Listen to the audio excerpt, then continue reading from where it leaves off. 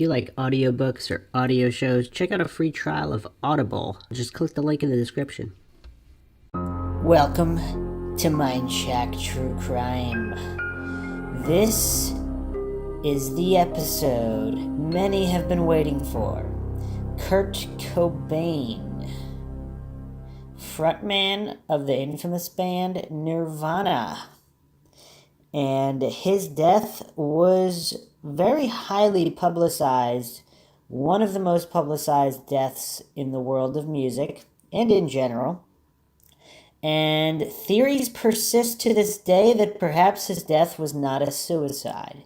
This, other than Scott Peterson, Casey Anthony, some of these other cases that I've just gone over that were highly requested, Kurt Cobain is next on the list of most requested cases. So I'll be taking a look, and there's a lot to unpack here. I have briefly visited this case in the past. There are a few anomalies. Obviously, that does not mean there was some vast conspiracy, but that does mean they need to be addressed, and pretending they don't exist is not a way to get to the truth, because the truth, of course, is not afraid of investigation, and this is MINDSHOCK. I am your host, Bruce McGuire. If you enjoyed this podcast, you can donate to our PayPal. Just check the link in the description. Make sure you subscribe to the channel, hit the bell for notifications. Make sure your device allows those notifications to come through. If still not working, just go to youtube.com/MINDSHOCK for all the latest podcasts in the true crime, conspiracy, and paranormal universe.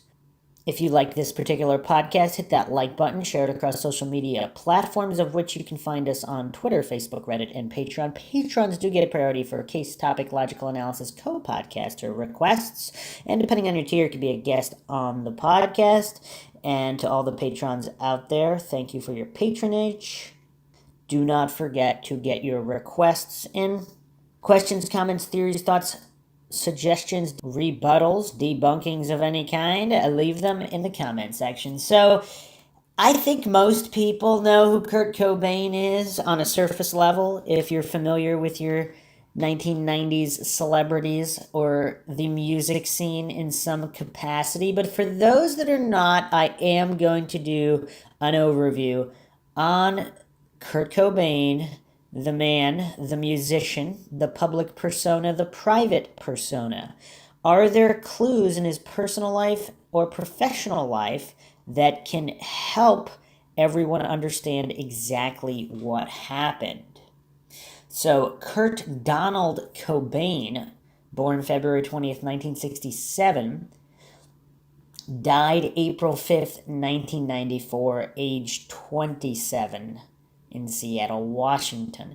Official cause of death, suicide by gunshot. And we will be examining the validity of those claims. So just right from the wiki, he was an American singer, songwriter, and musician, best known as the guitarist, primary songwriter, and frontman of the rock band Nirvana. Through his angst-fueled songwriting and anti-establishment persona, Cobain's compositions widened the thematic conventions of mainstream rock music. He was often heralded as a spokesman of Generation X and is considered to be one of the most influential musicians in the history of alternative rock. Born in Aberdeen, Washington, Cobain formed the band Nirvana with Chris Novoselic and Aaron Burkhardt in 1987 and established it as part of the Seattle music scene, which later became known as grunge. After signing with major label DGC Records, Nirvana found global success with Smells Like Teen Spirit, and who hasn't heard that song, from their critically acclaimed second album, Nevermind, 1991. Although Cobain was hailed as the voice of his generation following Nirvana's sudden success, he resented this, believing his message and artistic vision had been misinterpreted by the public. In addition to Smells Like Teen Spirit, Cobain wrote many notable songs for Nirvana, including About a Girl, In Bloom, Come As You Are, Lithium, Polly, Something in the Way, All Apologies, and Heart-Shaped Box. During the last years of his life, Cobain struggled with heroin addiction and chronic health problems such as depression. He also struggled with the personal and professional pressures of fame, as well as his marriage to musician Courtney Love. In March 1994, Cobain overdosed on a combination of champagne and Rohypnol. Most people probably know that as roofies. It's a benzodiazepine, and subsequently entered an intervention and underwent a detox program. On April 8th, 1994, Cobain was found dead at his home in Seattle at the age of 27. Police concluded he had died on April 5th from a self-inflicted shotgun wound to his head. Cobain was posthumously inducted into the Rock and Roll Hall of Fame along with Nirvana bandmates Kristen Novoselic and Dave Grohl in their first year of eligibility in 2014. Rolling Stone included Cobain in its list of 100 greatest songwriters of all time, 100 greatest guitarists, and 100 greatest singers of all time. He was ranked 7th by MTV in 22 greatest voices in music. In 2006, he was placed 20th by Hit Parader on their list of 100 greatest metal singers of all time. Early life. Cobain was born at Grays Harbor Hospital in Aberdeen, Washington, February 20th, 1967, the son of waitress Wendy Elizabeth and automotive mechanic Donald Leland Cobain. His parents were married July 31st, 1965 in Idaho. His ancestry included Dutch, English, French, German, Irish, and Scottish. His Irish ancestors emigrated from Carrickmore, County Tyrone, in 1875. Researchers found there were shoemakers originally named Cobain, Cobane, who came from Inishitiev, a town within Carrickmore. They first settled in Cornwall, Ontario, Canada, and then in Washington. Cobain himself believed his family came from County Cork. His younger sister Kimberly was born April 24th, 1970. Cobain's family had a musical background. His maternal uncle, Chuck Freidenberg, played in a band called the Beachcombers.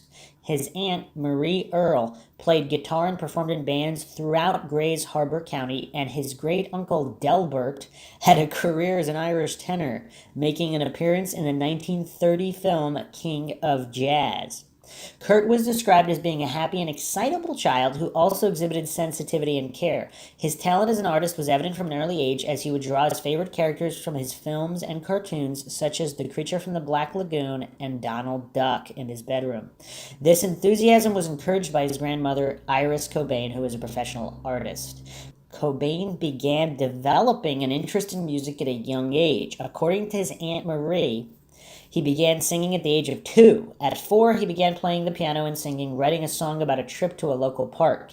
He listened to artists like the Ramones and Electric Light Orchestra, and from a young age would sing songs like Arlo Guthrie's Motorcycle Song, The Beatles, Hey Jude, Terry Jacks's Season in the Sun, and the theme song to the television show of the band The Monkees.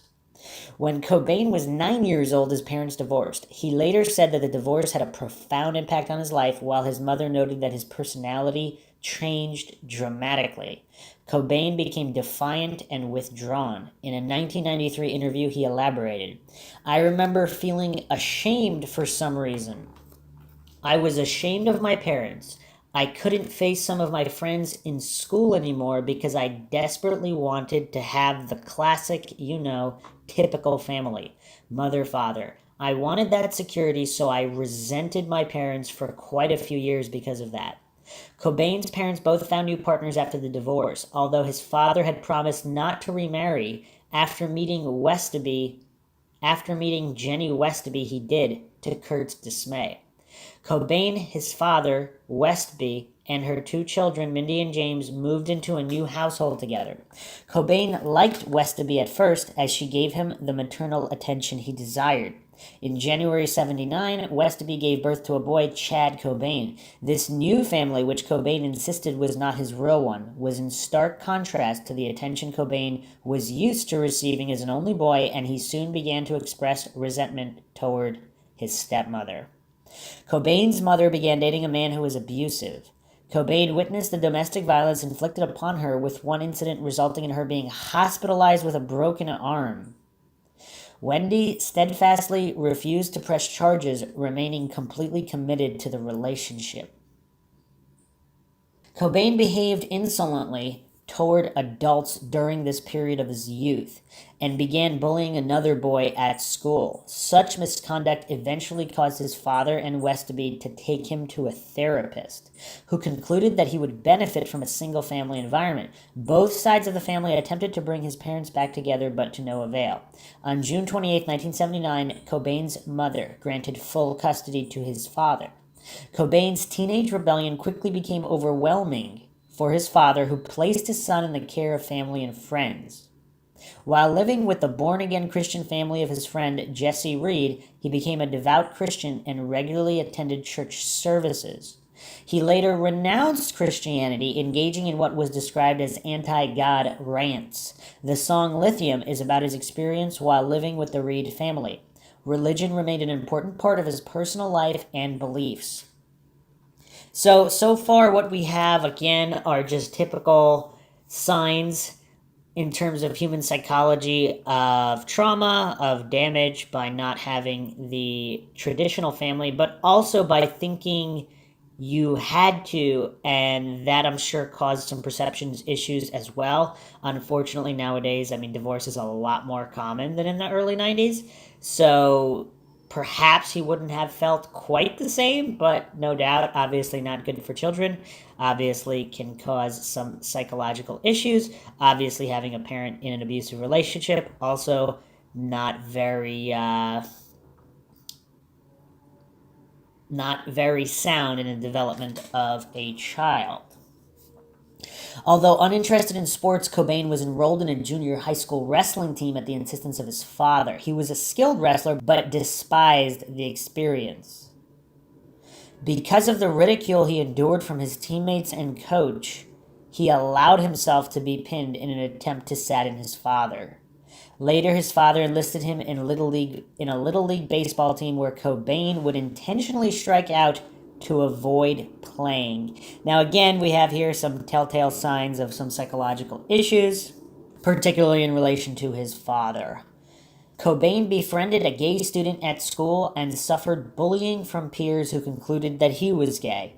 In an interview, he said that he liked being associated with a gay identity because he did not like people, and when they thought he was gay, they left him alone. He stated, "I started being really proud of the fact that I was gay even though I wasn't." His friend tried to kiss him, and Cobain backed away, explaining to his friend that he was not gay, but remained friends with him. In the 1993 interview with The Advocate, Cobain claimed that he was gay in spirit and, quote, probably could be bisexual, end quote. He also stated that he used to spray paint "God is gay" on pickup trucks in the Aberdeen area. Police records show that Cobain was arrested for spray painting the phrase, "ain't got no how whatchamacallit," on other vehicles. And that's spelled N-O, not K-N-O-W. Ain't got N-O how whatchamacallit. One of his personal journals states, "I am not gay, although I wish I were, just to piss off the homophobes." Cobain often drew during school classes. He would draw objects, including those associated with the human anatomy. When given a character assignment for an art course, Cobain drew Michael Jackson, but was told by the teacher that the image was inappropriate for a school hallway. He then drew an image of then-President Ronald Reagan that was seen as unflattering. As attested to by several of Cobain's classmates and family members, the first concert he attended was Sammy Hagar and Quarterflash, held at the Seattle Center Coliseum in 1983. Cobain, however, claimed that the first concert he attended was the Melvins, and he wrote prolifically in his journals of the experience. Interesting. As a teenager living in Montesano, Washington, Cobain eventually found escape through the thriving Pacific Northwest punk scene, going to punk rock shows in Seattle. During his second year in high school, Cobain began living with his mother in Aberdeen. 2 weeks prior to graduation, he dropped out of Aberdeen High School upon realizing that he did not have enough credits to graduate. His mother gave him a choice: find employment or leave. After 1 week, Cobain found his clothes and other belongings packed away in boxes. Feeling banished from his own mother's home, Cobain stayed with friends, occasionally sneaking back into his mother's basement. Cobain also claimed that during periods of homelessness, he lived under a bridge over the Wishkah River, an experience that inspired the song Something in the Way. However, Nirvana bassist Novoselic later said he hung out there, but you couldn't live on those muddy banks with the tides coming up and down. That was his own revisionism. All right, so already we have a somewhat problem childhood despite a lot of talent both creatively and athletically. We have issues with his father, then he lives with his father's friends. Then he lives with his mother, who eventually kicks him out. So every step of the way, there are psychological issues here, from either inattention from his stepmother, resentment for a new family, which he didn't consider his real family, to going to church, then renouncing God, then moving back with his mother, who was previously in an abusive relationship, unknown. It doesn't quite state whether or not that was an ongoing abusive relationship during the time he was there, but then being, as he felt, banished from his own home and homeless to some extent, or just staying with his friends or elsewhere. So again, with a lot of these tortured artists, so to speak, if he had led a completely normal life, what would that have looked like? What would the result be in terms? I mean, a lot of these artistic people, whether musicians or otherwise, they might not have been as creative artists without the pain, so to speak, of course. And obviously, this is all cliche to talk about, but it might be very relevant just in terms of his history. And people who commit suicide, they do have psychological trauma of varying degrees most of the time. He does fit the bill here, and that's before getting into the drug issues. Again, doesn't mean he actually committed suicide, of course. There are plenty of people who fit the bill, so to speak, and live traumatic lives, both in childhood and adulthood, that don't end up killing themselves. So again, we're not falling for any black and white fallacies. This is MINDSHOCK, but we are examining his history and try to have as much information as possible to make any determinations. In late 1986, Cobain moved into an apartment paying his rent by working at the Polynesian Resort, a Polynesian-themed resort on the Pacific coast at Ocean Shores, Washington, approximately 20 miles north of Aberdeen. During this period, he was traveling frequently to Olympia, Washington, to go to rock concerts. During his visits to Olympia, Cobain formed a relationship with Tracy Marander. The couple had a close relationship, but one that was often strained with financial difficulties and Cobain's absence when touring. Marander supported the couple by working at the cafeteria of the Seattle-Tacoma International Airport, often stealing food. During his time with Marander, Cobain spent most of his time sleeping into late evening, watching television, and concentrating on art projects. Her insistence that he get a job caused arguments that influenced Cobain to write About a Girl, which was featured on the Nirvana album Bleach. Marander is credited with having taken the cover photo for the album. She did not become aware that Cobain wrote about a girl, about her, until years after his death. Soon after his separation from Marander, Cobain began dating Toby Vale, an influential punk Zionister of the Riot Grrrl band Bikini Kill, who embraced the DIY ethos. Do it yourself. After meeting Vale, Cobain vomited as he was so completely overwhelmed with anxiety caused by his infatuation with her. This event inspired the lyric, "Love you so much it makes me sick," which appears in the song Aneurysm.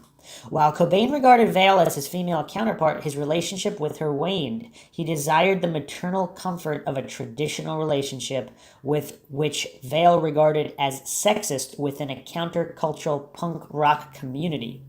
Vale's lovers were described by her friend Alice Wheeler as fashion accessories. Cobain and Vale spent most of their time together as a couple discussing political and philosophical issues. In 1990, they collaborated on a musical project called Bathtub is Real, in which they both sang and played guitar and drums. They recorded their songs on a 4-track tape machine that belonged to Vale's father. In Everett True's 2009 book Nirvana, the biography, Vale is quoted as saying, "Kurt would play the songs he was writing. I would play the songs I was writing and would record them on my dad's 4-track. Sometimes I'd sing on the songs he was writing and play drums on them. He was really into the fact that I was creative and into music. I don't think he'd ever played music with a girl before. He was super inspiring and fun to play with. Slim Moon described their sound as, quote, like the minimal, quiet pop songs that Olympia is known for. Both of them sang it was really good, end quote. Cobain's relationship with Vale inspired the lyrics of many of the songs on Nevermind. Once, while he was discussing anarchism and punk rock with friend Kathleen Hanna, another member of Bikini Kill, Hanna spray-painted Kurt Smells Like Teen Spirit on Cobain's apartment wall. Teen Spirit was the name of a deodorant Vale wore. Cobain, unaware of the deodorant's existence, interpreted the slogan as having a revolutionary meaning, and it inspired the title of the Nirvana song, Smells Like Teen Spirit. It's always quite interesting to see the backstories on some of these iconic songs. Career early music projects. On his 14th birthday, February 20th, 1981, Cobain's uncle offered him either a bike or a used guitar. Kurt chose the guitar. Soon he was trying to play Led Zeppelin's power ballad, Stairway to Heaven. He also learned how to play Louie Louie, Queen's Another One Bites the Dust, and The Cars' My Best Friend's Girl, before he began working on his own songs. Cobain played left-handed, despite being forced to write right-handed. In early 1985, Cobain formed Fecal Matter after he dropped out of Aberdeen High School, one of several joke bands that arose from the circle of friends associated with the Melvins. It initially featured Cobain singing and playing guitar, Melvins drummer Dale Crover playing bass, and Greg Hokinson playing drums.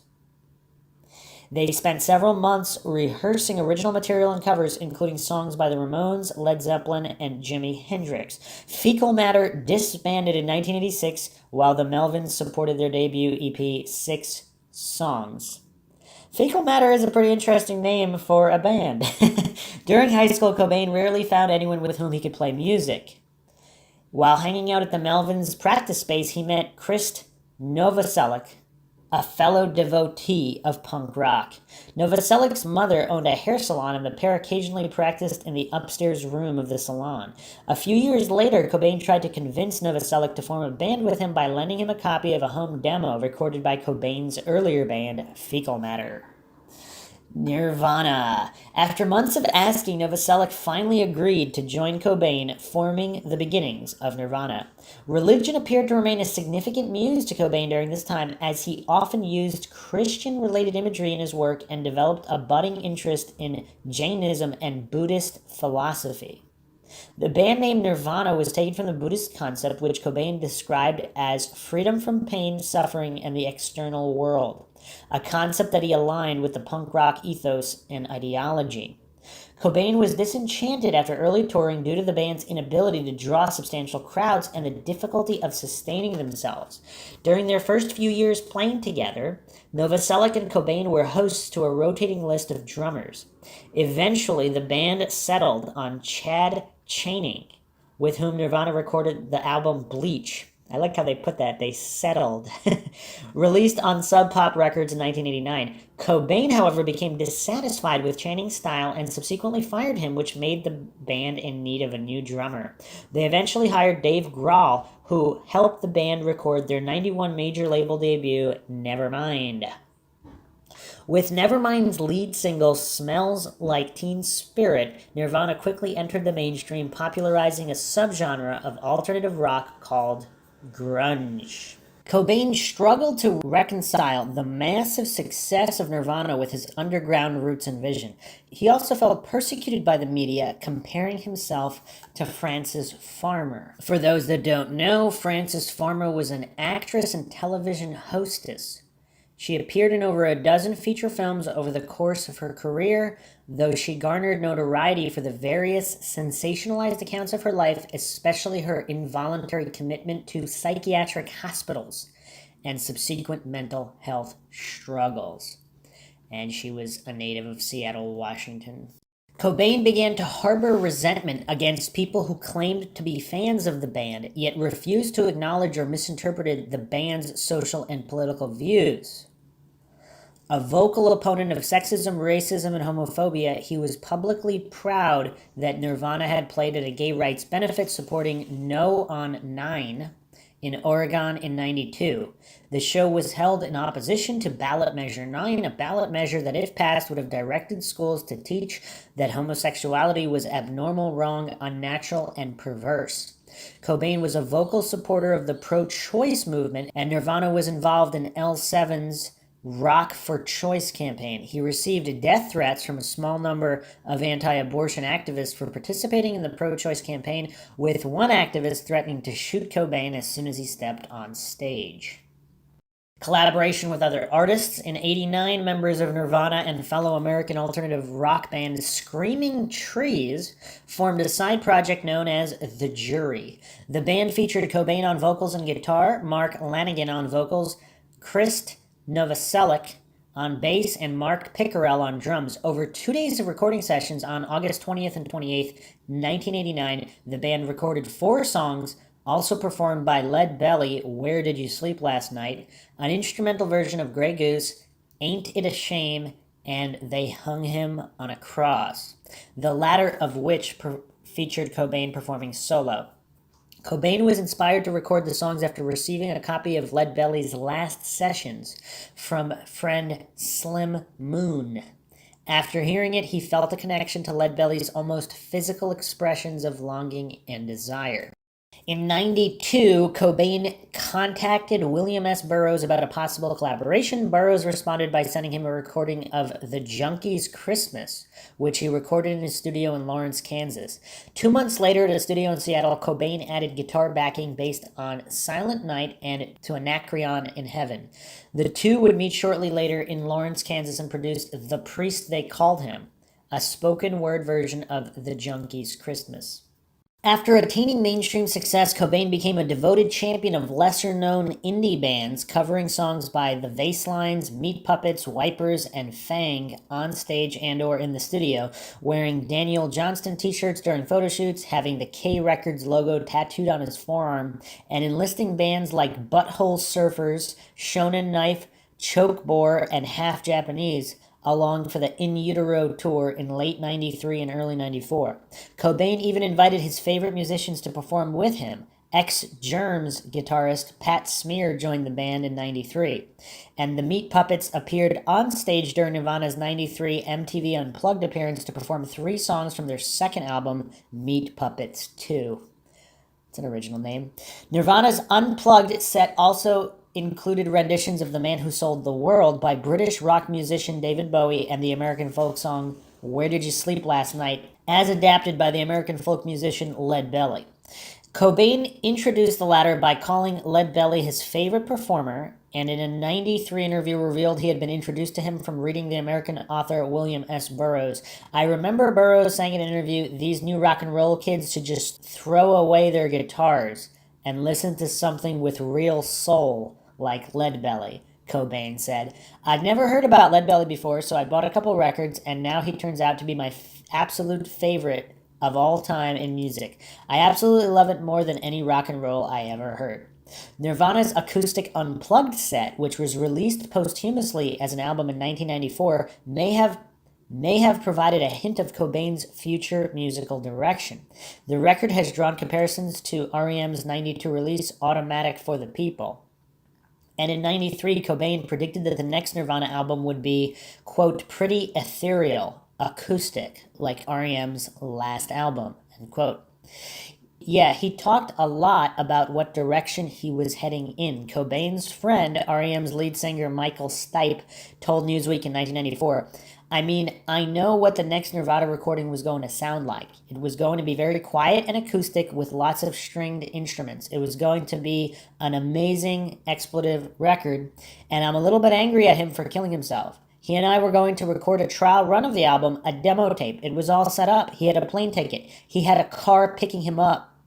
And at the last minute, he called and said, 'I can't come.'"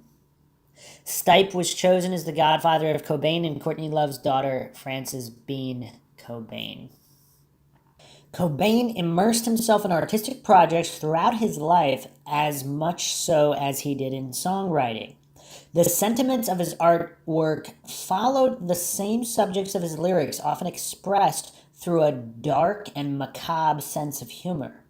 Noted were his fascination with physiology, his own rare medical conditions, and the human anatomy. According to Novoselic, Kurt said that he never liked literal things. He liked cryptic things.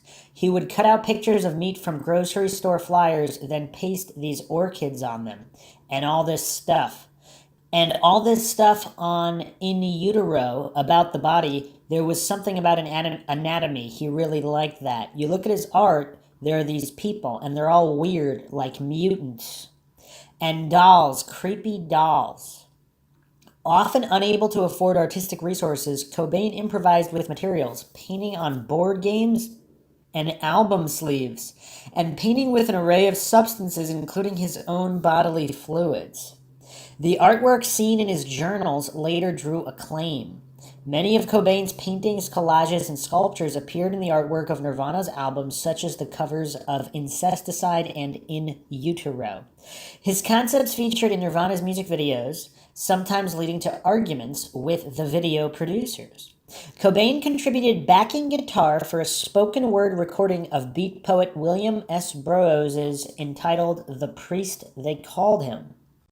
Cobain regarded Burroughs as a hero. During Nirvana's European tour, Cobain kept a copy of Burroughs' Naked Lunch, purchased from a London bookstall. Cobain met with Burroughs at his home in Lawrence, Kansas in October 1993. Burroughs expressed no surprise at Cobain's death. Quote, "It wasn't an act of will for Kurt to kill himself. As far as I was concerned, he was dead already," end quote. Now that is quite an ominous thing for Burroughs to say. So he met Kurt and he thought he was dead already. That is sad in a lot of ways, I suppose, but if he was still producing music and art, I don't know. Personal life, relationships, and family, there are differing accounts of the date that Kurt first met Courtney Love, although the actual events remain similar.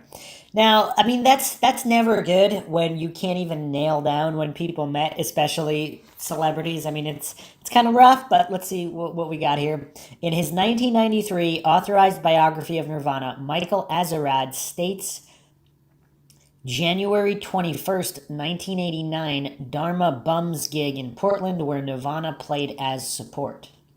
While the Charles R. Cross 2001 Cobain biography has Love and Cobain meeting at the same Satyricon nightclub venue in Portland, but a different Nirvana show. January 12th, 1990. That's kind of weird. I mean, that's a whole year difference. I mean, that's substantial. Both still led ardent underground rock bands. Okay, Love made advances, but Cobain was evasive. Early in their interaction, Cobain broke off dates and ignored Love's advances because he was unsure if he wanted a relationship. Cobain noted, quote, "I was determined to be a bachelor for a few months, but I knew that I liked Courtney so much right away that it was a real hard struggle to stay away from her for so many months," end quote. Love first saw Cobain perform in 1989 at a show in Portland, Oregon. They talked briefly after the show, and Love developed a crush on him. Everett True, who was an associate of both Cobain and Love, disputes the earlier versions in his 2006 books, claiming that he himself introduced the couple on May 17th, 1991. So, well, I mean, this is kind of crazy. There's 3 different dates for when they met. Substantial time span differences here. Now, what this all means, I'm not sure. I'm not saying it had anything to do with his untimely death one way or another. But it's interesting that even in the 90s, in the modern era, we're not talking Jack the Ripper days right now, where we do have quite a lot of details on who was what, where, when, how, in the middle of the night, even back in the 1880s. If you haven't checked out the MINDSHOCK Jack the Ripper podcast, check those out. But it's weird. You have three different accounts. Now, this guy, Everett True, he wants credit for introducing them for some reason. I mean, that's kind of weird. Unless he really did. Unless he really did. He claimed he introduced them May 17th, 1991. Huh. The other account is January 1990. So it's over, it's like a year and a half after that, which is a whole nother year after the 89 date. Now, what's strange, the 1993 authorized biography of Nirvana. So the earliest date we have is January 21st, 1989. Only in 2001 was this challenged. So this was much more removed from the time period. Then it's a 1990 date claim. And then 5 years later, Everett True claims a year and a half after that, May 17th, 1991. Now, what it all means, I'm not saying it means that much, because if he did bump into her in 89, maybe in 1990 they kind of sort of possibly bumped again, but maybe they did have an official introduction. I don't know if they saw each other on and off but kept it under wraps. Nobody knew about it, so Everett True might have thought he was introducing both of them when he really wasn't. Is that a possibility? So I don't know how much it means, but I did track down an article, The Moment Kurt Cobain Met Courtney Love, and this was written by Charles R. Cross. It was published April 5th, 2014, updated July 12th, 2017. And this is the same guy that wrote the 2001 biography. And there are more details here. Kurt Cobain and Courtney Love first locked eyes on each other at 11 in the evening on Friday, January 12, 1990, and within 30 seconds they were tussling on the floor.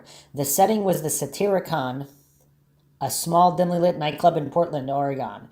Kurt was there for a Nirvana gig. Courtney had come with a friend who was dating a member of the opening band, the wonderfully named Oily Bloodmen. Already infamous in Portland, Love was holding court in a booth when she saw Kurt walk by a few minutes before his band was set to appear on stage.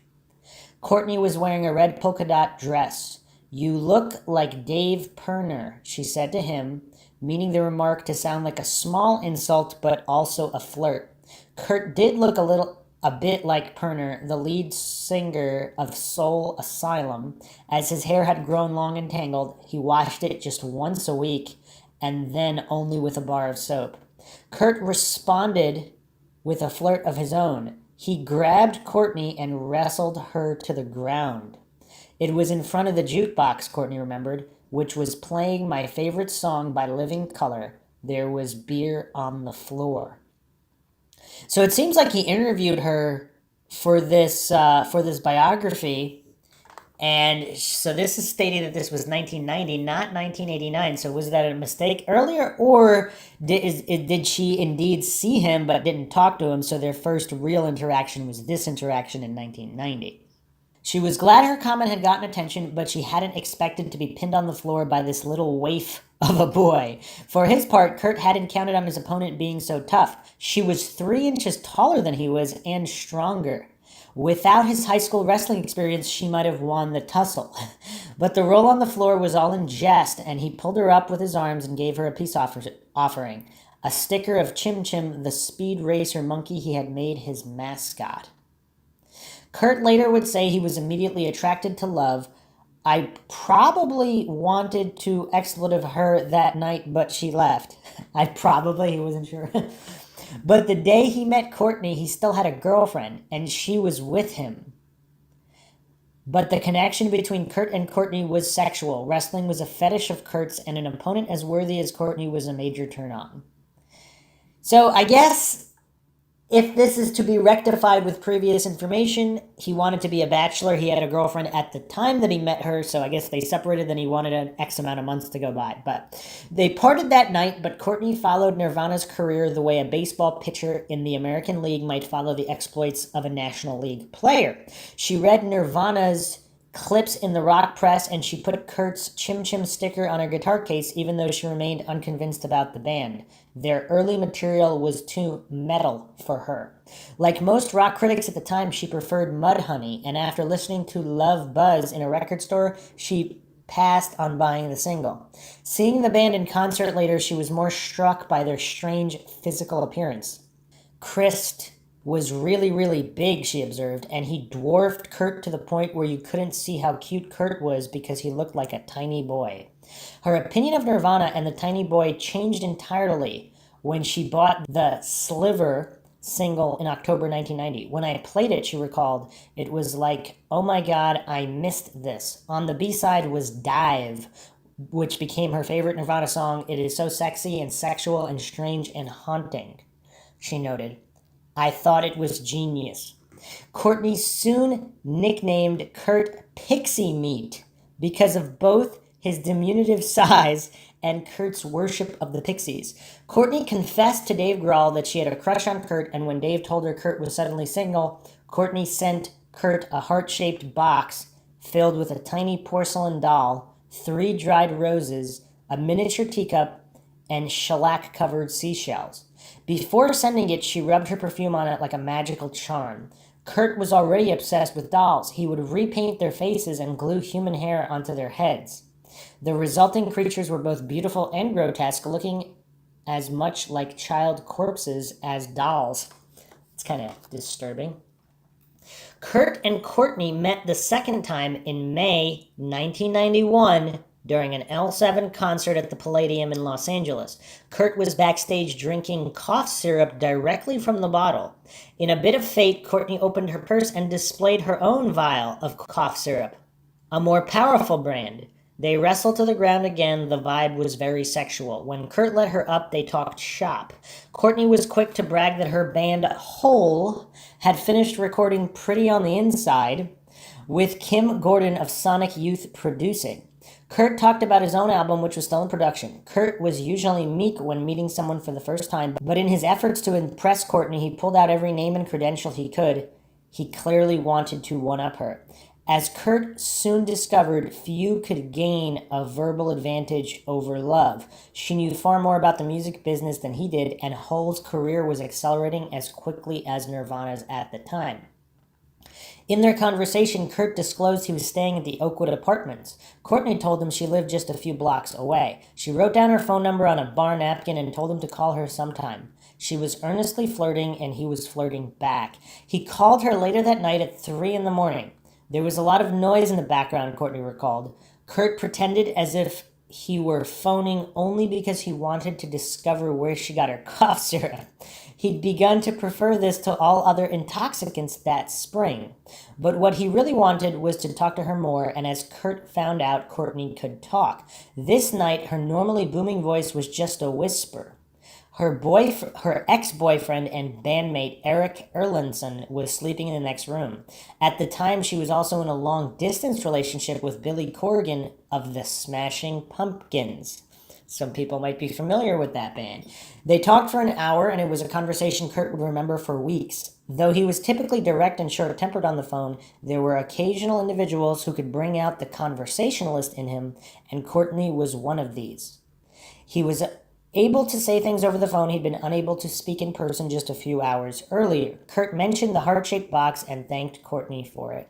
It touched her that he'd noticed, but soon she went on to other topics, spewing forth a stream of consciousness rap that included producers, critics, Sonic Youth, guitar playing, cough syrup brands, and songwriting, among other brief stops. She switched from subject to subject the way someone might flick the channels of a television remote control. When Kurt described the conversation to his friend, Ian Dixon, he began by declaring, "I've met the coolest girl in the whole world." As Dixon and his other friends came to complain that May, Kurt would not stop talking about her. It was Courtney says this, Courtney says that. It would be 5 months before they would see each other again, but during that time, Kurt would recall their conversation frequently, wondering if it was real or just a drug-induced dream caused by too much cough syrup. And another interesting thing to explore is the difference of dynamics in the early 90s, early mid-90s, maybe even late 90s, but in this case, the early 90s, where Two people meet, they can have a conversation in person, one conversation on the phone, and then not speak again for months. But still remember each other. Not only remember each other, but basically pick up right where they left off. It was just very interesting how the world was a completely different place in the early 90s. And for those who remember, it is quite interesting. So, that aside, let's go back to the breakdown. Cobain was already aware of love through her role in the 1987 film Straight to Hell. I haven't seen that one. I want to check that out. According to True, the pair were formally introduced at an L7 and Butthole Surfers concert in Los Angeles in May 1991.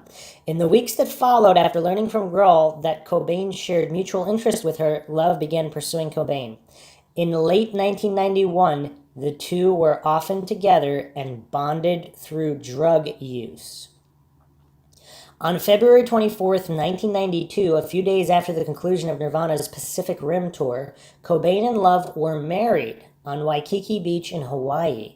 Love wore a satin and lace dress once owned by Francis Farmer, and Cobain donned a Guatemalan purse and wore green pajamas because he had been, quote, too lazy to put on a tux, end quote. 8 people were in attendance at the ceremony, including Grohl. In an interview with The Guardian, Love revealed the opposition to their marriage from various people. Kim Gordon of Sonic Youth sits me down and says, if you marry him, your life is not going to happen. It will destroy your life. But I said, whatever. I love him and I want to be with him. It wasn't his fault. He wasn't trying to do that. Love was already pregnant, and the couple's daughter, Frances Bean Cobain, was born August 18th, 1992. A sonogram of the couple's as-yet unborn baby was included in the artwork for Nirvana's single, Lithium. In a 1992 article in Vanity Fair, Love admitted to using heroin, not knowing that she was pregnant. However, Love claimed that Vanity Fair had misquoted her. But the event created a media controversy for the couple. While Cobain and Love's romance had always been a media attraction, they found themselves hounded by tabloid reporters after the article was published, many wanting to know if Frances was addicted to drugs at birth. The LA County Department of Children's Services took the Cobains to court, stating that the couple's drug usage made them unfit parents. See, that's kind of bizarre, because by that logic, there's a whole lot of other unfit parents with a lot less money to provide for the children that are not taken to court. Love later claimed to have ceased heroin use upon learning of her pregnancy. That's weird, though. So the Department of Children's Services, don't they need proof? Don't they need some kind of proof, not just a quote, possibly a misquote from a magazine? That's kind of weird. Sexuality. In October 92, when asked, well, are you gay, by Monk magazine, Cobain replied, if I wasn't attracted to Courtney, I'd be a bisexual. In another interview, he described identifying with the gay community in The Advocate, stating, I'm definitely gay in spirit, and I probably could be bisexual. And if I wouldn't have found Courtney, I probably would have carried on with a bisexual lifestyle. He also said that he thought he was gay and wanted to find a chicken hawk and sell his ass. He described himself as being feminine in childhood and often wore dresses and other stereotypically feminine clothing. Some of his song lyrics, as well as phrases he would use to vandalize vehicles and a bank, included God is gay, Jesus is gay, homosexual sex rules, and everyone is gay. Cobain openly advocated for LGBTQ plus rights. I'm assuming they weren't called that back then, including traveling to Oregon to perform at a benefit opposing the 92 Oregon ballot Measure 9 and his supported local bands with LGBTQ plus members. He reportedly having felt different from the age of 7 and was a frequent target of homophobic bullying in his school due to him having a gay friend. Cobain was interviewed by 2 gay magazines, Out and The Advocate. In the 93 interview with The Advocate, being described as the only interview the band's leader says he plans to do for Incesticide, an album whose liner notes included a statement decrying homophobia, racism, and misogyny. If any of you in any way hate homosexuals, people of different color, or women, please do this one favor for us. Leave us the expletive alone. Don't come to our shows and don't buy our records. Health. Throughout most of his life, Cobain suffered from chronic bronchitis and intense physical pain due to an undiagnosed chronic stomach condition. His first drug experience was with cannabis in 1980 at age 13. He regularly used the drug during adulthood. Cobain also had a period of consuming notable amounts of LSD as observed by Marinder, and was really into getting expletived up. Drugs, acid, any kind of drug, observed Kristen Pfaff. Cobain was also prone to alcoholism and solvent abuse. According to the Telegraph, Cobain had depression. His cousin brought attention to the family history of suicide, mental illness, and alcoholism, noting two of her uncles who had died by suicide with guns. Cobain's first experience with heroin occurred sometime in 1986, administered to him by a local drug dealer in Tacoma, Washington, who had previously supplied him with oxycodone and aspirin. He used heroin sporadically for several years, but by the end of 1990, his use developed into a full-fledged addiction. Cobain claimed that he was determined to get a habit as a way to self-medicate his stomach condition. It started with 3 days in a row of doing heroin, and I don't have a stomach pain. That was such a relief, he related. However, longtime friend Buzz Osborne disputes this, saying that his stomach pain was more likely caused by his heroin use, saying, quote, he made it up for sympathy, and so he could use it as an excuse to stay loaded. Of course he was vomiting. That's what people on heroin do. They vomit. It's called vomiting with a smile on your face, end quote. So is it a chicken or the egg scenario? Because obviously both these things are possible. His heroin use began to affect the band's Nevermind supporting tour. One such example came the day of the band's 92 performance on Saturday Night Live, where Nirvana had a photographic session with Michael Levine. Having used heroin beforehand, Cobain fell asleep several times during the shoot. Cobain divulged to biographer Michael Azerrad, I mean, what are they supposed to do? They're not going to be able to tell me to stop, so I really didn't care.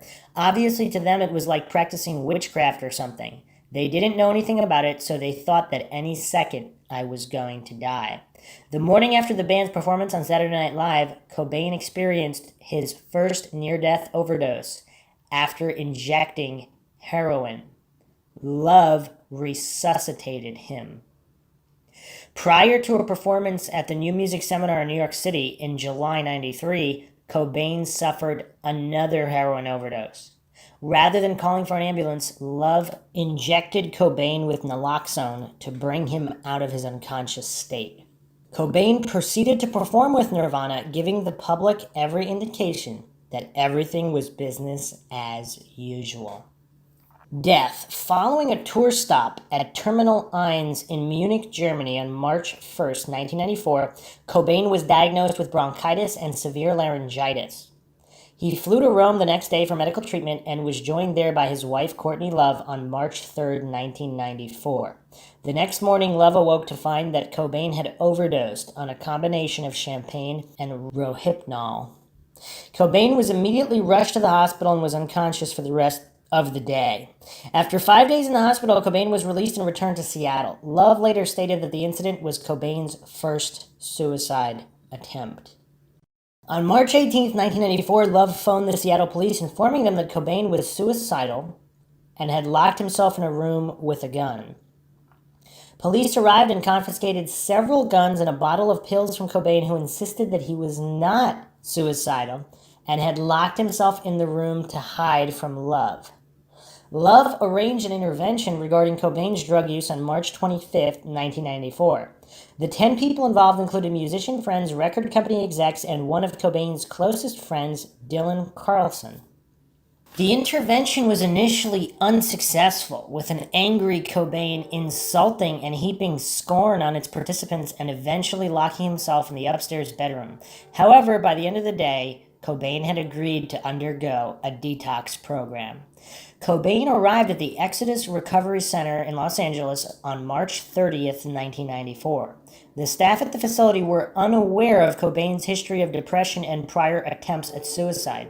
When visited by friends, there was no indication to them that Cobain was in any negative or suicidal state of mind. He spent the day talking to counselors about his drug abuse and personal problems, happily playing with his daughter Frances. These interactions were the last time Cobain saw his daughter. The following night, Cobain walked outside to have a cigarette and climbed over a 6-foot-high fence to leave the facility, which he had joked earlier in the day would be a stupid feat to attempt. He took a taxi to Los Angeles Airport, flew back to Seattle. On the flight, he sat near to Duff McKagan of Guns N' Roses. Despite Cobain's own personal animosity towards Guns N' Roses, and specifically Axl Rose, Cobain seemed happy to see McKagan. McKagan later stated, "He knew from all of my instincts that something was wrong." Most of his close friends and family were unaware of his whereabouts. On April 2nd and 3rd, Cobain was spotted in numerous locations around Seattle. On April 3rd, Love contacted private investigator Tom Grant and hired him to find Cobain. Cobain was not seen the next day. On April 7th, amid rumors of Nirvana breaking up, the band pulled out of the 1994 Lollapalooza Music Festival.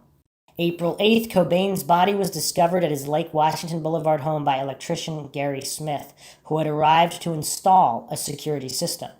Apart from a minor amount of blood coming out of Cobain's ear, the electrician reported seeing no visible sign of trauma and initially believed that Cobain was asleep until he saw the shotgun pointing at his chin. A suicide note was found addressed to Cobain's childhood imaginary friend, Boda, that stated that Cobain had not, quote, felt the excitement of listening to as well as creating music along with really writing for too many years now, end quote. A high concentration of heroin and traces of diazepam were also found in his body. Cobain's body had been lying there for days. The coroner's report estimated Cobain to have died April 5th, 1994, at the age of 27.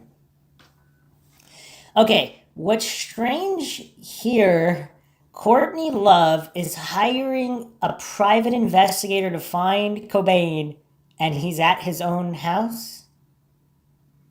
Huh. I mean, did the private investigator think to check his house? I mean, I don't know. This is a little strange, but okay. A public vigil was held for Cobain on April 10th, 1994, at a park at Seattle Center, drawing approximately 7,000 mourners.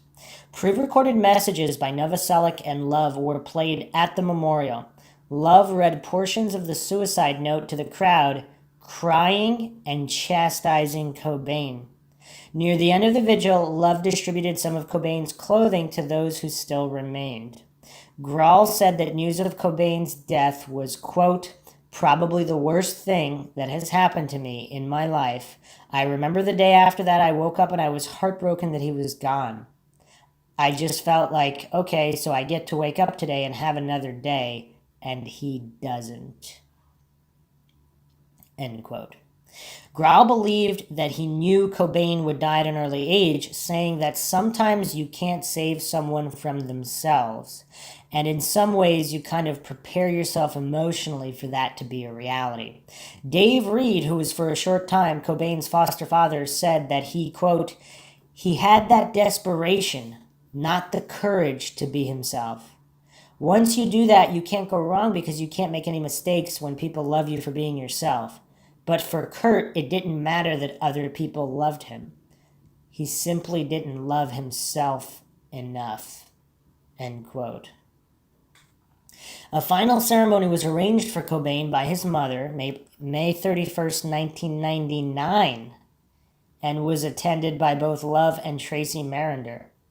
As a Buddhist monk chanted, daughter Frances Bean scattered Cobain's ashes into McLean Creek in Olympia, the city where he, quote, had found his true artistic muse, end quote. The death of Kurt Cobain has since been a topic of public fascination and debate. Cobain's artistic endeavors and struggles with heroin addiction, illness, and depression, as well as the circumstances of his death, have become a frequent topic of controversy throughout the world. According to a spokesperson for the Seattle Police Department, the department receives at least one weekly request to reopen the investigation, resulting in the maintenance of the basic incident report on file. In March 2014, the Seattle police developed 4 rolls of film that had been left in an evidence vault.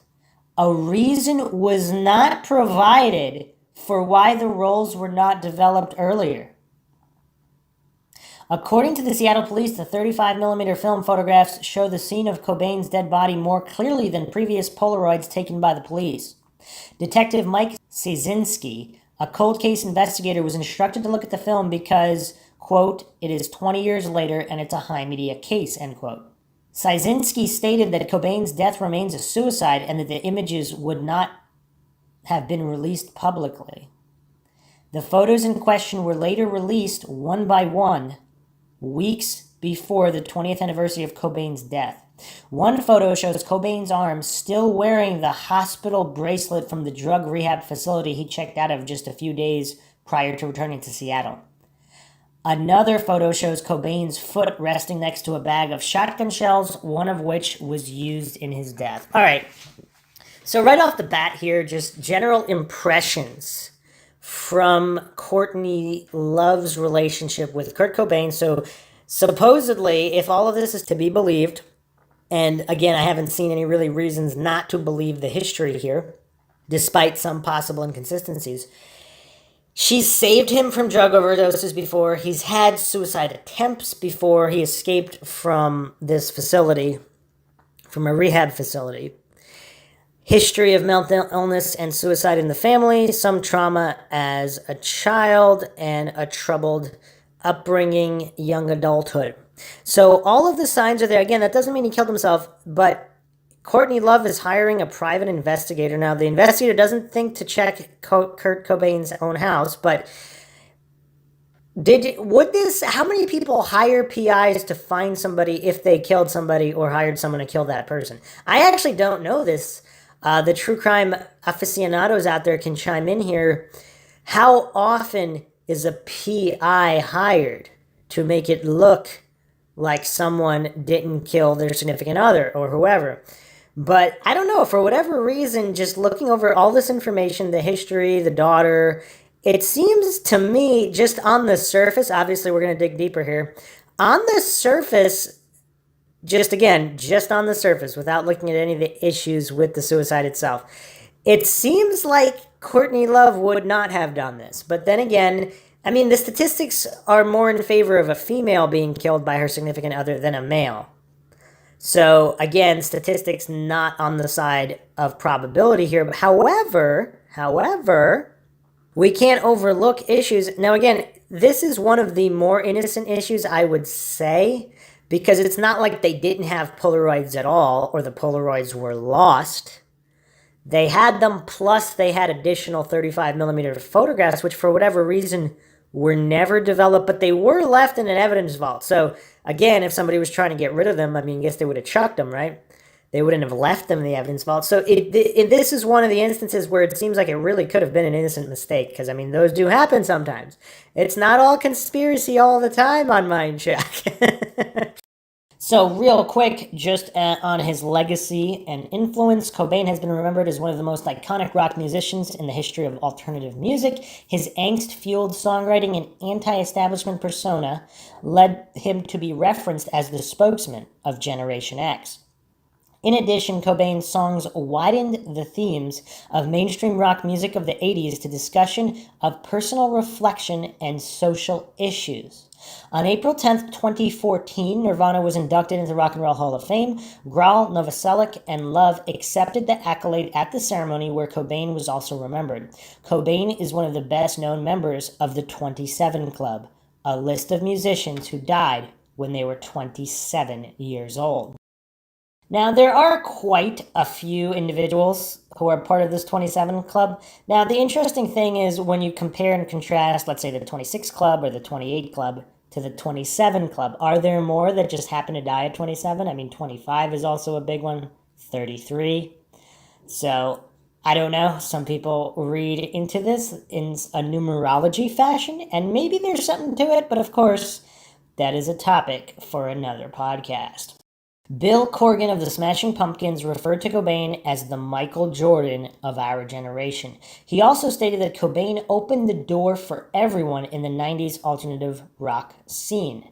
Lars Ulrich of Metallica reflected on Cobain's influence, stating that with Kurt Cobain, you felt you were connecting to the real person, not to a perception of who he was.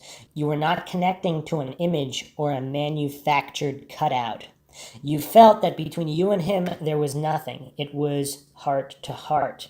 There are very few people who have that ability. Reflecting on Cobain's death over 10 years later, MSNBC's Eric Olson wrote, in the intervening decade, Cobain, a small, frail, but handsome man in life, has become an abstract Generation X icon viewed by many as the last real rock star. A messiah and a martyr whose every utterance has been plundered and parsed. In 2005, a sign was put up in Aberdeen, Washington that read, "Welcome to Aberdeen. Come as you are," as a tribute to Cobain.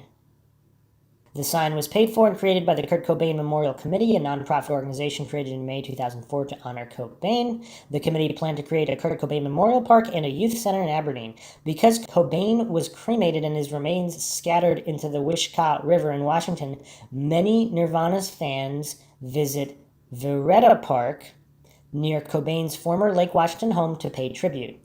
On the anniversary of his death, fans gather in the park to celebrate his life and memory. Controversy erupted in July 2009 when a monument to Cobain in Aberdeen along the Wishkah River included the quote, "Drugs are bad for you, they will expletive you up." The city ultimately decided to sandblast the monument to replace the expletive with F dash dash dash. But fans immediately drew the letters back in. In December 2013, the small city of Hoquiam, where Cobain once lived, announced that April 10th would become the annual Nirvana Day. Similarly, in January 2014, Cobain's birthday, February 20th, was declared annual Kurt Cobain Day in Aberdeen. In 2003, David Frick of Rolling Stone ranked Cobain the 12th greatest guitarist of all time. He was later ranked the 73rd greatest guitarist, and 45th greatest singer of all time by the same magazine. So they revised it from 12th to 73rd. That's a big gap. MTV 22 Greatest Voices in Music. In 2006, he was placed at 22 by Hit Parader on their list of 100 greatest metal singers of all time. In June 2020, the 1959 Martin D18E acoustic electric guitar used by Cobain for Nirvana's MTV Unplugged performance sold at auction for $6,010,000. So they wanted to sell it for $6 million, and someone outbid them by $10K. It was the most expensive guitar and the most expensive piece of band memorabilia ever sold. Alright, so that's the breakdown on his life and some details towards the end there. And again, from what we've seen with his relationship with Courtney Love, again, what you have here on one side, Courtney Love herself, very, very successful. What would be the true motivation?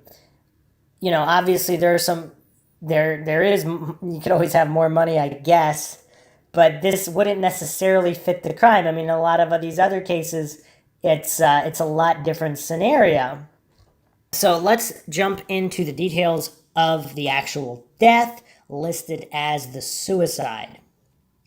April 8th, 1994, Kurt Cobain, the lead singer and guitarist of the grunge band Nirvana, was found dead at his home, Seattle, Washington, at the age of 27. It was determined that he had died 3 days earlier on April 5th. The Seattle Police Department incident report states that Cobain was, quote, was found with a shotgun across his body, had a visible head wound, and there was a suicide note discovered nearby, end quote. Conspiracy theories that Cobain was murdered began shortly after the incident and have persisted into the present day. Okay, so another point to the Rome hospitalization from March 3rd, 1994. This was regarding an overdose of painkillers. His management agency, Gold Mountain Records, said that the overdose was accidental and that he was suffering from influenza and fatigue. So here's the thing, though. Let's say it was accidental. Obviously, they would say it's accidental. Now, if it's not accidental, they would probably still say it's accidental because this is PR damage control. So again, we can't really trust that too much. Cobain's wife, Courtney Love, later said that the overdose had been a suicide attempt. He took 50 pills. He probably forgot how many he took. But there was a definite suicidal urge to be gobbling and gobbling and gobbling. So the other thing is, how much of a devious mastermind is Courtney Love if she killed her hospital? Because she would have had to have added all of these commentaries and nuanced explanations to cover her path. Unless he really was suicidal, and those really were suicide attempts, just not the one that he was actually killed on. Again, we're not going to fall for any black and white logical fallacies here. This is MINDSHOCK, of course. We're examining all theories, all possibilities. Commentators have cited Cobain's persistent drug addiction, clinical depression, and handwritten suicide note as proof of his poor mental state. Members of Cobain's family had noticed patterns of depression and instability in Cobain before he achieved fame. Cobain mentioned that the stomach pains were so severe during Nirvana's 91 European tour that he became suicidal and that taking heroin was his choice, saying, "This heroin is the only thing that's saving me from shooting myself right now." Cobain's cousin, Beverly, a nurse, stated that the singer's family had a history of suicide and that Cobain's bipolar disorder and his struggles with drug addiction led him to suicide. Now, again, is his cousin Beverly in on it with Courtney Love? Or if Courtney Love is guilty of the murder and trying to cover it up as a suicide, is it just circumstance and happenstance that there was a history of suicide? I don't know. It's also tough to regard is there a reference to Cobain's stomach issues before Nirvana? Because if this was an undiagnosed lifelong thing, that could prove that he wasn't doing heroin because of it and the heroin caused it. I don't know if there's enough detail there. In Charles Cross's biography, Heavier Than Heaven, Nirvana bassist Kristen Pfaff is quoted on seeing Cobain in the days before his intervention. Quote, "He was really quiet. He was just estranged from all of his relationships. He wasn't connecting with anybody," end quote. Novoselic's offer to buy a dinner for Cobain resulted in unintentionally driving him to score heroin. His dealer was right there. He wanted to get expletive up into oblivion. He wanted to die. That's what he wanted to do. March 31st, 1994, Cobain left the rehabilitation center he had checked into the day before, Exodus Recovery Center, by scaling a 6-foot brick wall. On April 2nd, 1994, a taxi driver drove Cobain to a Seattle gun shop where Cobain received a receipt for firearms shells. Cobain told the driver he wanted to buy shells because he had been burglarized. April 8th, 1994, a body was discovered in the greenhouse above the garage at Cobain's Lake Washington Boulevard East house by VECA electric employee Gary T. Smith, who arrived that morning to install security lighting. Smith thought he was asleep until he saw blood oozing from Cobain's ear. He also found a suicide note with a pen stuck through it inside a flower pot. A Remington Model 11 20-gauge shotgun purchased for Cobain by his friend musician Dylan Carlson was found on Cobain's chest. It had been legally purchased by Carlson at Stan Baker's gun shop in Seattle.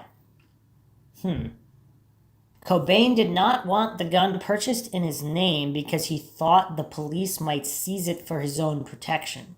The police had taken away his guns twice in the previous 10 months. The King County Medical Examiner noted puncture wounds on the side of both right and left elbows. The shotgun, a 20-gauge Remington Model 11, was not checked for fingerprints until May 6th, 1994?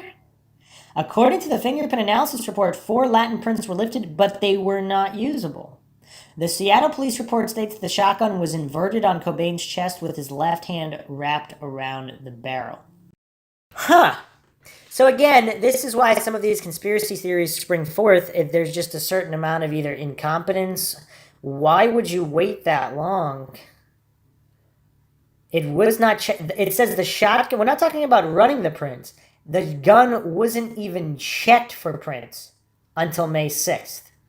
They're going to wait a whole month just to check the fingerprints. I mean, how do you verify that it was I mean, don't you want to verify that it was a suicide? Obviously, it looks like a suicide. It's probably a suicide from the history. But again, especially if you're doing a police investigation, there's no emotion here. The history doesn't even matter. You have to look at the physical evidence at the crime scene to make a determination. And they did not do that for a whole month, and then the prints were not usable. See, that's an issue. That's an issue because if someone did murder him and they staged it as a suicide, I mean, obviously they'd probably put his hand on it anyway, so it'd be his prints on the shotgun anyway. But again, you never know. I mean, depending on who's doing it, people do get sloppy sometimes, so I don't know. That's obviously an issue. April 14th, 1994, the Seattle Post-Intelligencer reported that Cobain was high on heroin when he pulled the trigger. The paper reported that the toxicological test determined that the level of morphine in Cobain's bloodstream was 1.52 milligrams per liter and that there was also evidence of Valium in his blood. The report contained a quote from Randall Basalt of the Chemical Toxicological Institute stating that Cobain's heroin level was, quote, at a high concentration by any account, end quote. He also stated that the strength of that dose would depend on many factors, including how habituated Cobain was to the drug. Now again, different scenarios here. Cobain could have injected the drug himself and been high and not killed himself, right? If somebody else killed him. Or somebody else could have injected him and then also staged it as a suicide. I don't know. I wasn't there. I don't know. It's, again, we got to be careful not to fall for any logical fallacies here regarding the known and unknown variables. March 2014, the Seattle Police Department developed 4 rolls of film that had been left in an evidence vault. According to the Seattle Police, the photographs depict the scene of Cobain's corpse more clearly than the previous Polaroid images taken by the police. Detective Mike Szynski, a cold case investigator, was asked to look at the film because, quote, it is 20 years later and it is a high media case, end quote. Szynski stated that the official cause of Cobain's death remained suicide. The images would not be released to the public, but in 2016, the images were released. According to a spokesperson for the Seattle Police, the department receives at least 1 request weekly, mostly through Twitter, to reopen the investigation. This resulted in maintenance of the basic incident on file. Reactions from Cobain's friends. Several of Cobain's friends were surprised when he committed suicide. Mark Lanigan, a longtime friend of Cobain, told Rolling Stone, "I never knew Cobain to be suicidal. I just knew he was going through a tough time." In the same article, Carlson stated that he wished Cobain or someone close to him had told him that Rome was a suicide attempt. Danny Goldberg, husband of Carol and founder of Gold Mountain Records, refers to his book Dispatches from the Culture Wars, How the Left Lost Teen Spirit, to, quote, the crazy internet rumors that Kurt Cobain had not committed suicide but had been murdered, end quote, stating that Cobain's suicide, quote, haunts him every day, end quote. You know, the thing is, though, the people the coincidence theorists that are really shocked at some of these conspiracy theories, I mean, obviously, framing a murder as a suicide is very popular within a murder. Now, we don't know that this was a murder, but if it was, to frame it as a suicide, I mean, that's not that outlandish. Murders are framed as suicides all at a time. So it is quite silly to think that it couldn't happen under any circumstance. Now, is that what happened here? It seems like it didn't. Again, just going over just the quick overview. I'm gonna go deeper as well because, of course, this is MINDSHOCK. But to completely think the notion's the silliest thing in the world, because I mean, he could have crazed, deranged fans. I mean, his life has been threatened before. This is a popular celebrity. We're not talking about some unknown, faceless Joe Schmo here, which, of course, they do get murdered and framed as suicides as well. So, but it wouldn't take that because, of course, he was a prominent personality. Anthony Kiedis, lead singer of the Red Hot Chili Peppers, expressed his feelings in his autobiography Scar Tissue, writing, "The news of Cobain's death sucked the air out of the entire house. I didn't feel like I felt when Hillel died. It was more like the world just suffered a great loss. Kurt's death was unexpected. It was an emotional blow and we all felt it. I don't know why everyone on earth felt so close to that guy. He was beloved and endearing and inoffensive in some weird way. For all of his screaming and all of his darkness, he was just lovable. The song Tearjerker from the band's One Hot Minute album was written about Cobain.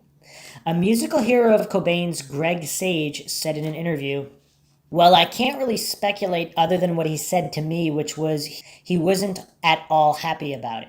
Success to him seemed like, I think, a brick wall. There was nowhere else to go but down. It was too artificial for him, and he wasn't an artificial person at all. He was actually, 2 weeks after he died, he was supposed to come here, and he wanted to record a bunch of Leadbelly covers. It was kind of in secret because, people would definitely not allow him to do that.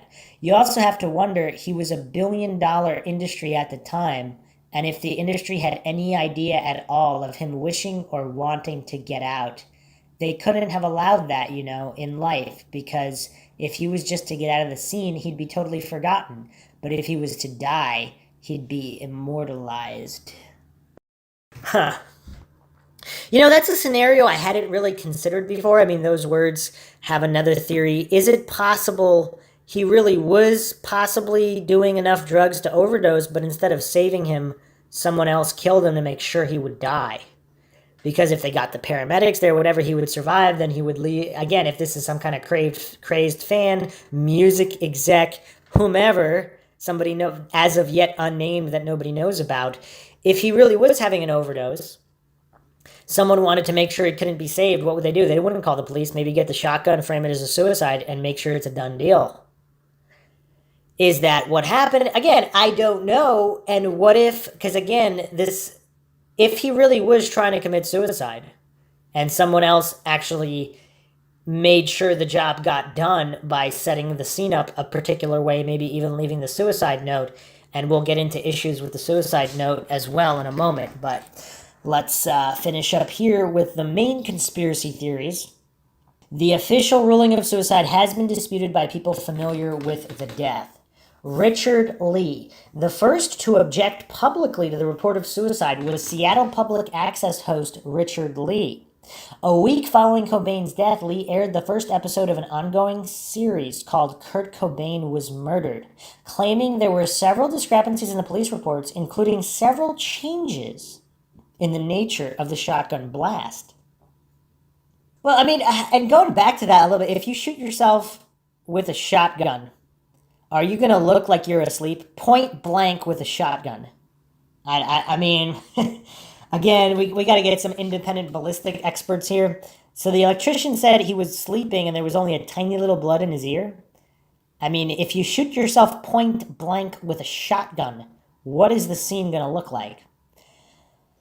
I don't know. It's an interesting point. Lee acquired a video that was taped on April 8th from the tree outside Cobain's garage, showing the scene around Cobain's body, which he claimed showed a marked absence of blood for what was reported as a point-blank shotgun blast to the head. Several pathology experts have stated that a shotgun blast inside the mouth often results in less blood, unlike a shotgun blast to the head. Wouldn't it blow most of your skull apart, though? Shotguns are pretty powerful. So there was a video that was taped April 8th. So somebody had a video camera hiding in a tree. Is that what this is alleging? Because obviously the police wouldn't have to go climbing trees to get videos. Huh. Tom Grant, a private investigator hired by Love to find Cobain after his departure from drug rehabilitation, said he believes that Cobain was murdered. Okay, so this is getting into the issue here. So if Courtney Love, I guess if Courtney Love really did have him murdered, and then she hired Tom Grant to make it look like she didn't, but he was not in on it. So that's what this would have to mean, because if he was in on it, why would he be pointing to murder? Unless they wanted to frame somebody else for murder, and then it gets really, really convoluted. But, this is MINDSHOCK. We're known for going down every rabbit hole. But I don't know if I want to, as of yet, go down the one where Courtney Love murders him, stages it as a suicide, but wants to frame it on someone else, murdered him, staging it as a suicide, and then the private investigator is or isn't in on it. I mean, I guess that'll be the new McGuire theory, but I'm not saying that happened. Okay, Grant's theory has been analyzed and questioned by several books, television shows, films, and the 2015 docudrama Soaked in Bleach. Grant was still under Love's employment when the body was found. Grant has stated that the events surrounding the death of Cobain are, quote, filled with lies, contradictions in logic, and countless inconsistencies. Motivated by profit over truth as well as a web of business deals and personal career considerations, Courtney Love, her lawyers, and many of Courtney's industry supporters have engaged in an effort to keep the public from learning the real facts of the case, end quote. There are several components to Grant's theory. Grant argues that Cobain could not have injected himself with such a dose and still have been able to pull the trigger. Grant does not believe that Cobain was killed by the heroin dose. He suggests that the heroin dose was used to incapacitate Cobain before the final shotgun blast was administered by the perpetrator. Grant, Wallace, and Halperin have used the dosage reported in the Seattle Post-Intelligencer, not the actual autopsy report, and may not have the correct figure. The Seattle police cannot release the information to the media because reports and records of autopsies are confidential and protected under state and federal law.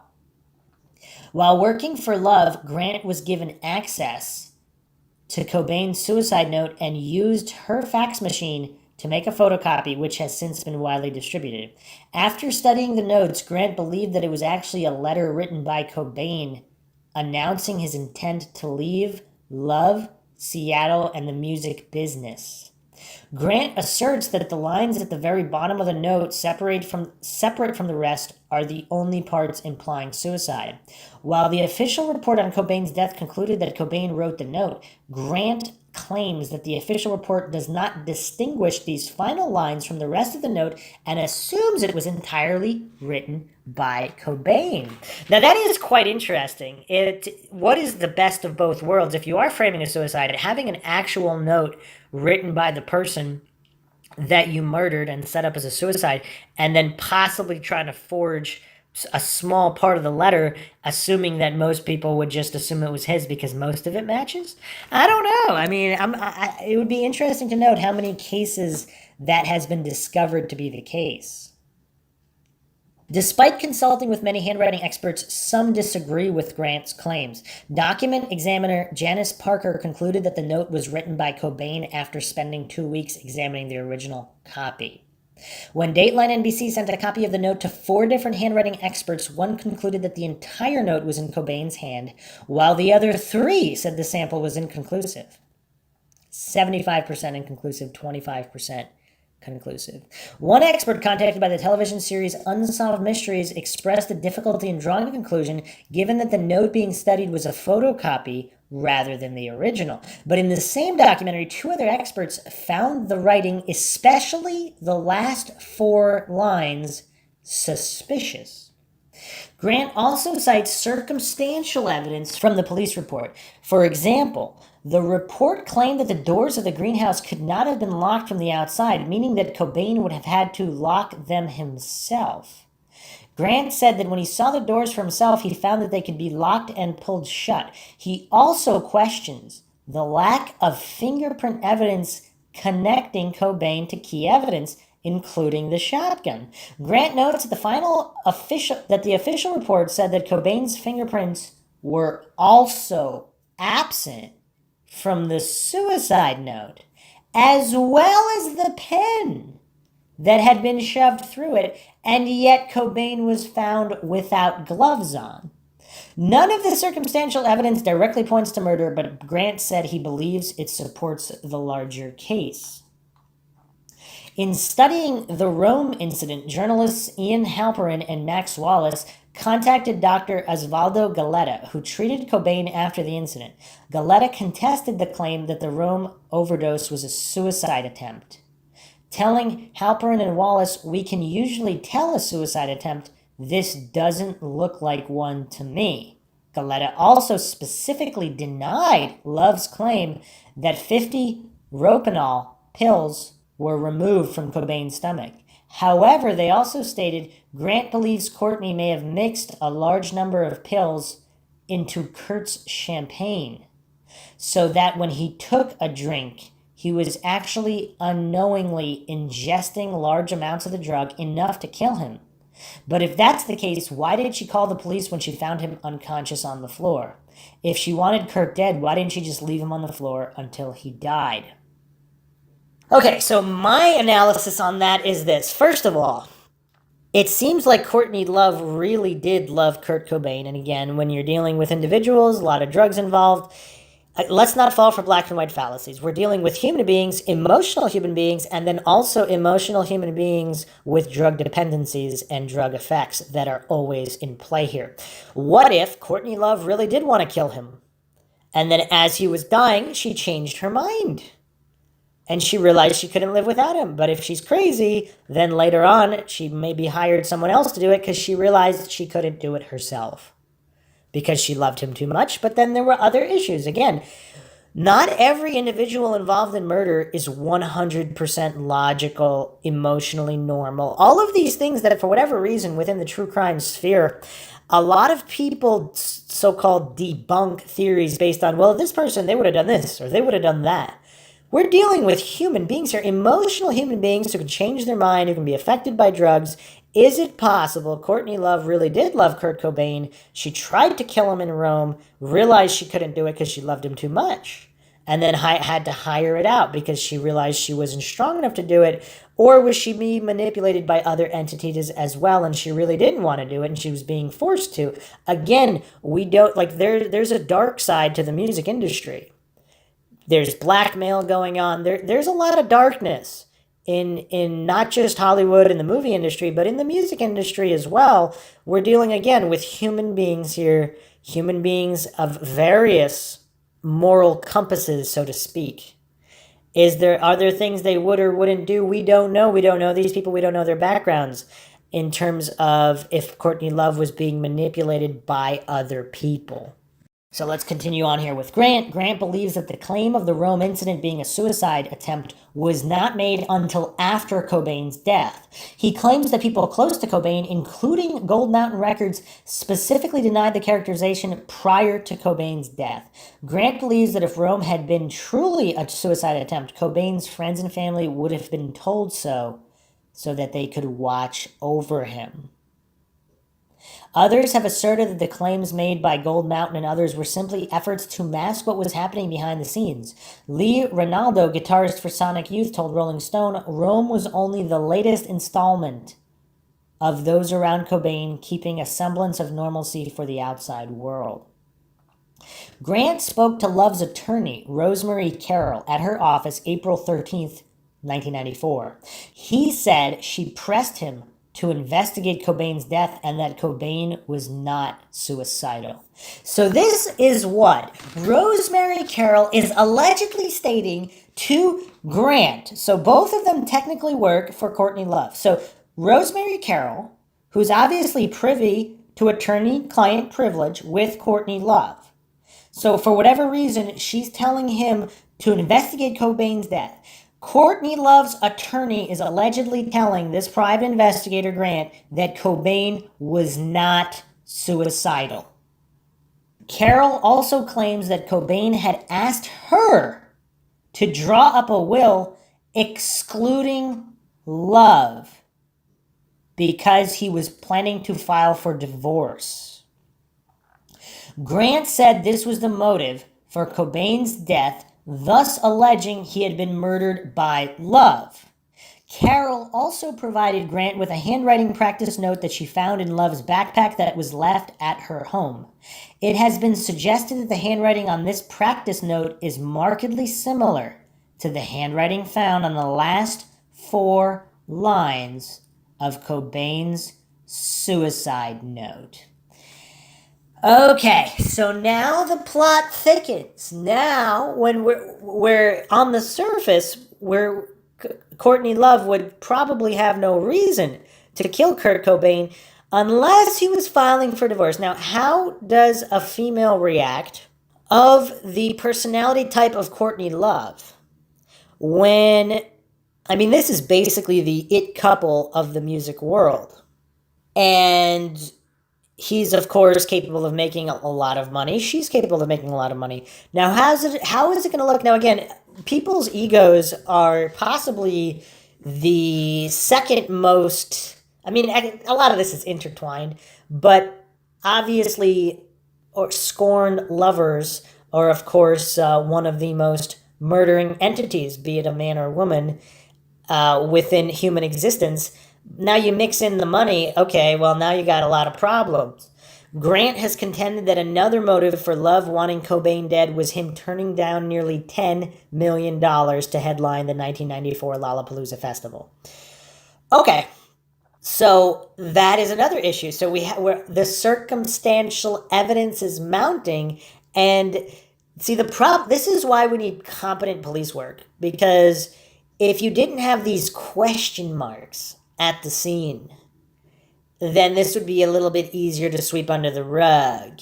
Whereas because there's so many question marks at the scene, and then you have the circumstantial evidence piling up. So you have Courtney Love's attorney. So is she also Cobain's attorney? Because it's stating here that Grant spoke to Love's attorney, Rosemary Carroll, and that Carroll also told him that Cobain himself had told her to exclude Love from the will, and he's filing for divorce. And Carroll gave Grant a handwriting practice note from Courtney Love's backpack that was left at her home. Now, okay, why would that note be there? Why, if Courtney Love was doing practice notes, shouldn't she have gotten rid of them, or did she forget? Again, if she's on drugs, if her kid's distracting her, if a music exec needs her attention immediately, maybe she forgets to get rid of all of the practice notes? I don't know, it seems a little strange, but what would be the motivations for Grant and Carroll to be making all of this stuff up? So would they be getting paid by somebody, by a rival of Courtney Love, to make her look bad? I mean, what's the motivation here? Or are they just simply mistaken? Can we write off all of these anomalies and coincidences? Obviously, coincidence theorists do, but this is MINDSHOCK. I mean, I'm still not convinced, but it is interesting. And it's also interesting that Grant was hired by Courtney Love herself. So is this a case of a guy with a conscience, in which case he should be celebrated? Because how often are people hired by people just to peddle whatever they're paid to peddle? I mean, that's human nature. So again, I'm not willing to dismiss Grant outright. Grant counters the claim that he profits from the sale of casebook kits on his website by stating that it offsets some of the costs of his investigation. Grant stated, quote, "I wrestled with that. But if I go broke, I'll have to give up my pursuit and Courtney wins," end quote. And that's a good point. I mean, how often can people just work for free indefinitely? People got to make money. That doesn't necessarily point for or against anything. Sergeant Donald Cameron, one of the homicide detectives involved in the case, specifically dismissed Grant's theory, claiming Grant hasn't shown us a shred of proof that this was anything other than suicide, end quote. But here's the thing, though. The burden of proof is one making a positive claim. So if they're stating it's a suicide, they have to conclusively prove it. If you have no fingerprints, if you have a shotgun point blank in someone's mouth that has no effect on their face or their head and it looks like they're sleeping. I mean, those are issues. Those are definitely issues. I mean, I don't know what to make of that. Grant, in turn, has accused Cameron of being a personal friend of Courtney Love's. Dylan Carlson told Halperin and Wallace that he also did not believe that the theory was legitimate, and in an interview with Broomfield, implied that if he believed that his friend was murdered, he would have dealt with it himself. That's pretty dark. So here's the thing, though. Again, Dylan Carlson might truly believe that it was suicide, even if it's not, and he might be completely truthful there. Maybe he would have wanted to go kill Courtney if he thought she was responsible, regardless of whether she was or she wasn't. In Kurt and Courtney, a 1998 British documentary, he specifically states that he would kill Love and any others involved if he believed that they had murdered Cobain. Quite dark, quite dark. So again, what does that prove? That just proves that maybe either he was really paid off, or he truly believes that it was a suicide, regardless of whether it was or it wasn't. So Nick Broomfield, filmmaker Nick Broomfield, deciding to investigate the theories himself, brought a film crew to visit a number of people associated with both Cobain and Love, including Love's estranged father, Cobain's aunt, and one of the couple's former nannies.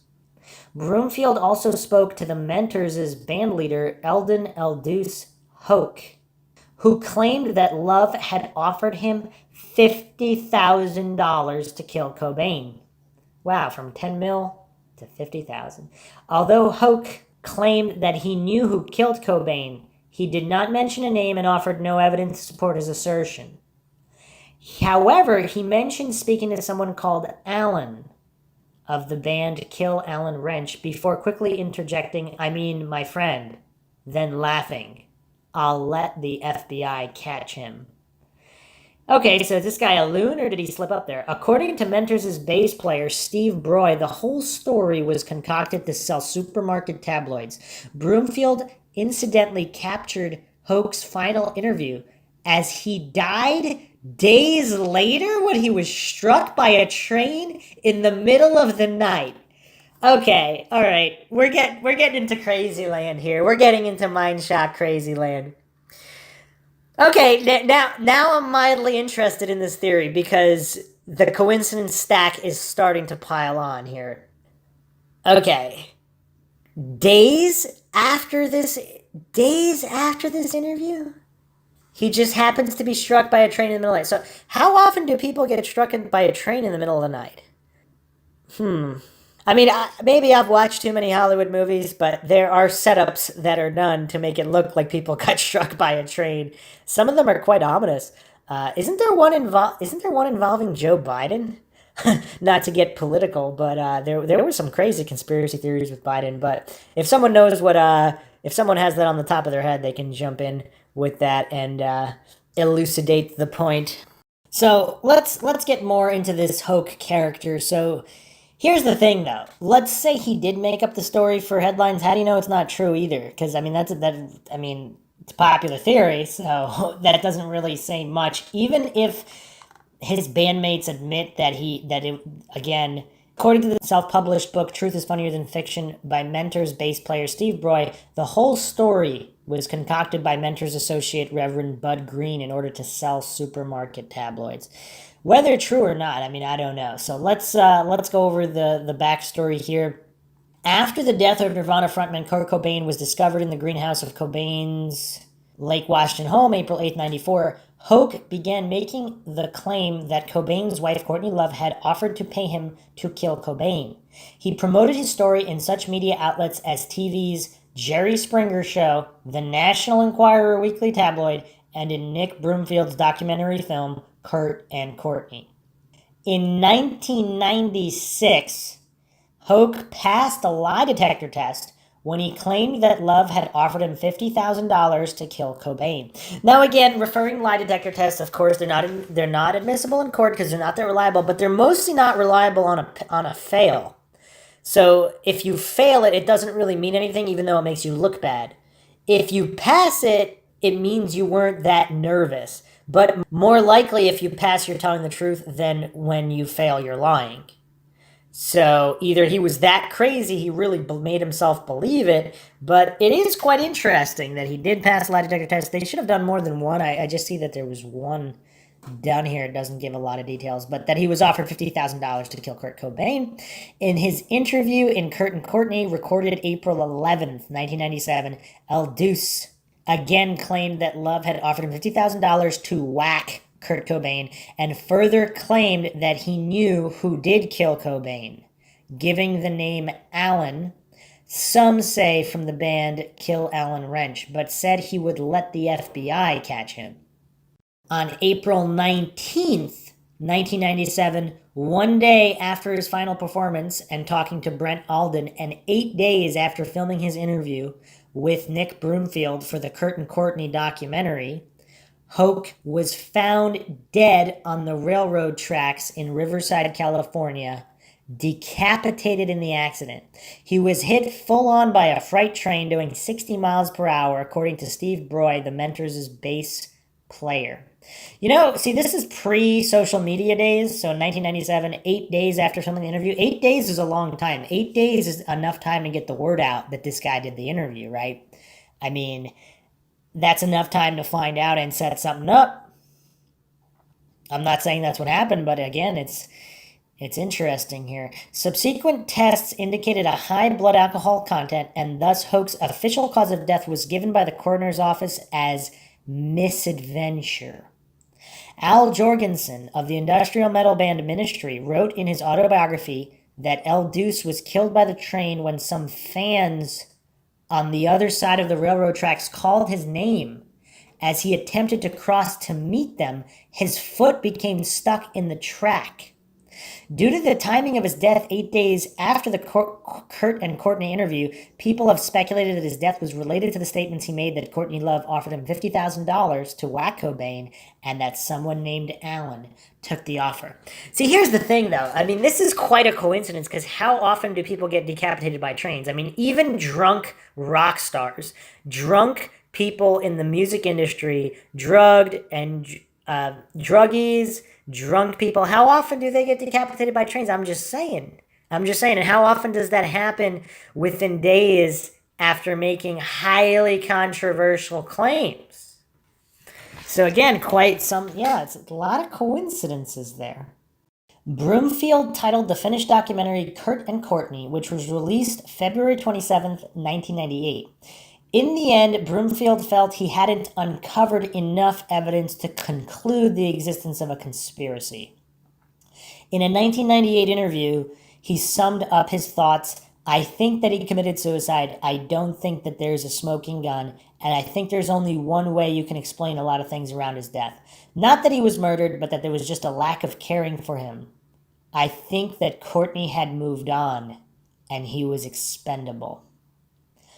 So that's another interesting dynamic, because if Courtney was done with it, but he was supposedly the one that was going to file for divorce, maybe that's not true. I don't know, but what motivations would the lawyer have, would Carol have, for making all this stuff up, and then the practice note found in Love's backpack? I mean, it's hard to make heads or tails of this, but I just keep coming back to, if you put a shotgun in your mouth and pull the trigger, is it really going to look like you could just be sleeping? I mean, that's one critical point there. That's tough. It's tough to get around that. But I'm not sure. Again, I'm not sure, and I'm not sure what that points to, because if this was a murder, how did they kill him in some other manner and then set it up with the shotgun? I don't know. And obviously that would be found out in the autopsy. So was the fix already in with the police department where it didn't matter how this all went down? Now, again, when you're dealing with some of these major players in the music industry, I mean, if they have millions to throw around like nothing, perhaps they did pay off the police department. I'm not saying they did or they didn't, but it seems like there has to be some explanation for all of these inconsistencies, and it's just simply not enough in either direction. Even in the suicide, there's not enough there. With the murder theory, there's not enough there. So it seems like no theory has enough to support it at this point. Ian Halperin and Max Wallace. Journalists Ian Halperin and Max Wallace followed a similar path and attempted to investigate the murder theory themselves. Based on evidence gathered in interviews, Halperin and Wallace believed that Cobain wanted to divorce Love near the time of his death, and that she was looking for a vicious divorce lawyer to help crush a prenuptial agreement she'd reportedly signed that would keep their respective fortunes separate in the event of divorce. They also made the case that because Nicholas Hartshorn, the coroner in Cobain's case, was an admitted friend of Love's, that this was a conflict of interest. Okay, the plot has thickened sufficiently. Okay, now with Hoke, with the possible police detective being friends with Courtney Love, now we have an admitted friend who's the coroner? How is he allowed to do the autopsy then? I mean, that is indeed a conflict of interest. This is rough.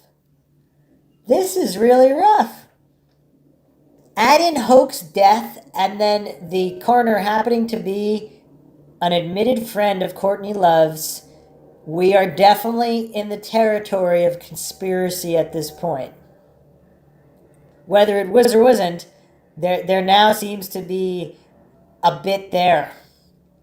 Their initial book, Who Killed Kurt Cobain, was released in 1999 and drew a similar conclusion to Broomfield's film. While there wasn't enough evidence to conclusively prove foul play, there was more than enough to demand that the case be reopened. And I think everybody can agree with that, right? Because there's enough funny business here, regardless of what really happened. There's enough funny business here. A notable element of the book included their discussions with Grant, who had taped nearly every conversation he had undertaken while he was working for Love. Halperin and Wallace insisted that Grant play the tapes of his conversations with Carol so that they could confirm his story. Over the next several years, Halperin and Wallace collaborated with Grant to write a second book, 2004's Love and Death, The Murder of Kurt Cobain. Friends and family. Now again, just to put this in perspective with the coroner, how often, whether this is Hollywood, whether this is famous people, music industry, Hollywood, whatever, politicians, how often is the significant other of whoever committed suicide or was murdered, their friend is the coroner? I mean, that's a problem. I don't know. That's a problem. They said it was an admitted friend, so apparently there's no denial on that part. So I don't know. That's rough. That's really rough. I don't know what to make of that. Friends and family. Several of Cobain's friends and even members of his own family also believe Cobain was murdered. Hank Harrison, Courtney Love's father, has shared his belief that Love had a motive. There is evidence of foul play and the case should be reopened. Cobain's grandfather, Leland Cobain, also publicly stated that he believed Cobain was murdered. In August 2005, Sonic Youth's Kim Gordon was asked about Cobain's death in an interview for Uncut magazine. When asked what she thought to be Cobain's motive in committing suicide, Gordon replied, "I don't even know that he killed himself. There are people close to him who don't think that he did." When asked if she thought someone else had killed him, Gordon answered, "I do, yes." In the same interview, Gordon's then-husband and collaborator Thurston Moore said, "Kurt died in a very harsh way. It wasn't just an OD. He actually killed himself violently. It was so aggressive, and he wasn't an aggressive person. He was a smart person. He had an interesting intellect." So it kind of made sense because it was like, wow, what a expletive gesture. But at the same time, it was like something's wrong with that gesture. It doesn't really lie with what we know. So here's another point, though. The whole intervention with his drug use, was that some kind of a setup? Did he... So here's the thing, though. He did use drugs, obviously. So again, we're not going to fall for any black and white fallacy here. So it's tough to say without swinging completely to one side or another side of any issue. But what if Courtney Love was prepping this suicide angle and she was telling people he was suicidal when he wasn't? How much would that piss him off? Would that make him not want to go to rehab? And then he realizes what the whole thing looks like. It kind of looks like she's right to other people, so he just did it to kind of shut them up. And then he was just very conflicted the whole time. I mean, this is very, very tragic in a lot of ways. And then also, if Courtney Love is bipolar, has some kind of split personality, one of them loves Kurt Cobain, one of them wants him dead. So how would that play out if that were true? And is that what we see playing out? The other thing that I think probably doesn't get enough attention is Kurt's plans to go record those covers that would be unauthorized in Kansas. So obviously people wouldn't want him to do that. So if he really was planning to leave the industry, I mean, how often do we see this kind of tragic case of someone wanting to get out of a situation and other people don't let them? If that's what happened here. I mean, it almost reminds me of the Brianna Maitland case. If you haven't checked out the MINDSHOCK true crime episode on Brianna Maitland, check that one out. It seems like she hung with a bad crowd, but then she was going back to school. She was getting herself together. She wanted to leave the drug scene, but then she ends up dead because other people don't want her to get out. So that reminds me a little bit of a theoretical scenario here. Kurt obviously he could have been trying to get out and still killed himself, but there are definitely questions here. Again, questions that we don't have in other cases. That's really the metric here, right? In open and shut suicides, of which, I mean, I'm sure out of all of the open and shut suicides on the books, that at least a couple were probably murders set up to look like suicides. And if they were done very well, nobody would be the wiser, especially if no motives were uncovered, if no one did any digging. And people aren't going to do a lot of digging for nobodies, so to speak. I mean, it's sad. Obviously, everybody deserves justice. But with high prolific figures like Kurt Cobain and some of these other celebrities, you always have to wonder why there are inconsistencies. Again, I still think there's a little less here than in other cases to just flat out call conspiracy for sure. This is MINDSHOCK. The only thing we know for sure is that we don't know anything for sure. If I do a follow-up episode, I will also address some body language and micro expressions from Courtney Love in the years that followed.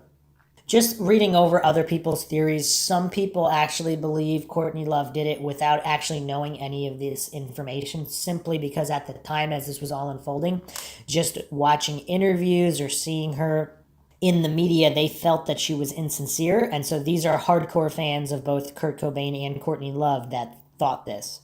I did not watch these interviews as it was unfolding at the time, and I'm not a hardcore fan of either of them, actually.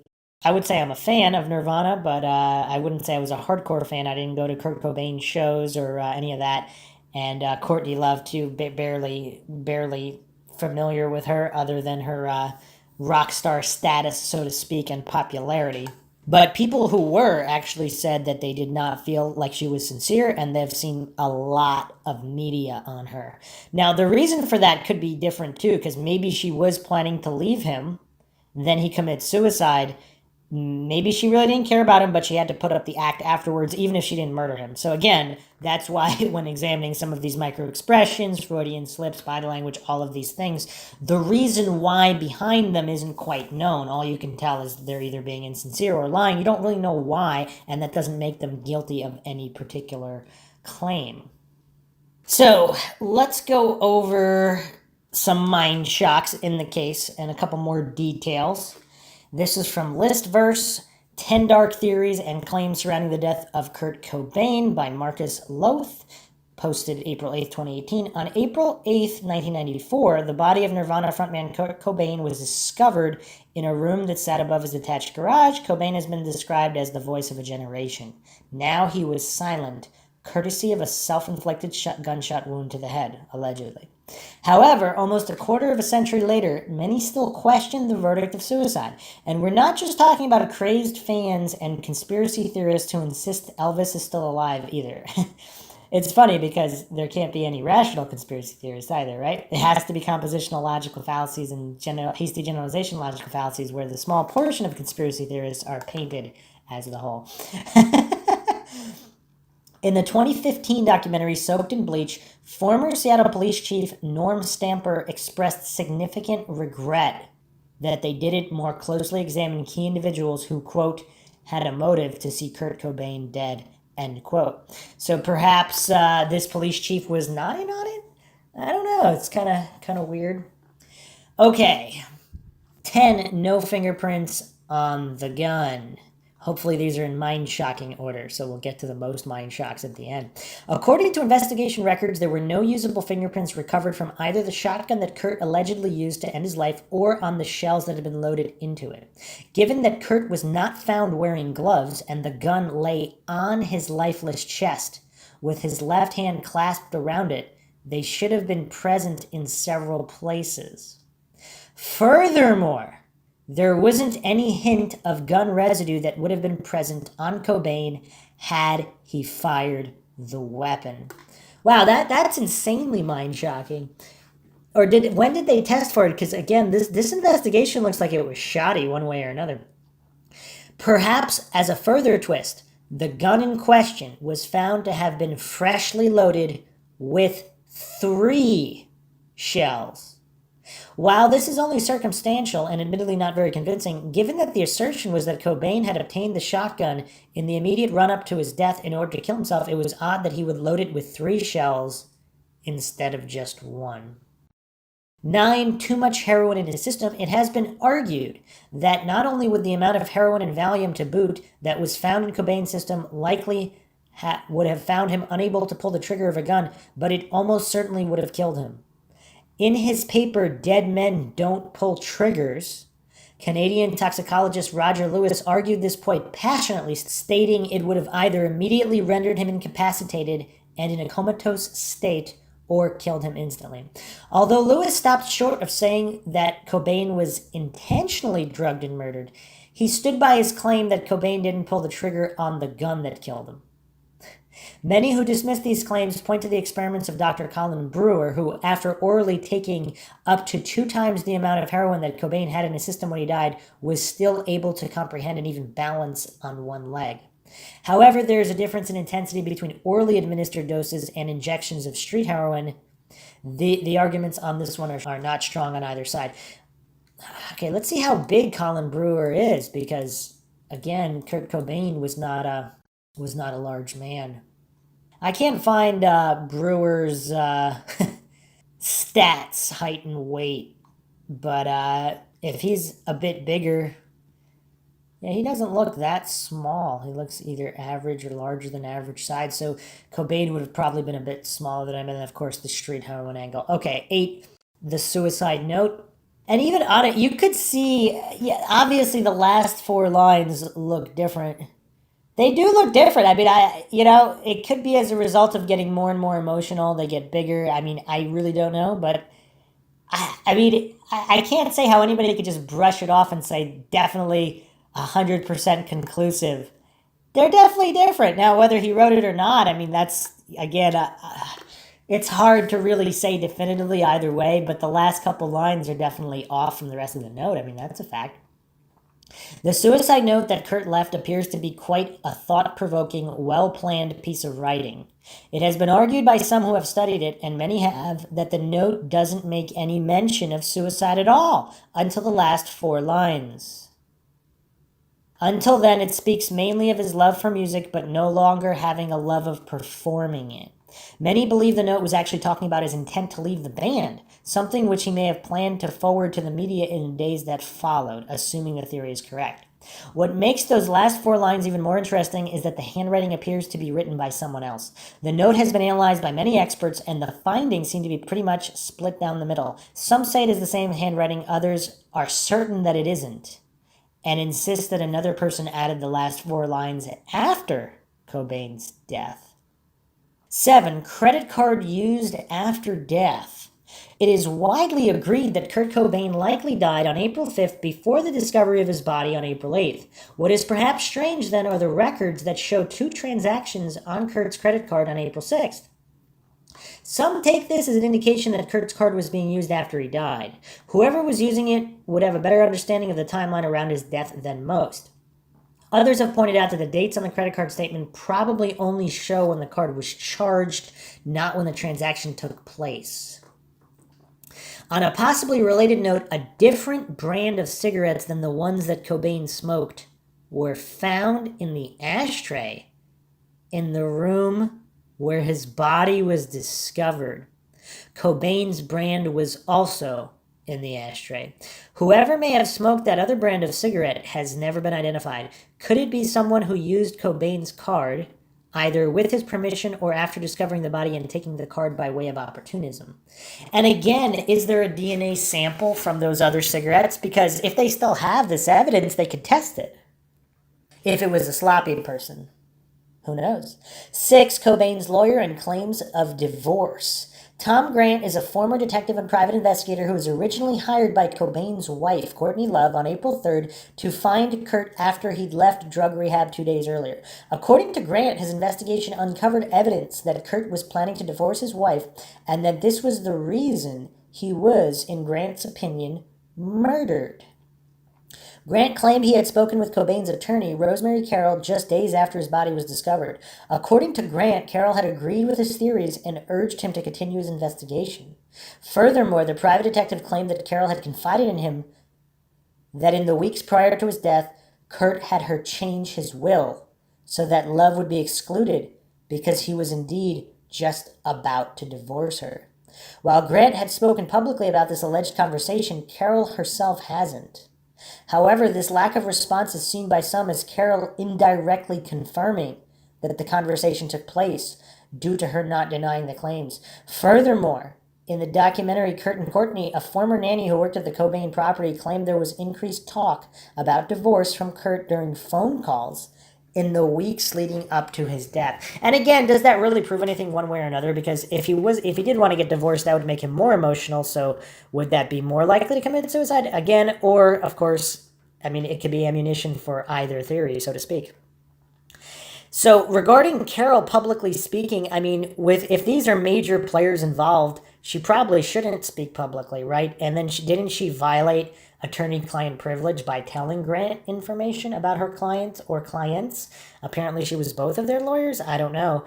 Here it's stating that she's Cobain's attorney, not Love's attorney. But okay. 5. The claims and death of Duce. One of the strangest incidents surrounding the death of Kurt Cobain was the death of Duce.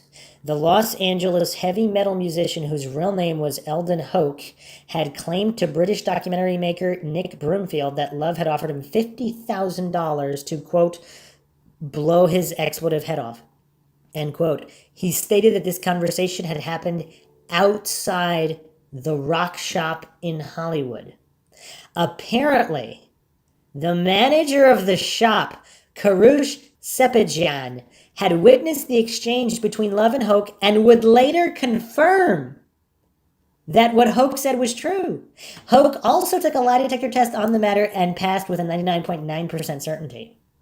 Days after being filmed for Kurt and Courtney, though, he was found dead on the railway track near his home in Los Angeles. His death was ruled as accidental. He had gotten drunk and had wandered onto the track near his home. Needless to say, quite a few eyebrows were raised in certain corners. So if this track was that close to his home, how come he didn't get decapitated earlier? I mean, a lifetime of getting drunk and wandering tracks. I mean, again, I'm not saying that it's not a coincidence, but the timing is suspect. And now we have the manager of the shop, Karush Sheptjan,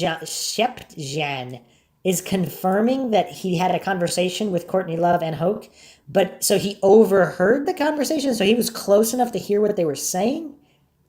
Okay, so I found this post. This was posted June 8th, 2014 on Kurt Cobain discussion on Facebook. The first third of 1996 was a very interesting time in the case of the 3-year-old open and shut suicide of Kurt Cobain. A man had come forward to the Los Angeles police stating that he was offered by Courtney Love $50,000 to whack Cobain.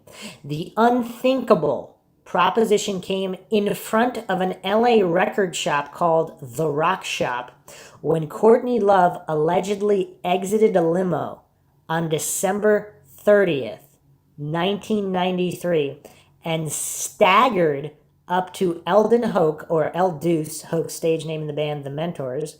According to Hoke, she came into the store with him and made a deal for him to kill Kurt at an undisclosed future date, which was all witnessed by the shop manager, Karush Sheptjan, who gave Courtney a business card as a contact number to reach Hoke when the job needed to be done.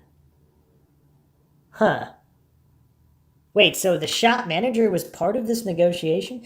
Love had been proven to be in LA that day, as Nirvana was playing 5 miles away that night. Courtney was also undeniably proven to know Hoke, as his former bassist, Moose Dick, was dating Love's former drummer from Hole, Caroline Rue. The Mentors and Hole were both based in the same seedy Riverside area of LA and played multiple shows together in the early 90s.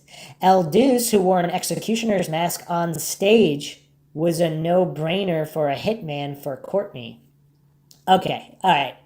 Oh man, this whole saga of Hoke and being a hitman. I mean, if you're in some kind of drug-induced stupor, possibly mental, possibly with a split personality like Courtney Love, and you see a guy in an executioner's mask on stage, if you're on drugs, is that the guy you're going to go to? Is that your best option? Then things got complicated. At the end of March 1994, Nirvana's label DGC asked the band's management company, Gold Mountain Entertainment, to stage an intervention for Kurt. John Silva, Danny Goldberg's owner of Gold Mountain, right-hand man, was put in charge of getting the intervention together with Courtney's reluctant help. So Courtney didn't want to do the intervention? Is that because she was planning to kill him already? Or other reasons? The intervention was a failure, with Kurt refusing treatment and Courtney left to go to LA for her own controversial hotel detox, in which she was to stay in her room and not do drugs, and in this scenario most likely set up the hit on Kurt. So they're both doing their own type of detox? So Courtney's doing a self-detox by just hanging out in a hotel room? This isn't making a lot of sense. A recording, which is now on this page, shows that she did not expect Kurt to follow her or actually believe that he even needed help. But Kurt did end up following her to LA a couple days later, only to real rehab at Exodus Recovery Center, where he would have been kept safe and left clean. A couple of days into Kurt's stay, Pat Smear and Joe Mama Nitzberg, both old LA friends of Courtney's before she knew Kurt, showed up at Kurt's rehab with candy, fanzines, and a letter from Courtney. Cobain promptly jumped the fence and flew home after reading it. The letter has never been recovered. Wow, this is some mind-shocking revelation here. If this is true, that's crazy. Around this time, Courtney called the rock shop and spoke to the manager who she had talked to Duce in front of a few months ago, Karush Septjan. He later stated to police that Courtney told him she called him because she needed Duce for, quote, the job, end quote, and that she was furious when he told her Duce was on tour. So wait, they all agreed to do this? And then, I'm on tour, I can't do the hit right now, I gotta do the hit later. This is really bizarre. She actually asked if Septjan would do the hit, a whole solicitation for murder charge on its own if anybody ever wants to pursue it, and Septjan claimed he hung up on her at this point.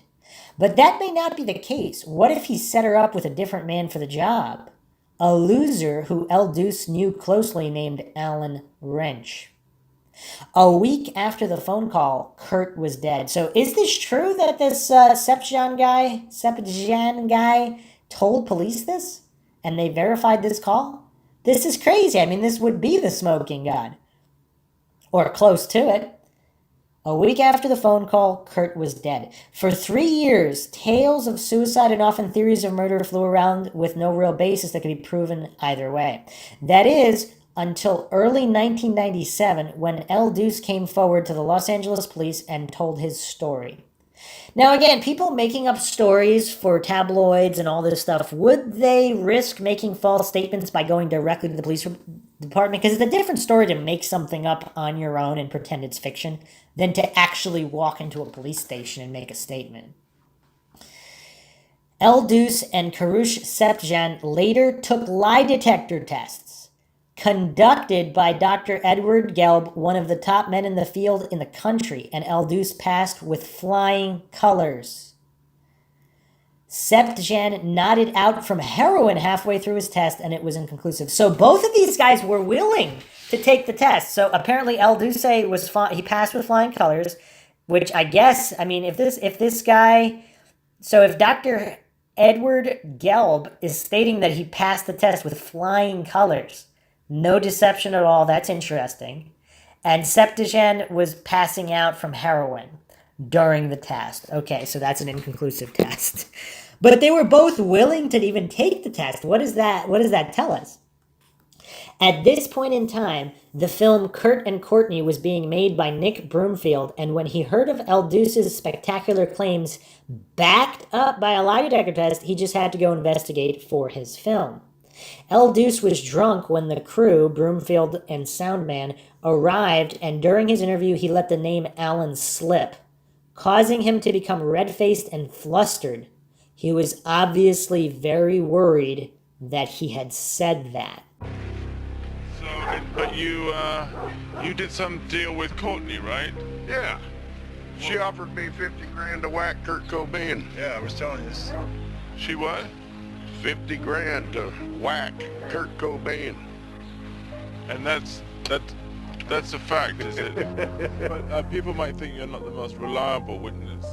Well, that's too bad. You may not be the reliable witness your own self. Now think about that one. Yeah. You know, when she offered me money, God dang, I wish I would have taken it, man. But I know who whacked him. But how were you going to whack him? Did she tell you how to do it? Yeah, blow his fucking head off. So where were you going to find him to do it? Well, up there, and she gave, mapped it out. I mean, up there in Bellevue, wherever they live, right outside Seattle. I know right where the house is. I know right what garden pop him in. I just didn't think she was serious. But did she tell you how she wanted you to pop she him? says, blow his fucking head off. I got the shotgun. But she didn't say anything about Make it look like a suicide. Well, yeah, but if you just blew his brains out like you said, it wouldn't look like suicide. It looked like you blew his brains out, right? But I told Alan, my friend, who I'll let the FBI catch him. But that's just the way it's done.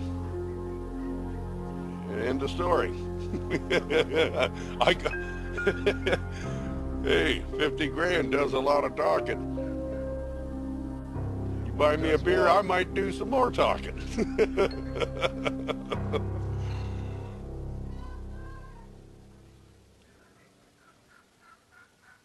Ah!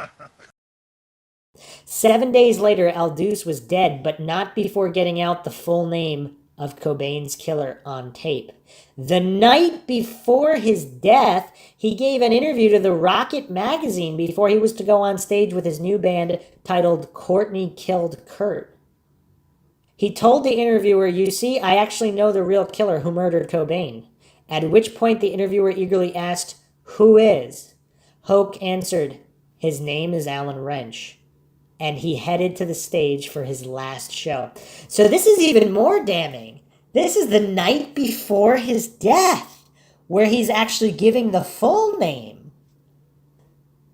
Okay, that makes it... Okay, so now the coincidence stack, which was turning into a coincidence mountain, is now officially a coincidence peak at a very... this is beyond coincidental. This is rough. This is rough. I don't know what to make of this. The next morning, April 19th, 1997, witnesses and Wrench himself claim that he, Wrench, showed up at El Duce's ranch furious.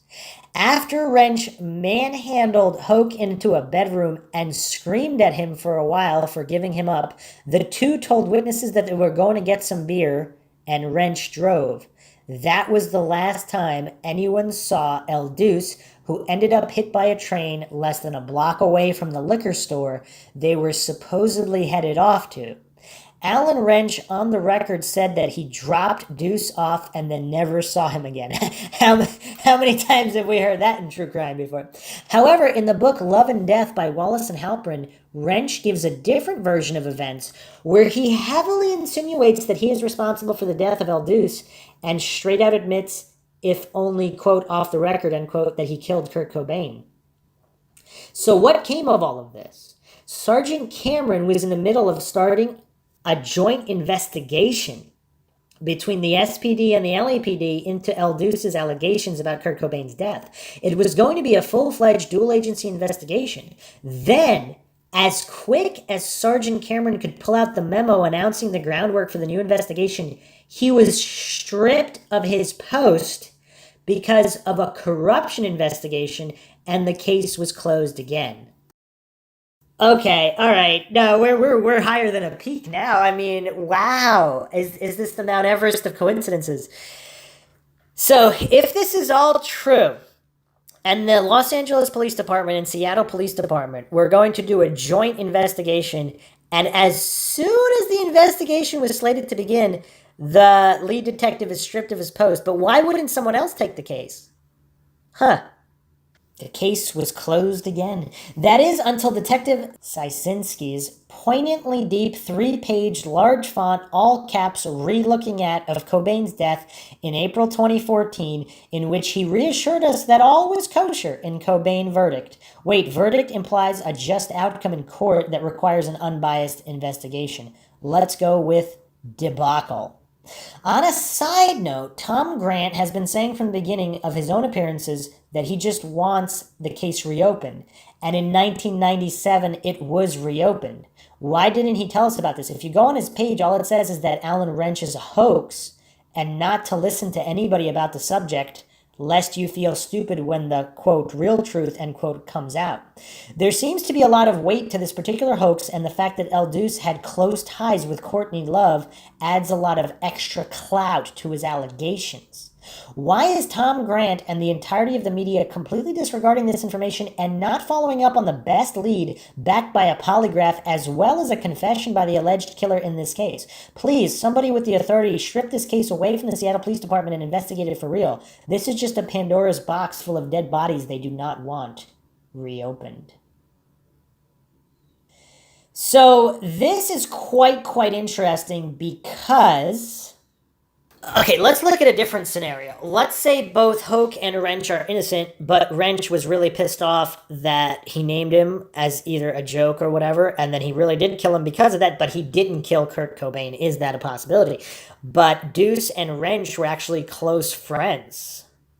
So it's really bizarre. And also, why is the FBI not investigating? Because if this is allegedly a multi-state conspiracy to murder involving hitmen and solicitation for murder across state lines. I mean, this sounds like a case for the FBI, particularly when Seattle seems to not be able to prove anything. Further details here, someone posted that he wasn't waving at fans. That was just a made-up story. Duce was at home. Alan showed up with Slim Moon and was furious, took Duce out for a beer run. Across the street from the liquor store were train tracks with a hill blocking the view at that point. Duce ended up dead behind the hill and was most likely led there to talk it out with Alan and got pushed. So that's interesting. When you look at that landscape, that's why Duce, who was a known drunk and possible drug user, if that was that close to his house, he would have stumbled on the track and got killed a long time ago. So it seems like it was an out-of-the-way area, and it was not an accident. Coincidentally happening the previous night is when he first said Alan Wrench's full name. I don't even know if that's his real name, Alan Wrench, or whatever, his stage name. The other thing that's kind of crazy, though, is Courtney is soliciting for murder. If this is proven, she could be charged for that, but they chose not to press charges there. Regardless, what if, again, she could have actually been trying to kill him and hired to kill him, but he committed suicide before she could do it. So she might not be guilty of, these people might all be telling the truth, and none of them killed Kurt Cobain, because he might have committed suicide, but they were setting up to kill him. And if that's the case, should they be tried and prosecuted for conspiracy to commit murder? Another issue that I don't know if people have talked about, some of his hardcore fans, there's photographs of Kurt Cobain holding guns, and he holds guns in his right hand, which is interesting.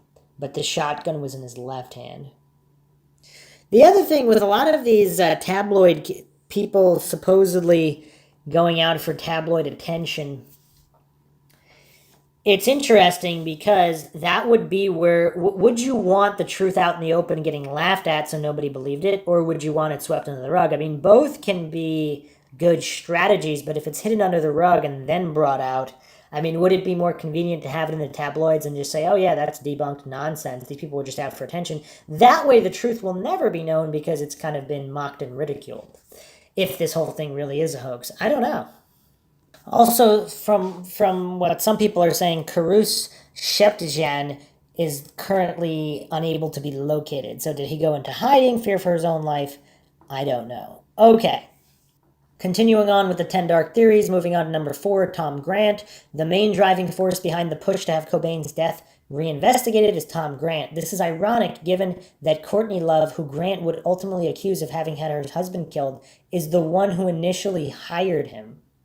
During his investigations, including the aforementioned discussion with Cobain's lawyer, Grant began to strongly suspect Love had campaigned for years since Cobain's death for the case to be reopened. While many have accused Grant of simply seeking monetary gain off the back of a case of a suicide, and it has been said that there is plenty of work available for a charge concerning his claims, he has continued his campaign at the expense of his reputation, credibility, and very likely any further work in his field. But again, I mean, if you have integrity and you're hired by someone who you suspect might actually have killed who they've hired you to find, I mean, what is an honorable man with integrity supposed to do? I'm not saying this is Tom Grant. Maybe Tom Grant really is just some random opportunities. But if you are a man of integrity and honor, what do you do in that situation? Do you pretend it didn't happen, or do you push for the truth? Number 3, Greg Sage. We saw earlier that the suicide note is believed by some to have been about Kurt's desire to leave his band. According to Wipers guitarist Greg Sage, Cobain had planned to record some acoustic Lead Belly songs on his own that summer with Sage producing. Although his words need to be taken with a pinch of salt, some believe in the following comment. Sage was alluding to how much Kurt Cobain, and in turn Nirvana, would be worth to the record company should he pass away instead of simply going solo. Sage stated, well, I can't really speculate other than what he said to me, which was he wasn't at all happy about it. Success to him seemed like, I think, a brick wall. There was nowhere else to go but down. It was too artificial for him, and he wasn't an artificial person at all. He was actually 2 weeks after he died, he was supposed to come here, and he wanted to record a bunch of Lead Belly covers.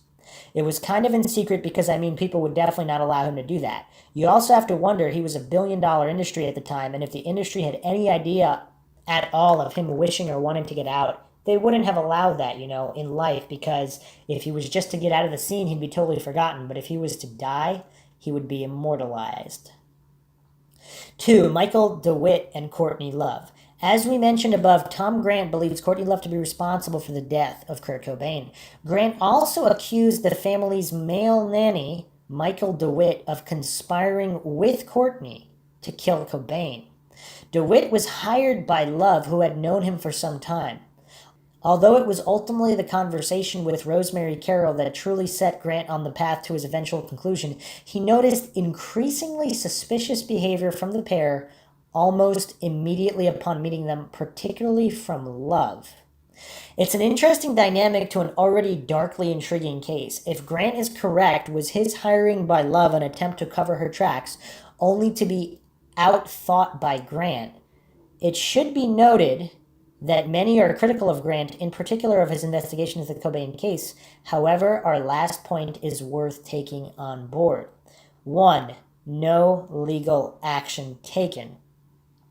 Perhaps the most damning evidence, at least in terms of the accusation that they were involved in his death, is that Courtney Love and Michael DeWitt, who Grant had accused of actually pulling the trigger no less, have taken no legal action against the man who has persistently accused them of having the rock singer killed.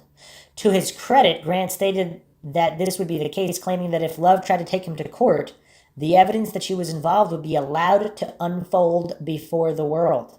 It's an interesting argument to make, and similar to ones that David Icke and other such conspiracy theorists have made to back up some of their more outlandish and unsubstantiated claims. Do they have a point, or are the claims being made simply not worth the time or money to respond to? Well, Courtney Love did block the use of music and all of these things in the Kurt and Courtney documentary with Broomfield. So she has gone out of her way in certain cases. But when you leave the door open for discovery and all these things, I want to see if anybody matched who smoked the other brand of cigarettes that were found in the ashtray with Cobain's. Was it Michael DeWitt? Was it Hoke? Was it Allen Wrench? Obviously that's not damning. There's a finite amount of cigarette brands, of course, but it would just be interesting to mix and match and just to see. All right, I'm going to get into the final mind-shocking theory in a moment, but first I just wanted to go over a couple of thoughts posted on Reddit from various users over the years. I picked up the Love and Death book that describes the reasoning behind the Kurt Cobain was murdered theory. I am not one to subscribe to conspiracy theories, but I have to say that Courtney Love's actions to confuse and mislead the private investigator she hired to find Kurt did come across as somewhat strange. In particular, she had information on where Kurt had been after leaving rehab, along with a phone number for where he could be reached. Why wasn't this shared with the investigator she claimed to have hired him? Highly unusual. Independent of the whole murder theory, I've considered that maybe this wasn't the reason why she hired him, but I can't come up with a valid alternative short of possibly making herself appear concerned. Has anyone who's familiar with this book or the events described in it considered it much at all? Someone responded with this: at the time this all happened, I had a close friend whose brother worked for them in an assistant sort of way. It's weird because I've never read the book, but it completely mirrors the same expletive he told us. Poor Frances Bean. More discussion here. One of the counter arguments, if she was involved, why did she call 911 when he went into a coma after mixing his medication and alcohol in Rome? It would have been easy to just let him die then. It was odd that she waited 2 hours to call 911 after finding him comatose. But still, the authors admit it was hard to reconcile this with a murder theory. Why? Because she could have either changed her mind in an emotional state, or she might have thought, see, waiting 2 hours is a long time. She might have thought he was already dead, because apparently she did say that he was dead when she called for the ambulance. As a side note, the first thing he did after regaining consciousness in Rome was to ask for a pen and paper and wrote F you and gave it to Courtney. Interesting. So again, people discussing this, maybe 2 hours, was hoping he was past the point of saving, but still able to claim she did the right thing and tried to save him. I have no idea, just throwing out a possible explanation. In the same chapter covering this particular counter-argument, they counter-argue something that resonated strongly with me. Courtney called for an ambulance stating that Kurt was dead. While there is circumstantial evidence from Love's own mouth, no less, that she waited 2 hours to call for help, the thing that struck me was when the authors mentioned a photograph of Love in the back of the ambulance with her dying husband on the way to the hospital. After she repeatedly says she woke up and found him dead, she's wearing full makeup. And there is indeed a photograph. As a woman, I found her nicely done makeup at complete odds with her alleged panic at finding her husband dead. That makeup to me negates her statements about immediately calling for help. I can't think of a single girl I know who would take the time to doll herself up before calling for help if the love of her life was dead on the floor. It absolutely does not ring true. And this isn't even taken into account the first communication that Kurt had with Courtney when waking up was an angry 2-word note he wrote her. He had tubes in his mouth upon regaining consciousness. F you. Why such instant hostility? Why does Love claim there was a suicide note in Rome, yet admit to burning it before anyone else could read it and verify her claim that it was indeed a suicide note attempt? Wouldn't that make her claim that Kurt was suicidal that much more strong? And okay, so now we're going into the realm of, is Courtney setting everything up to make everyone think Kurt Cobain is suicidal when he's not? And was that incident in Rome, so to speak, either a trial run or her first attempt to murder him and frame it as a suicide, and then thinking the next time around it'll be even easier because now there's an established history? This is all quite bizarre. All right, it's time for a blast from the past. I found a really good write-up from angelfire.com. I don't even see an author here, but yeah, I'm just going to read this. April 8th, 1994, Kurt Cobain, lead singer of the band Nirvana, was found dead in the greenhouse of a Seattle home after he had been missing for several days. The coroner determined that he had been dead roughly 72 hours. That was death by suicide. From the very beginning, Nirvana fans, even some of Cobain's closest friends, didn't think Kurt's death was a suicide. Thus, the murder theories began. Tom Grant, the PI Courtney Love hired to find Kurt when he was missing, opened an investigation looking into what really happened April 5th, shortly after Kurt was found. The information he gathered was enough to make upset Nirvana fans look a little deeper for the truth about Kurt's death. The facts that Tom Grant and dedicated Nirvana fans turned up all pointed to one person as the murderer, Courtney Love, Kurt Cobain's wife. I believe that Courtney Love killed Kurt Cobain. For your convenience, I have a list of names that appear in this essay and who they are. Kurt Cobain, lead singer. Courtney Love, wife, suspected murderer. Dylan Carlson, Kurt's best friend. PI Tom Grant, Courtney's private investigator, founder of the murder theories. Duce, musician in an underground metal band. Hitman, Frances Bean Cobain, Kurt and Courtney's daughter, age 2 at father's death. Iris Cobain, Kurt's grandmother. Callie, the Cobains' hired nanny for Frances Bean. Nick Broomfield, creator of the movie Kurt and Courtney, that looks into the murder theories. Wow, people still use angel fire? That means this came out after Kurt and Courtney. Evidence directly related to Courtney as the murderer. A month or two before Kurt was found dead, he had suffered from a drug overdose in Rome while on tour with his band. Courtney Love referred to it as an accident. However, just after Kurt's death, she said it was a suicide attempt. After Kurt's death, she said this. If she thought it was a suicide attempt, why didn't she do anything to protect Kurt from trying again? Why didn't she say anything to Dylan Carlson before he bought another gun with Kurt? Kurt was in the midst of divorcing Courtney. He had made a new will, which he hadn't yet signed. According to several insiders, he excluded Courtney from his new will.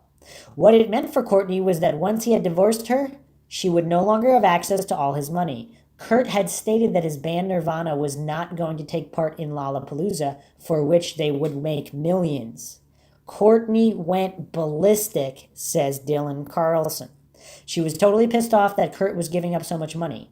When Courtney hired PI Tom Grant to locate Kurt, she failed to mention that Callie had seen Kurt at the Lake Washington home, the Cobain mansion, the day before.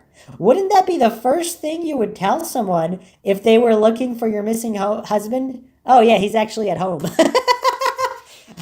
Wow, this is rough. Furthermore, Courtney asked Tom Grant to set up surveillance at various points, but not at their house, the last place he had been seen. Duce, an LA musician featured in Nick Broomfield's documentary, claimed that he was offered $50,000 by Courtney to kill Kurt just a couple months before Kurt's body was found. He passed 2 lie detector tests by the world's top polygraph expert when questioned about that offer. Just a week after he was interviewed by Nick Broomfield, he was found dead. A train hit him while he was going to buy some beers with a friend he had just made whom nobody had ever seen before. Supposedly it was Alan Wrench, this other friend. And then this other friend. The police stated that his death was an accident. Nobody ever saw the person he was with again. That's totally useless information, except that he had just revealed a somewhat large piece of evidence against Courtney to a video documentary that a great deal of people were going to see. Not to mention, of course, the interview the night before, which I guess this writer doesn't know about. Some believe it looks like Courtney covering her tracks. Just a week before Kurt's death, Courtney called the place where Duce worked and said that she needed him for something they had arranged. At the time, Duce was on tour with his band. Courtney went ballistic again, according to the person that answered the phone. The medical examiner in Kurt's case knew Courtney well before she got married to Kurt. In fact, they were pretty good friends and used to go out bar hopping together. This should be reason for someone else to handle the examination. Shortly after this potential conflict of interest was revealed, he left the King County Medical Examiner's office and took a job in a small town in Florida. Coincidence? I think not. The electrician that found Kurt's body was sent out by Courtney to make sure everything was working correctly at the Cobain mansion. No one was going to be at the mansion anytime soon. This random task for the electrician leads me to believe that he was sent out to discover Kurt.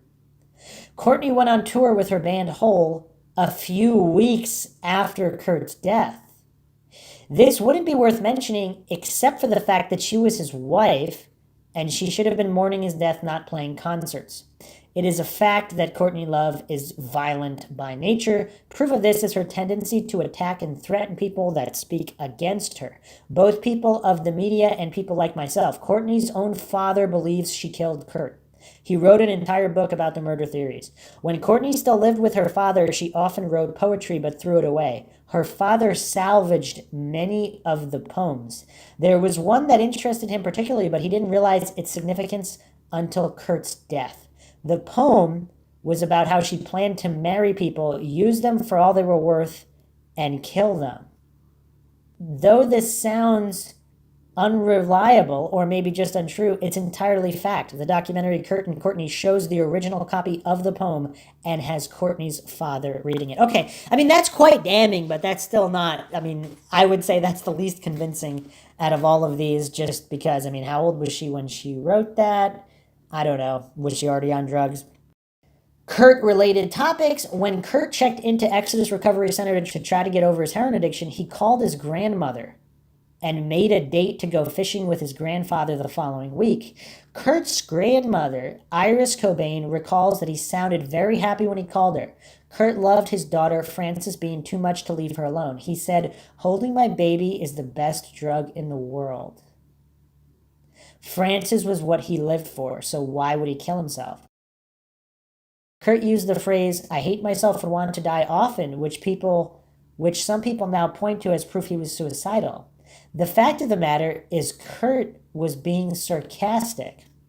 He is quoted in many interviews as mentioning that he almost named Nirvana's In Utero CD, "I hate myself and want to die," but he didn't because he knew people wouldn't get the joke. On Monday, April 4th, a Michigan investment counselor says that he met Kurt in a park near Kurt's house. During their lengthy conversation, Kurt said he feared for his life due to his refusal to have Nirvana in Lollapalooza. A lot of people were losing a lot of money as a result of that. Kurt's blood contained 1.52 milliliters per liter, which is more than twice the fatal dose, even for a heroin addict who has built up a certain tolerance to the drug. According to a study on narcotics, Cobain's morphine heroin level would be 75 times the lethal dose for a non-user, and Kurt had been clean for around a month. Even if Kurt did survive the overdose, he wouldn't have been capable of much more than sitting around and drooling. If he actually intended to kill himself after surviving all those drugs, why did he load the shotgun with 3 cartridges? In case he missed? The counselor is very interesting because if this is true, on Monday, April 4th, he met Kurt in a park near his house, and Kurt told him that he feared for his life. Doesn't cite his name here. Facts from other people indicating Kurt's mental well-being. Kurt's best friend Dylan would have never bought a shotgun for him if he thought Kurt was going to kill himself. They knew each other inside and out, so if Kurt had been suicidal, Dylan would have known. According to Dylan, Kurt made all sorts of plans, fishing with his grandfather, for example, for when he got out of rehab. One of Kurt's visitors at the rehab later said, quote, "I was ready to see him look like expletive and depressed, but he looked so expletive great." End quote. Facts the Seattle Police Department overlooked, police neglect. When Kurt's body was found, the police automatically assumed it was a suicide. Only a few Polaroids were shot in the greenhouse where Kurt's body was, and other film that was taken was not even developed. The case was closed before it was even opened. The police work was also so sloppy, right down to taking Kurt's fingerprints. The lack of attention to detail and evidence is why I think Courtney hasn't been convicted of Kurt's murder yet. 2 handwriting experts found that there were 2 different sets of handwriting on the suicide note. The interesting point here is that the part that Kurt definitely wrote didn't say that he was going to kill himself. It implied he was leaving the music business. A note for his fans rather than for his wife and child. No legible fingerprints were found on the shotgun Kurt used to, quote, kill himself, and the pen used to write the note or the box of drug paraphernalia sitting next to Kurt that had the needles he had shot up with in it. Wouldn't there be fingerprints on the trigger, though? The gun that killed Kurt was laying across his chest.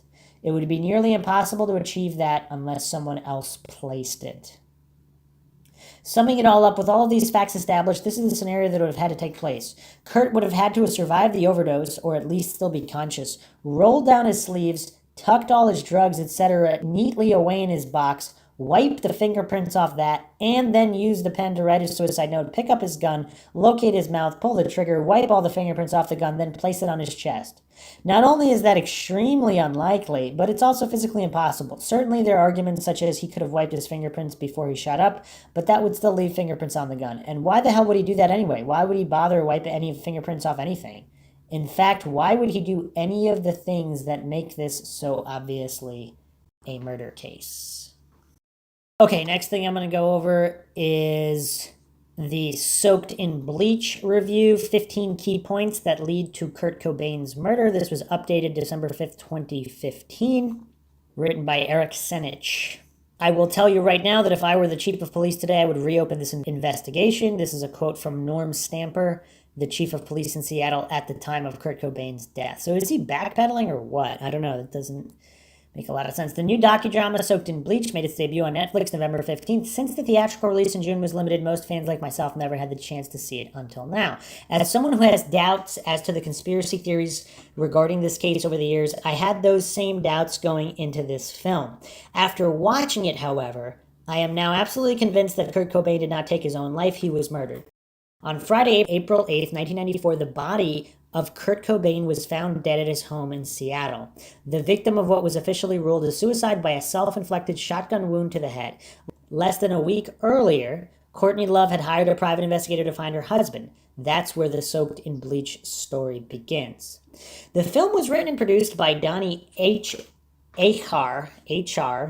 and Benjamin Statler, who deserve serious credit for their contributions. Soaked in Bleach is beautifully shot and arranged with the storyline weaving in and out from actual phone recordings and testimonials to reenacted scenes. Those scenes are delivered effectively by professional actors Daniel Roebuck, August Emerson, Sarah Scott, and Tyler Bryan.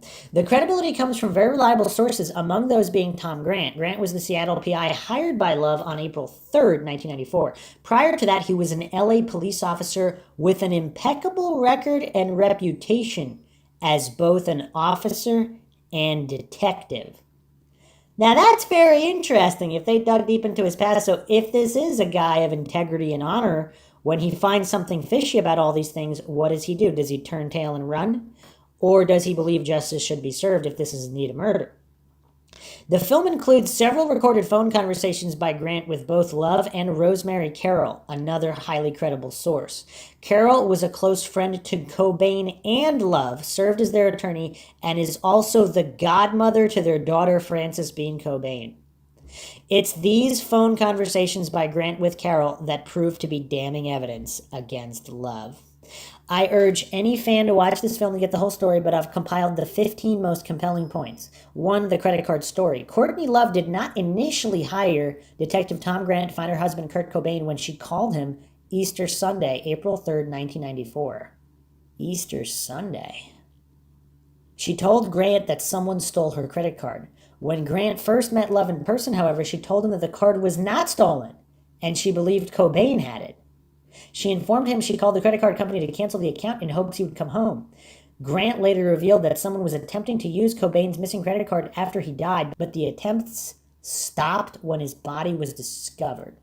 In the middle of the conversation, she began to say Cobain was suicidal, that he had escaped from rehab and bought a shotgun. Grant would later find out from Cobain's best friend Dylan Carlson that Cobain in fact purchased the shotgun on March 30th before he was in rehab, and it was due to a recent burglary in his home. Trust me, if he was suicidal, I would never let him get a shotgun, said Carlson. Grant said he was suspicious of Love from that day on, as most of what she talked about centered around divorce, money, her career, and the possibility that Cobain was having an affair. He heard no concern whether her husband was dead or in danger. And was he really missing, or was he just hanging out at home? 2. Courtney's career more important than Kurt. Love admitted to Grant that she paid people to plant a story that she overdosed, was in the hospital, and having a breakdown while Cobain was missing. Love, who admitted to being unethical, also stated that it would help sell copies of the upcoming album with her band Hole. She said to Grant, "People would believe me if I deny it. Then it would appear that I attempted suicide. That way there's no drugs involved and the sympathy goes to me, and selfishly it would help sell records." 3. Courtney Love, aka Wendy O'Connor, spreads more lies. Love admitted to filing a missing persons report with the Seattle police on Monday, April 4th, under the name of Cobain's mother, Wendy O'Connor. All the media reports that followed were totally false, including the story that Kurt has a shotgun and is suicidal. Love's comment on Grant, quote, "That should get things going, right?" End quote. 4. Liars using liars to hide the truth. Grant told Love that he wanted someone from his detective squad watching Cobain's home in Seattle. Love responded by telling him that wasn't necessary and he was probably hiding out and wouldn't be at the house. So Grant is not incompetent. He did want to go to his actual house in Seattle. Love told him that wasn't necessary. Interesting. She told Grant that Cobain liked to stay in fancy hotels under the names Simon Ritchie or Bill Bailey. Later, Grant asked Cobain's friend Dylan if that were true, and he laughed, adding that Cobain only stayed at the cheapest places. Grant initially followed Love's lead and searched only the nicest hotels in Seattle but found nothing. He then went to smaller, cheaper hotels and motels before finding a motel that had a Bill Bailey registered there. When he told Love this information, she didn't want Grant to go to the motel to find Cobain. Instead, she said she wanted to have someone there just to watch the outside of the hotel, which left Grant confused and curious. He then told her he needed to go to Cobain's home to look for him. Love's response, "No, he's not going to be there.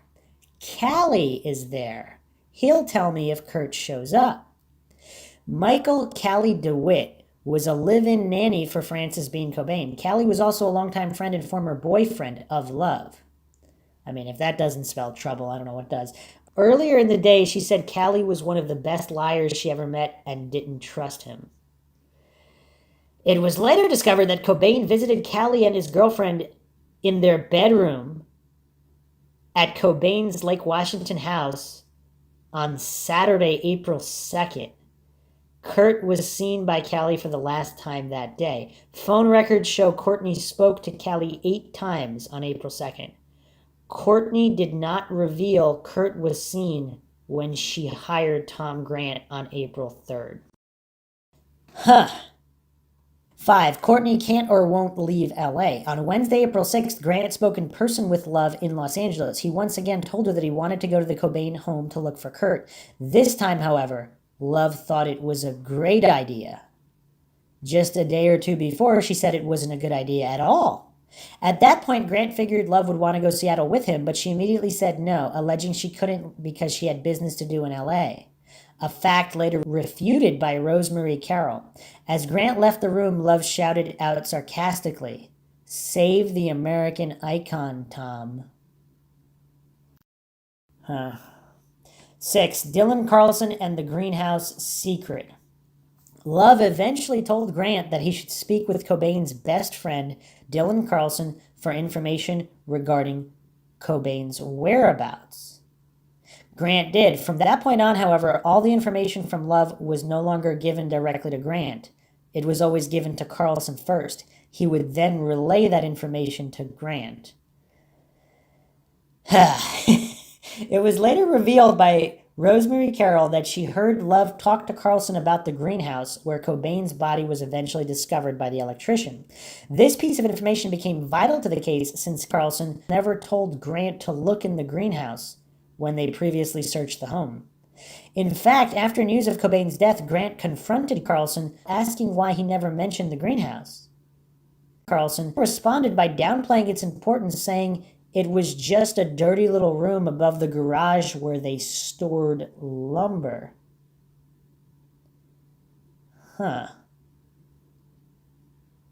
It would later be revealed that Carlson depended on Love for drugs and money after Cobain's death. She was paying his rent for many years and supplied money for his heroin addiction, according to Max Wallace, an investigative journalist and co-author of Love and Death, the book which claims Cobain was murdered, possibly by love. Huh.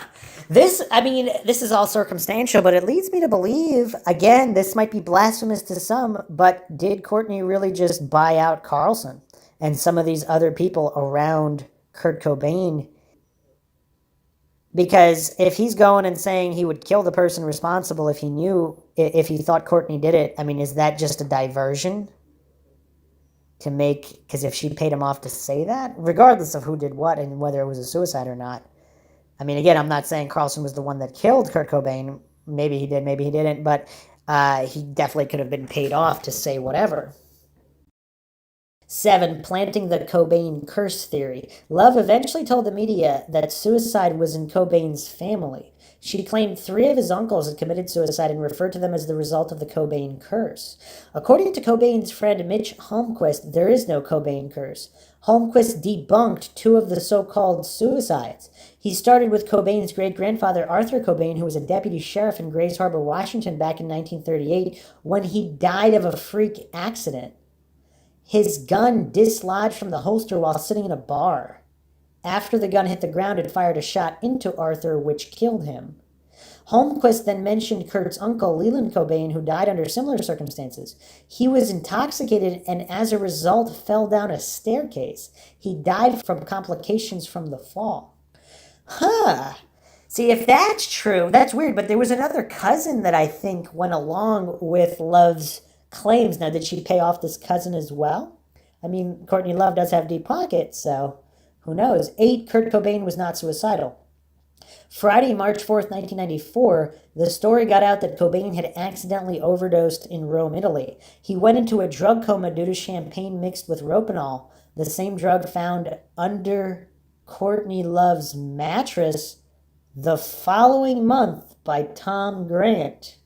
We didn't go over that detail, very damning. Love at the time said it was not a suicide attempt. After Cobain's death, however, she changed her story, stating that he had swallowed 60 pills that night. Dr. Oswaldo Galletta treated Cobain and, quote, categorically denies, end quote, that Cobain had 60 pills in him and that it was not a suicide attempt. And for the so-called stomach pain that Cobain was experiencing that Love has said led to his suicide, it was diagnosed and treated, according to Cobain himself in an MTV interview in 1993. In fact, he said it was diagnosed and treated as far back as mid to late 92. You know what's interesting? When you nail down some of the details of this case, like, okay, maybe he used heroin because of the issues, maybe the heroin caused the issues, regardless. If this was truly taken care of, it would be inaccurate to say that he committed suicide because he was in pain and doing heroin or whatever, especially if he was clean for a month. I don't know. This is all rough. This is definitely not as simple as it appeared to be from the outset. Along with many so-called suicide attempts Love referred to after Cobain's death, there was also a supposed suicide note written by Cobain while he was in Rome. She told Grant that the letter was left under the pillow on her bed. Grant immediately disagreed with Love. He told her he had been to the home, turned over the pillows, even flipped the mattress over on the night of Thursday, April 7th, and there was no note. Love insisted it was there and agreed to show the letter to Grant. She never did. Finally, Grant asked Cobain's closest friends, along with his family lawyer, Rosemary Carroll, if they thought Cobain was suicidal, and all of them emphatically said he wasn't. 9. The failure of the Seattle police. Friday, April 8th, 1994, Kurt Cobain's body was found by the electrician. According to Grant, the police had already decided it was a suicide on the very day they found the body. In fact, a patrol officer with no homicide investigative experience made the call that it was a suicide and it was never questioned. Norm Stamper was the chief of police in Seattle at the time of Cobain's death. He said, quote, "I wouldn't pretend that there aren't police officers who are cynical and suspicious and skeptical. That was the case in the Kurt Cobain death. We should, in fact, have taken steps to study patterns involved in the behavior of key individuals. Who had a motive to see Kurt Cobain dead?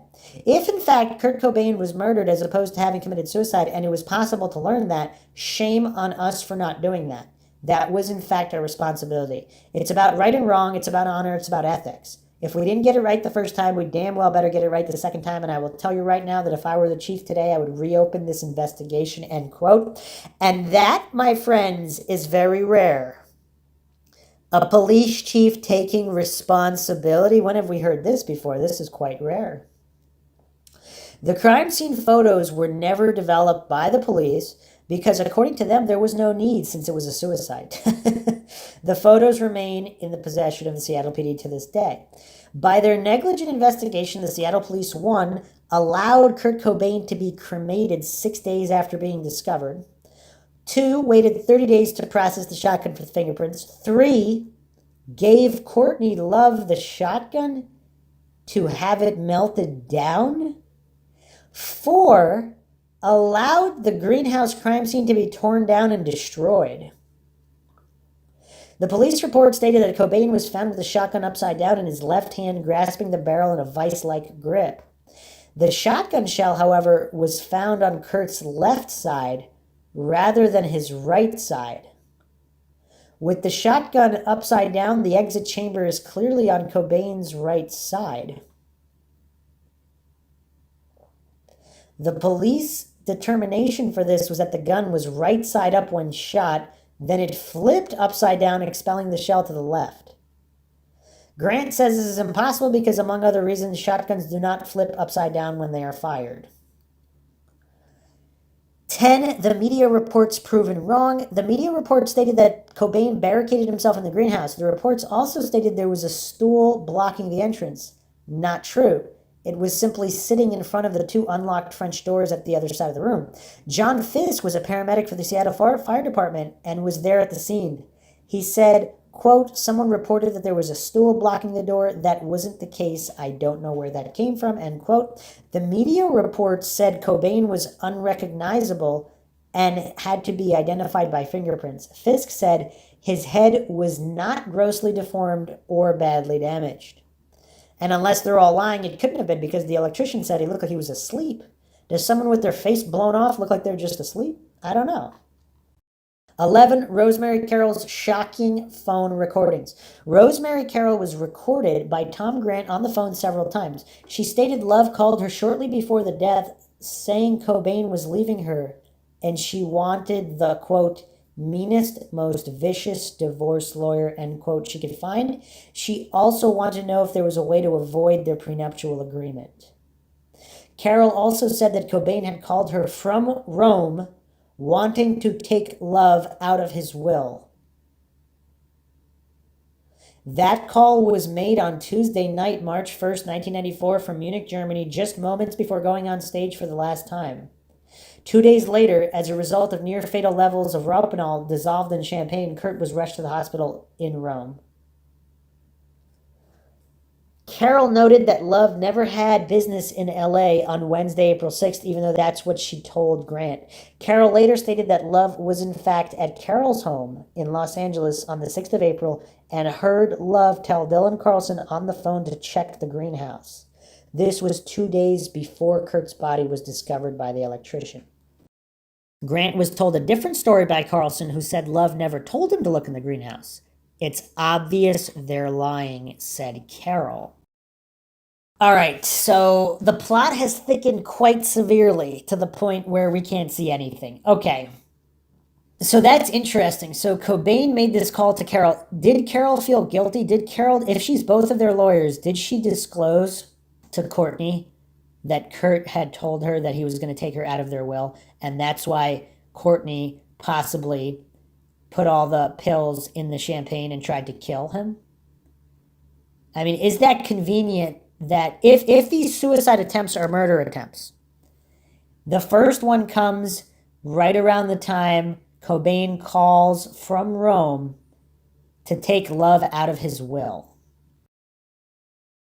Interesting. And then when Kurt Cobain can't speak, his only method of communication is writing, and he writes F you to Courtney. Is that because he realized what she did? I don't know. This is all quite bizarre.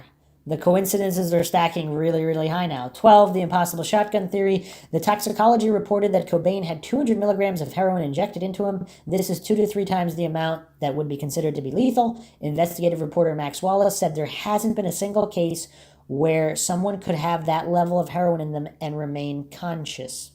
Dr. Cyril, a forensic pathologist and former president of the American Academy of Forensic Science, said, quote, "I cannot think of a case in which I have had someone inject himself with a large amount of heroin and then proceed to kill himself. It just doesn't make sense," end quote.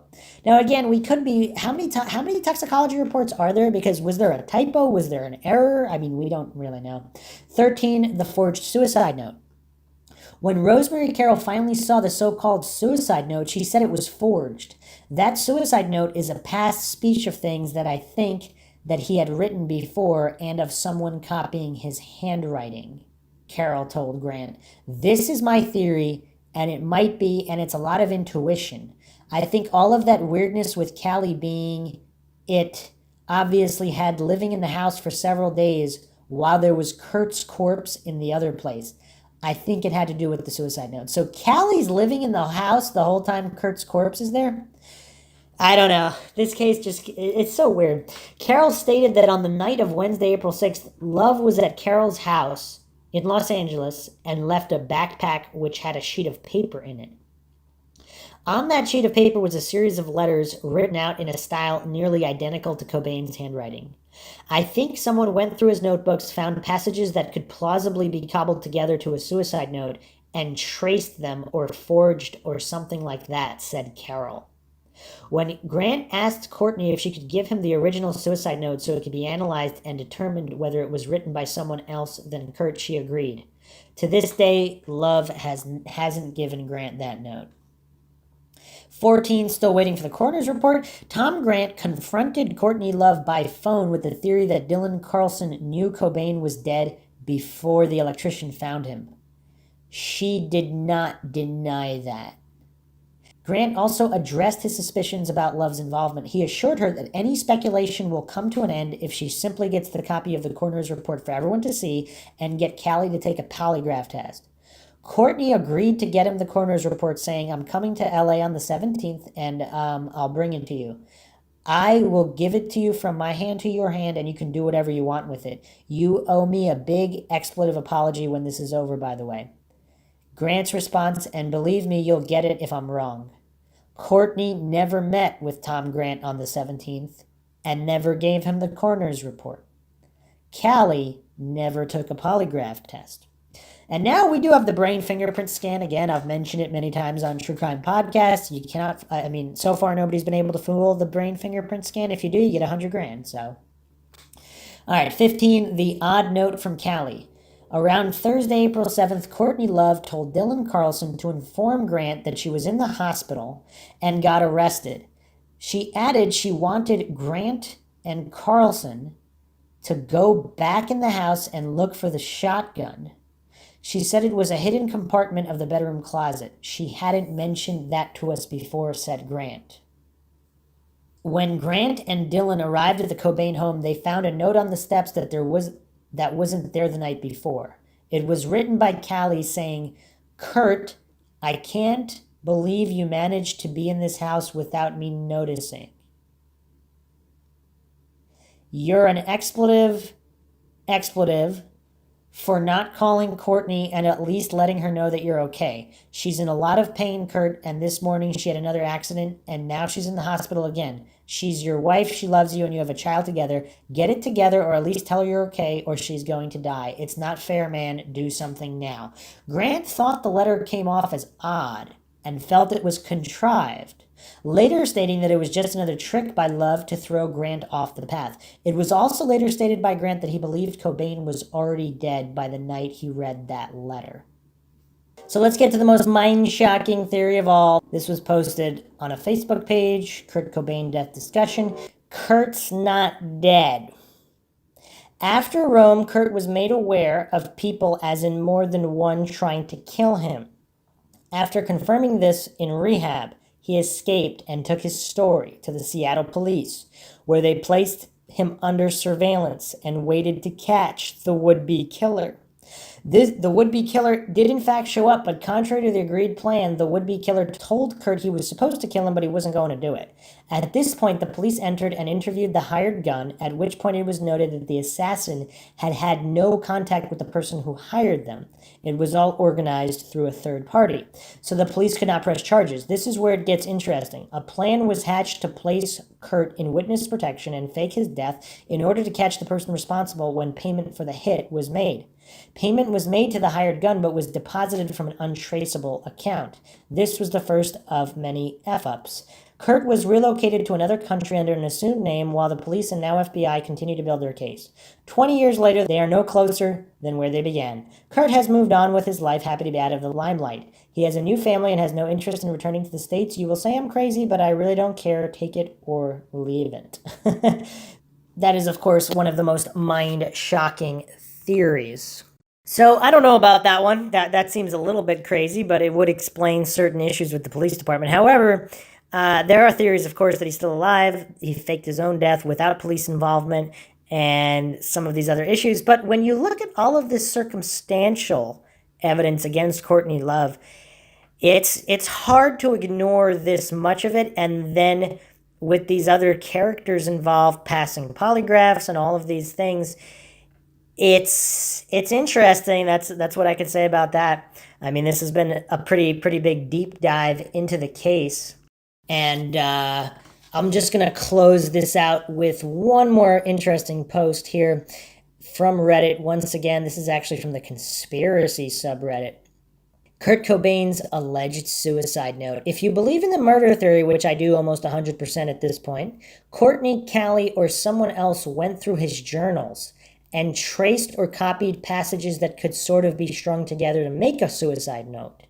Courtney sold his journals for millions of dollars in 2004, even though he once said he had felt raped when someone stole his journal. A large chunk of it reads as a quitting Nirvana note. Then there just seems to be random other sentences thrown in at the beginning and end that have little or nothing to do with each other. The only text that sounds suicidal is the last few lines. They were written larger, and some handwriting experts have said by a different person. Early in Soaked in Bleach, you can hear Tom Grant say, "No one would believe that's a suicide note," during the credits montage. I have to say I agree with him. Rosemary Carroll, Kurt and Courtney's lawyer, thinks it's a pastiche of things Kurt said in the past. She found handwriting practice sheets in Courtney's bag. It's highly unlikely someone would write a suicide note to their fans. This is the same guy who flipped off the camera in the behind the CD photo in the Nevermind case. I'll paste the body here, and if you'd like to bear with me, provide my own analysis after. To Boda. Speaking from the tongue of an experienced simpleton who obviously would rather be an emasculated infantile complainee, this note should be pretty easy to understand. All the warnings from the Punk Rock 101 courses over the years, since my first introduction to the, shall we say, ethics involved with independence and the embracement of your community has proven to be very true. I haven't felt the excitement of listening to as well as creating music along with reading and writing for too many years now. I feel guilty beyond words about these things. For example, when we're backstage and the lights go out and the manic roar of the crowds begins, it doesn't affect me the way which it did for Freddie Mercury, who seemed to relish in the love and adoration of the crowd, which is something I totally admire and envy. The fact is, I can't fool you, any of you. It simply isn't fair to you or me. The worst crime I can think of would be to rip people off by faking it and pretending as if I'm having 100% fun. Sometimes I feel as if I should have a punch in time clock before I walk out on stage. I've tried everything within my power to appreciate it, and I do, God believe me I do, but it's not enough. I appreciate the fact that I and we have affected and entertained a lot of people. I must be one of those narcissists who only appreciates things when they're gone. I'm too sensitive. I need to be slightly numb in order to regain the enthusiasms I once had as a child. On our last 3 tours, I've had a much better appreciation for all the people I've known personally and as fans of our music, but I still can't get over the frustration, the guilt, and empathy I have for everyone. There's good in all of us, and I think I simply love people too much, so much that it makes me feel too expletive sad. The sad little sensitive, unappreciative Pisces, Jesus, man, why don't you just enjoy it? I don't know. I have a goddess of a wife who sweats ambition and empathy, and a daughter who reminds me too much of what I used to be, full of love and joy and kissing every person she meets because everyone is good and will do no harm. And that terrifies me to the point to where I can barely function. I can't stand the thought of Frances becoming the miserable, self-destructive death rocker that I've become. I have it good, very good, and I'm grateful, but since the age of 7, I've become hateful towards all humans in general. Only because it seems so easy for people to get along that have empathy. Only because I love and feel sorry for people too much, I guess. Thank you from the pit of my burning, nauseous stomach for your letters and concern during the past years. I'm too much of an erratic, moody baby. I don't have the passion anymore, and so remember, it's better to burn out than to fade away. Peace, love, empathy, Kurt Cobain.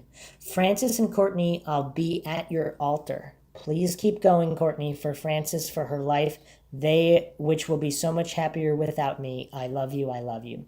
So it's addressed to Boda, which was his imaginary childhood friend. For a long time, I saw that as evidence that it was a legit suicide note. Why would his murderers be stupid enough to make the suicide lines at the bottom larger and different, but smart enough to address it to his imaginary friend?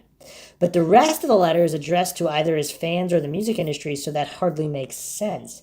Speaking from the tongue of an experienced simpleton who obviously would rather be an emasculated infantile complainee, that's an odd way to start a suicide note. Looks more like a sentence from his journal that sort of makes sense as a good intro line. All the warnings from the Punk Rock 101 courses over the years since my first introduction to the, shall we say, ethics involved with independence and the embracement of your community has proven to be very true. To me, this sounds like it's addressed to a record label. The next chunk of the note is about how he doesn't get excited to play on stage anymore. No one would kill themselves over that, especially with a brand new daughter. He gave an interview to Rolling Stone in late '93, 4 months before death, that he was happier than he had ever been, and he was finally prescribed the right medication for his stomach ailment. He also wrote his grandpa a Christmas card in '93, again stating that he was happier than he'd ever been before in his entire life. The fact is, I can't fool you, any one of you. No longer addressed to Boda or record execs. And you can tell me he may have added the Boda part when he decided he was going to kill himself, not just quit Nirvana under the influence of a lot of heroin, I'll give you that. I have a goddess of a wife who sweats ambition and empathy. It's unlikely he would say this about Courtney. Per Rosemary Carroll, they were in the process of getting divorced. Courtney asked Rosemary to find the meanest, most vicious divorce lawyer out there. Kurt called Rosemary from Rome before he went on stage a month before his death and asked if Courtney could be taken out of his will. The first thing he did when he woke up from a coma in Rome was write F you on a piece of paper and hand it to Courtney. Then he just left her a message that simply said, Elizabeth's phone number is whatever the number is. Almost like he was rubbing it in that he was going to be with another woman. Courtney herself told Tom Grant in their first meeting that he bought airline tickets for himself and another person either right before leaving rehab or shortly thereafter based on what the credit company told her. All right, so, and that's another point there that we didn't discuss so far in the podcast. Going on 3.5 hours now. This has been quite a deep dive. But, so a lot of people say, oh, Courtney Love had money, she was famous, why would she kill her husband? Well, jealousy, of course. That might actually be a better motive than anything else thus far. Because would she go crazy over him rubbing it in that he's going to be seeing another woman, or she was no longer going to be in the picture? Would that make her flip? The next several sentences aren't about playing music anymore and appear to be pretty random. I can't stand the thought of Frances becoming the miserable, self-destructive death rocker that I've become. If that were the case, it sounds like he would want to stay around and prevent that from happening. His suicide would arguably only lead to Frances becoming that kind of person. And just as a quick counterpoint, if somebody's really messed up on drugs, they're not really going to be thinking about it that logically. But I have it good. Interesting tidbit. When Courtney read this note for fans, she changed that part to had. Uh-oh. Ooh, that's not good. That's damning. That's pretty damning. I have it good. Courtney changes it to the past tense. Though I suppose since they're reading it in the past tense, he's already dead. I mean, is it possible she changed it to past tense because he's no longer with them? Or to hide the fact that he had it good at the moment he was writing it? I don't know. Thank you all from the pit of my burning, nauseous stomach for your letters and concern during the past years. A. Boda? Question mark, because obviously he's not talking to Boda. B. His stomach was no longer bothering him. I'm too much of an erratic, moody baby. That has to be one of the most random parts of the entire note. Why would he throw that in at the end? Sounds more like they were saving a powerful line from his journals to go out on, making him out to be a moody baby who wants to kill himself.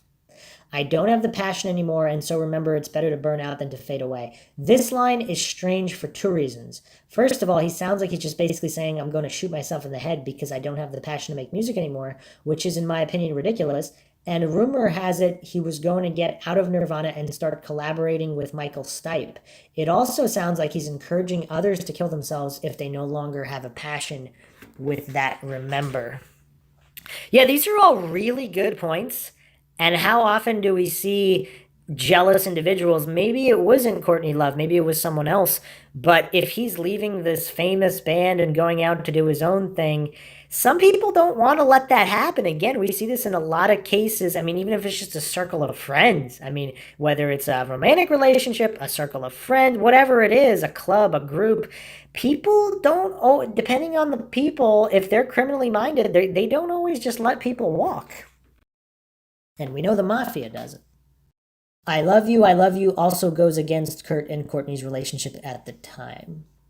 Someone posted here as of last year, apparently Courtney is being sued by her daughter's ex-husband for hiring people to kidnap him, hack into his text messages to make him appear suicidal, and murder him to get Kurt's unplugged guitar back.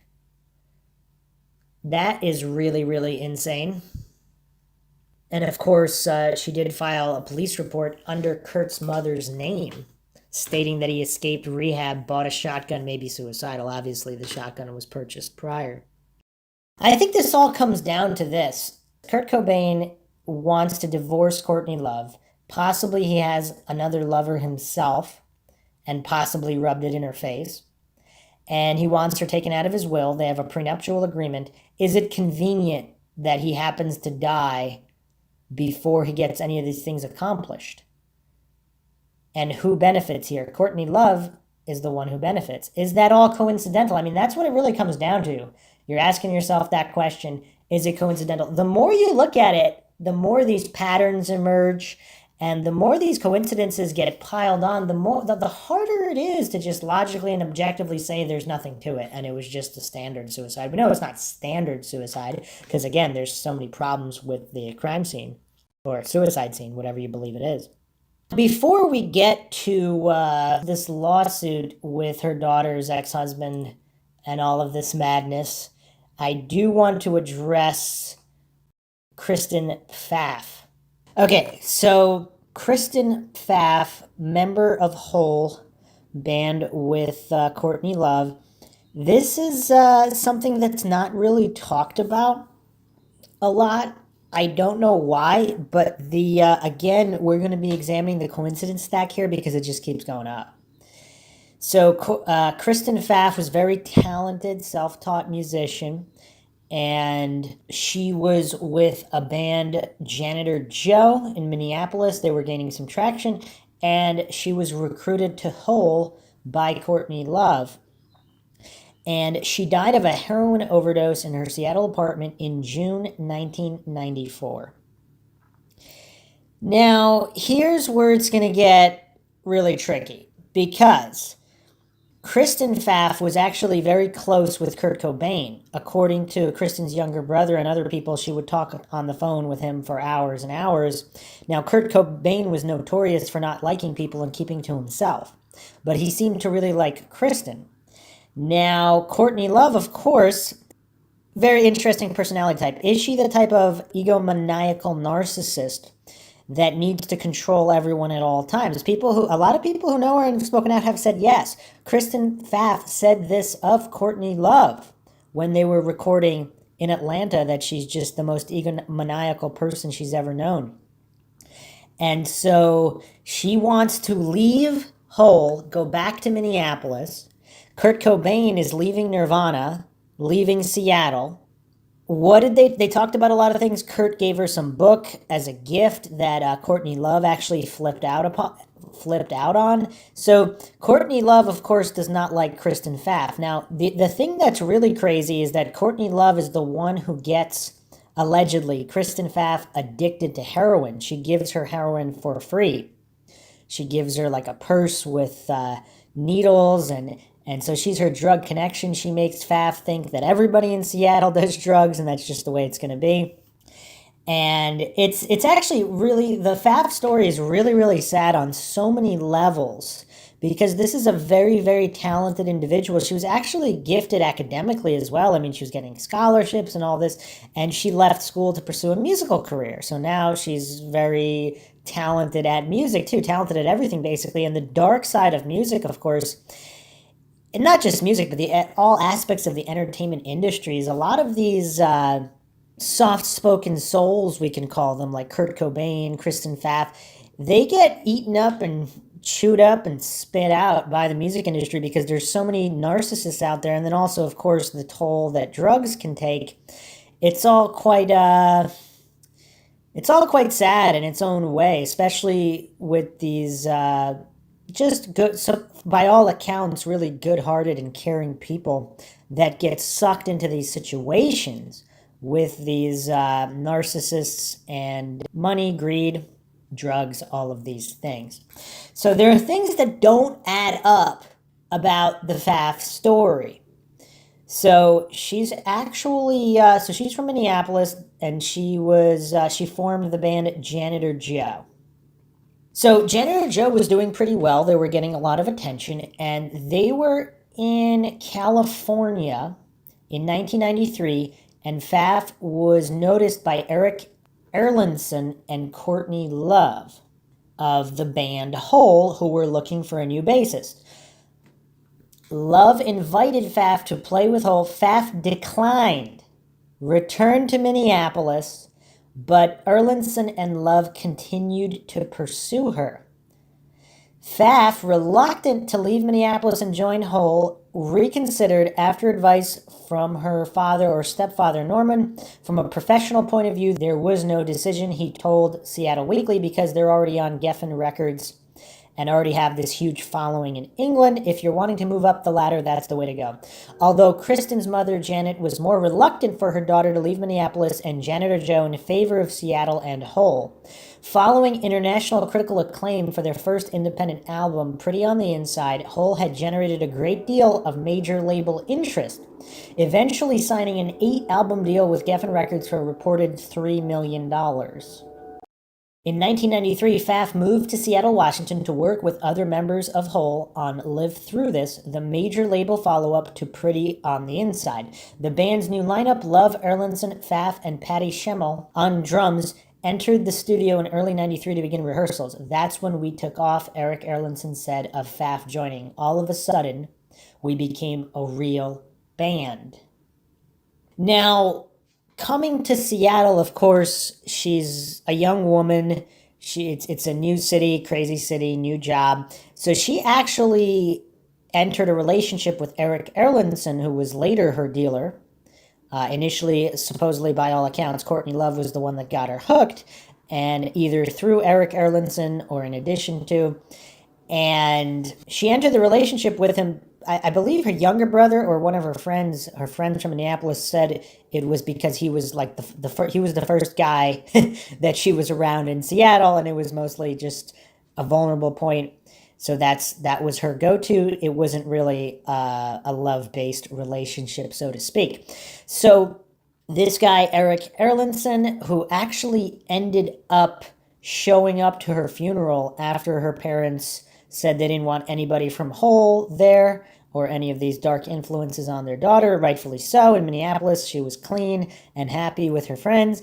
And then if you look at photographs of her in Seattle with people around her doing a lot of drugs, she did a lot of drugs herself. Of course, peer pressure is a very real thing for a lot of people, especially when there's a certain acceptancy or commonality or just the perception that drugs are just part of the scene, which obviously there was a lot of that back then in Seattle.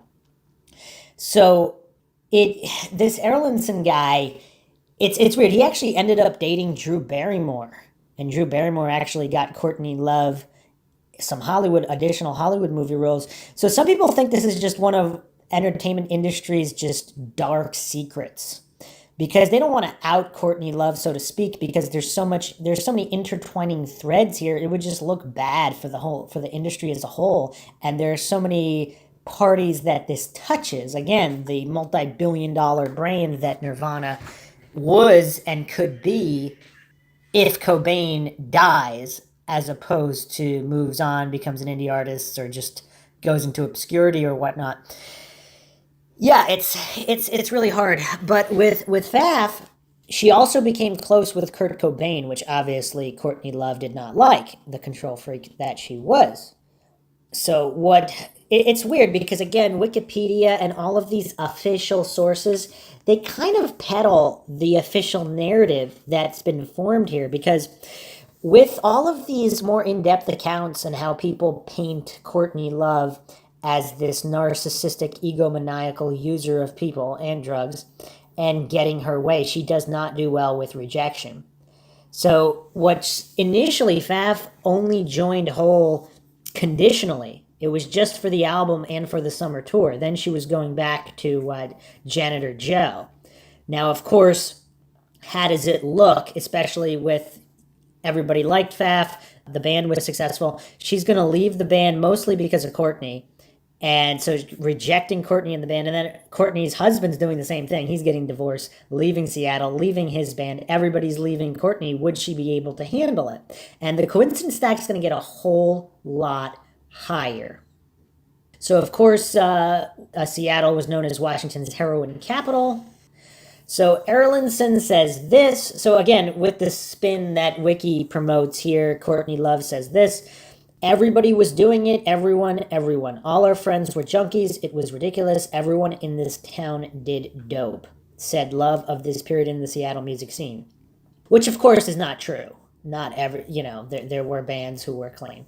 By most accounts, Pfaff's own drug use was relatively moderate. Kristen dabbled in drugs before she was in our band in Minneapolis, but it was very light, Erlandson told Craig Marks of Spin. And I don't know if anybody's verified that. And by light, what does that mean? Does that mean marijuana? She moved to Seattle and felt disconnected from everything, and she made friends, drug connections, which I told her not to.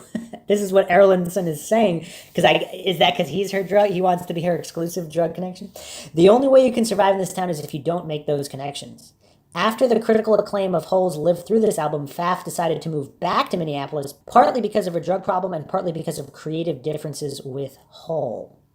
And that, again, this is just a really brief summary on Wikipedia that doesn't go into the details, that this was all conditional, issues with Courtney Love. Pfaff entered a Minneapolis detox center for heroin addiction in February 1994 and left Hole later that spring to tour with Janitor Joe. She went on tour, and when she came back from that, she was clean, says Erlandson. In the wake of Cobain's death in April 1994, Pfaff decided to leave Hole and return to Minneapolis permanently. After her tour with Janitor Joe, however, Pfaff made plans to return to Seattle in order to retrieve the rest of her belongings, making the trip to Seattle on June 14th, 1994. Death. On June 16th, 1994, at around 9:30 a.m., Pfaff was found dead in her Seattle apartment by Paul Erickson, a friend with whom she had planned to leave for Minneapolis that day. The day she's leaving for Minneapolis, she's found dead. She was 27 years old. Again, the coincidence stack just keeps getting higher and higher. On the floor was a bag containing syringes and drug paraphernalia. Pfaff's death was attributed to acute opiate intoxication. She died 2 months after Cobain, who was a close friend, as well as the husband of Hole's frontwoman, Courtney Love. Her father, Norman Pfaff, described her as bright, personable, wonderful, very, very talented, smart, and she always seemed to be in control of her circumstances. Last night, she wasn't. In the book Love and Death, released April 2004, Kristen Pfaff's mother, Janet Pfaff, states she has never accepted the official story regarding her daughter's death. Janet was interviewed by authors Wallace and Halpern in August 2008. You know what's weird? Kurt Cobain aside, like just the Kristen Pfaff, just on the surface, there's something fishy about this whole story. I mean, even without factoring in Kurt Cobain. Eric Erlandson, the last person to see Pfaff alive before she overdosed on heroin, would later comment, "I admit I made some stupid mistakes with some people, and people are dead because of my stupid mistakes. That's what I want to say, and I want to use that so that other people don't make the same mistakes that I made, and other people start understanding. I get emotional about this. We've all lost people." Who's he talking about? But anyway, is it coincidental that Eric Erlandson, another a member of the band Hole, which Pfaff is leaving, technically not on good terms, so to speak. I mean, she even made comments to a magazine or a media outlet that she couldn't get off the ground in Seattle, the scene was stagnant, etc. I mean, I'm sure Courtney Love read that, and she might have not liked it, and then she was getting really, really close with Kurt Cobain, Courtney Love's husband, with these multi-hour-long conversations on the phone. Kurt is giving her treasured books as gifts. Courtney is not liking that, and believe it or not, we're just getting started with the coincidence stack regarding Pfaff. I'm going to read part of an article from hauntedpublications.com, The Peculiar Death of Kristen Pfaff, What You Need to Know, written by Emily Lyman, July 10th, 2019. So there's a brief intro on her background. So basically, she was 21 years old when she learned how to play the bass guitar, and shortly after the article begins, on June 16th, 1994, Kristen Pfaff was found dead in the bathtub of her Seattle, Washington apartment. What ensued would be a peculiar series of events, each more confusing than the last. In order to better understand this case and each puzzling detail, it's important to truly understand who Kristen Pfaff was, musically and personally. Kristen Marie Pfaff was born May 26, 1967 in Amherst, New York, a suburb of Buffalo in the western part of the state. She was the only child of her mother's marriage, which ended in divorce when Pfaff was very young. Her mother, Janet, remarried to Norman Pfaff, whom Kristen was adopted by. She later took his last name. Growing up, she was trained in classical piano and cello. In 1985, Kristen graduated from the Buffalo Academy of the Sacred Heart, a private Catholic high school. She relocated to Europe for a brief time, but eventually returned to America to study in Boston, Massachusetts. Shortly after, she moved once more to Minneapolis, Minnesota, and enrolled at the University of Minnesota. It was here at age 21 Kristen learned how to play the bass guitar. While living in Minneapolis, Kristen formed her first band, Janitor Joe, in 1992. The band released their debut single the same year and their debut album, Big Metal Birds, 1 year later in 1993. Janitor Joe was formed alongside guitarist-vocalist Joachim Brewer and drummer Matt Ensminger. During a Janitor Joe performance in California, Courtney Love and Eric Erlandson found Kristen Pfaff, and her life was changed forever. The duo's band Hole were scouting out a female bassist, as they had just lost theirs, Jill Emery. Love asked Pfaff to join Hole, but she refused and returned to Minnesota. However, Love and Erlandson were persistent that she fill Emery's space in Hole. Eventually, Pfaff agreed and moved to Seattle, Washington in order to join Hole. In early 1993, Pfaff began rehearsing with Hole in preparation of their second studio album, Live Through This. During her time in Seattle, Kristen began using heroin, most likely due to her inner circle of friends all being users. And again, I'm just going to add here again, if it's true that Courtney Love was the one that was giving her heroin for free, that's always a red flag. Getting people hooked when you're their only source for the drug, that means somebody is trying to control you. It is reported that Pfaff hated Seattle and eagerly longed to return to Minneapolis. Pfaff told a reporter with the University of Minnesota newspaper what she allegedly told her whole bandmates. Look, if you want me to be happy and sane, I just need to get back home. Home was not the New York suburb where she was raised. Rather, it was Minneapolis, where she attended college and was heavily involved in the city's music scene. After nearly a year in Seattle, she left to return to Minnesota in March of 1994. In April, she returned for friend Kurt Cobain's funeral, and in June, she returned one final time to collect the remainder of her belongings. Kristen never returned from that June trip to Seattle. In an interview with the Buffalo News following Kristen's death, her mother Janet recalls an incident in February of 1994 where she rushed to Seattle following her daughter had what she called an incident that led to her hospitalization. In this brief time in her life, for the first time, Kristen had a fling with drugs. Janet Pfaff told the Buffalo News, I think it was peer pressure. I think it was part of a music scene in Seattle where drug use is glamorized and emphasized. Janet said her daughter was not a regular drug user or addict by any means. Following the death of Cobain, Janet said her and her daughter talked regularly and states that her daughter struggled with the passing of somebody so close to her. It is reported that following Cobain's passing, Pfaff entered a depression. It's also been reported that the day she learned of Cobain's death, she never did drugs after that point. Many circumstances surrounding Pfaff's death are extremely suspicious. Before we dive into the peculiar details, let it be known that this article is simply stating the strange facts of the case and is no way intending to accuse anybody of being responsible for Kristen Pfaff's death. Prior to her death, Pfaff had finished a drug rehab program to help her combat her heroin problem. The plan was to return to Minneapolis, as stated earlier. Kristen was only in Seattle to collect the last of her things to bring back with her. A packed U-Haul was outside the apartment at the time of her death. The last person to see her alive was boyfriend and ex-boyfriend and fellow Hole member Eric Erlandson, also her main drug connection. That's not part of the article. I just added that. Suspiciously, while talking about the death of his ex-girlfriend, Kristen Pfaff, Erlandson is quoted as saying, I admit I made some stupid mistakes with some people, and people are dead because of my stupid mistakes.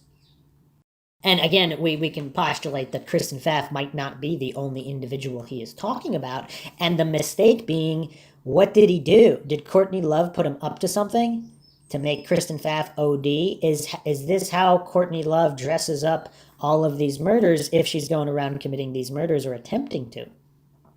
Pfaff was found dead in a bathroom in her Seattle apartment, the one which she was making a final trip to in order to pack up her belongings, by friend Paul Erickson. Drug paraphernalia was found on the scene, the presence of which automatically changed how the scene was analyzed. Without much of a second look, police had decided Kristen overdosed, despite the fact that multiple sources claimed she was doing much better. I mean, this is almost the same MO as Kurt Cobain. Was he even using drugs anymore? Are these people recovered and moving away from Courtney Love's circle of influence? And how would an egomaniacal narcissist handle that? Because again, it's not just about them and it being personal. It's about how the world perceives it. Courtney Love, what would she be thinking? Her husband wants to divorce her. Not only that, but remove her from the will. They have a prenup. She's not getting any of his money ever, and he could be worth billions by the time his career is over, or same amount dead, possibly more dead. And also their bassist Courtney Love's bassist in her band Hole, she doesn't want to be around Courtney Love either. They're both leaving her at the same time. How would an egomaniacal narcissist respond to that? I don't know. Courtney Love's own father doesn't think very well. To put it bluntly, Kristen's autopsy was a joke, but there are some important points that need to be made regarding it. The autopsy was performed by Dr. Nicholas Hawthorne, a coroner who conveniently also performed Kurt Cobain's autopsy and was close friends with Courtney Love. So apparently this is somebody who, was this an ex-boyfriend of Courtney Love, some kind of music promoter? They went bar hopping. Who knows what the deal was there, but this is all known. This is not a theory. And so I actually have come across another theory that might explain some of these issues involving the police and the coroner and both of these highly suspicious deaths when you're factoring in all of these coincidences and anomalies. So you'll have to wait a little bit for that mind shock. Let me finish up with this. If you recall, Kurt Cobain's death was ruled a suicide despite some suspicious circumstances that lead some to believe he was possibly murdered. Love's close relationship to Dr. Hawthorne also makes things complicated, as the autopsy report could have potentially been biased. An immediate cause of death could not be determined by the preliminary autopsy. Hawthorne stated it was a classic suicide comparable to that of Cobain's. This is where the case of the autopsy gets more suspicious. Pfaff's body was found in a room with drug paraphernalia. The police believed she overdosed, and Dr. Hawthorne believed that was the method used for Pfaff to commit suicide. However, there is no record of a toxicology report being conducted. If it was believed Kristen Pfaff overdosed on drugs, why wouldn't they perform a toxicology? It would be crucial information to know what was in her system at the time of her death. The drugs in her system and the concentration of them would better help establish a cause of death for Pfaff. The only explanation for Dr. Hawthorne not performing a toxicology report would be him knowing some damning information regarding Courtney Love and her relation to Pfaff's death. This information could have been kept secret by the lack of a toxicology report. Of course, if no or an excess amount of heroin was found in her bloodstream, the death would automatically become suspicious in the eyes of investigators. Is it possible Dr. Hawthorne bypassed an autopsy and gave Kristen a seemingly obvious cause of death to save somebody else's reputation, rather Love herself or somebody in her close circle? And so just looking at the MO here, the possible MO of Courtney Love, if this is her doing and not somebody else, there could be somebody else in their circle. Again, I'm not claiming to know everything about this case. I do not. I am just looking over this. The rabbit holes have gone much farther than I anticipated. We are now in hour 4 of this podcast, making this the longest mind shock on record. And we're not even done yet, because there's a lot of problems here. But is this that MO? Because the DeWitt, Callie DeWitt, did Courtney Love put him up to murdering Cobain? And now is she using Eric Erlandson to take out Pfaff? Now, Erlandson, supposedly he moved on, but who knows? On some level, he must know that she never really, really loved him. I mean, some of this stuff is just innate. Maybe she even admitted it to him. We don't really know. We're not privy to their personal conversations. If he was holding a grudge, or even not, even if he was still hopelessly in love with her, the power of Courtney Love and the manipulation and influence, by all accounts, that she seems to be exhibiting over all of these people. I mean, they went, again, this doesn't prove a lot. Certain bands have trouble with, I mean, usually it's the drummer, but Hole had several bassists leave and a drummer. People just can't handle Courtney Love. For what reason is that?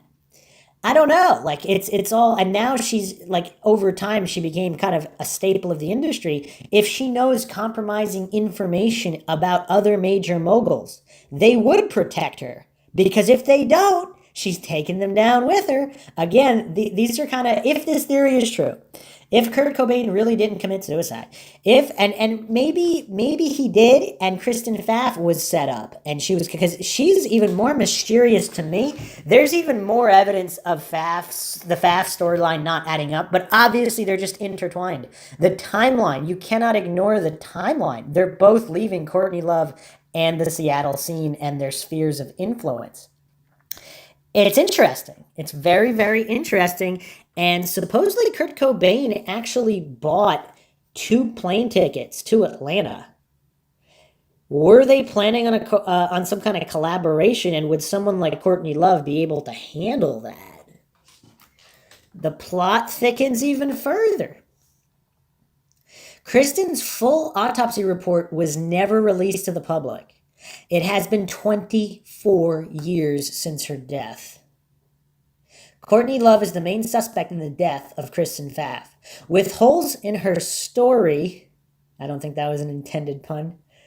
A hole in Courtney Love's story. Many holes. A turbulent past between the two and Love's intense paranoia, she certainly fits the profile.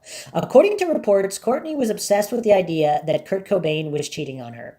On April 1st, 1994, shortly before his death, Cobain had bought 2 round-trip airline tickets for him and another female besides Love. Apparently, Love thought this mystery woman of Kurt's was possibly Kristen Pfaff. Multiple reports say Courtney thought Kurt was having an affair with Kristen, though the pairing claimed they were only good friends. Kurt has been quoted as saying, "She's an expletive, talented musician. She's also a beautiful soul. I think she's so beautiful, but if I ever told her that and Courtney found out, it would be hell." About Kristen. So before I even said, would jealousy be a good motive for Courtney Love, someone who's already rich and famous? They don't particularly need Kurt Cobain to live necessarily. Although who knows how expensive all the various drug habits and the lifestyle is. I mean, I guess they do if they want to support the lifestyle. Maybe she does. I don't know. But now you have not only Kurt Cobain ending up dead, but someone who Kurt Cobain possibly was associated with, or even Courtney Love suspected that he liked Pfaff, regardless of if anything happened there. But she knew there were already blowouts regarding Kurt Cobain and Pfaff. They both end up dead within a month of each other, all coming on the tail end of Cobain wanting a divorce, and Cobain and Pfaff both leaving the Seattle area and leaving Courtney Love's circle. I mean, how many coincidences can we stack? I mean, I might actually stack a few more. According to multiple sources, including Pfaff's own brother Jason, Kristen feared Courtney greatly.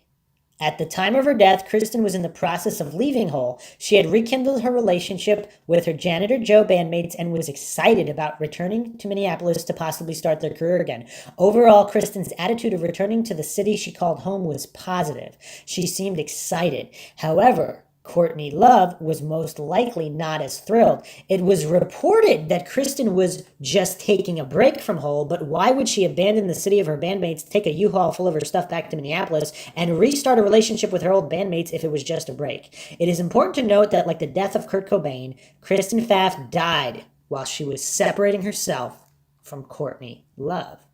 And just again, regarding Pfaff, Courtney Love painted the picture that Pfaff was just on break or whatever, that she didn't leave the band. Again, she didn't want that negative press. She didn't want that reflected badly on her, even though she knew Pfaff was not coming back. And I believe they also had another bassist lined up. So, yeah, so again, Courtney Love's flat out lying and manipulation of the media to kind of push forward a certain persona that she wanted to portray for her own gain is evident every step of the way here. Does that mean she's a murderer? No. But it is, again, it's convenient. It's definitely convenient if she were a murderer. I mean, I don't know. I don't know what to make of it. If you're still with us, going past hour 4 now, feel free to jump in with your thoughts. In December 1994, Courtney Love gave an interview to Rolling Stone magazine, which was just all the more confusing and did not make much sense. She stated, quote, "I had to go over there and get Eric away from the body." Kristen had been his lover for a really long time. He'd already broken down the bathroom door for her. Although, if you remember, it wasn't Eric Erlandson that found Kristen. It was friend Paul Erickson. So it wasn't Eric, it was Paul. Additionally, the initial police report from the scene does not mention Courtney's presence at all. Or Eric's, does it? Huh. When Janet Pfaff, Kristen's mother, received her daughter's belongings post-mortem, she noticed something quite odd. Every day, Kristen journaled before falling asleep. Her journal contained truly the deepest parts of herself. When Kristen's diary was returned to her mother, multiple pages were torn from it. These missing entries were the ones during the week of time when Kurt Cobain was missing before his body was found. Rather, Kristen, Courtney, or somebody else tore those pages out will remain a mystery forever. All right, so here's another coincidence stack. Here's another coincidence to add to the stack. So coincidentally, her private thoughts about what occurred in the days before Kurt Cobain's death are gone, vanished. What did they say? See, if Courtney was there when Pfaff's body, if she put up Eric Erlandson or Courtney were responsible, if they OD'd her or whatever, made her look like an OD, suicide when in fact it was not. Did she find the journal and rip those pages out because she didn't like what they said? Were they accusatory of Courtney? Did Kurt Cobain tell Kristen something about Courtney, or that he feared for his life and that Courtney would be responsible? Because he was allegedly he was telling these investment individuals from Michigan who he met with, if that's true, days before his death, that he was fearing for his life.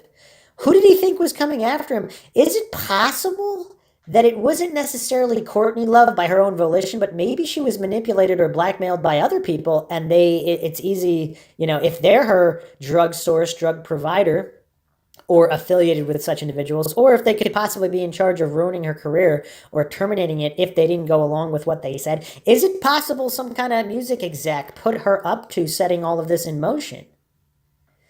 And because, clearly, again, with the recordings with Courtney Love's and Kurt Cobain's lawyer, Carol, where she states that, she wants this vicious divorce attorney and she wants to get rid of, somehow invalidate the prenup.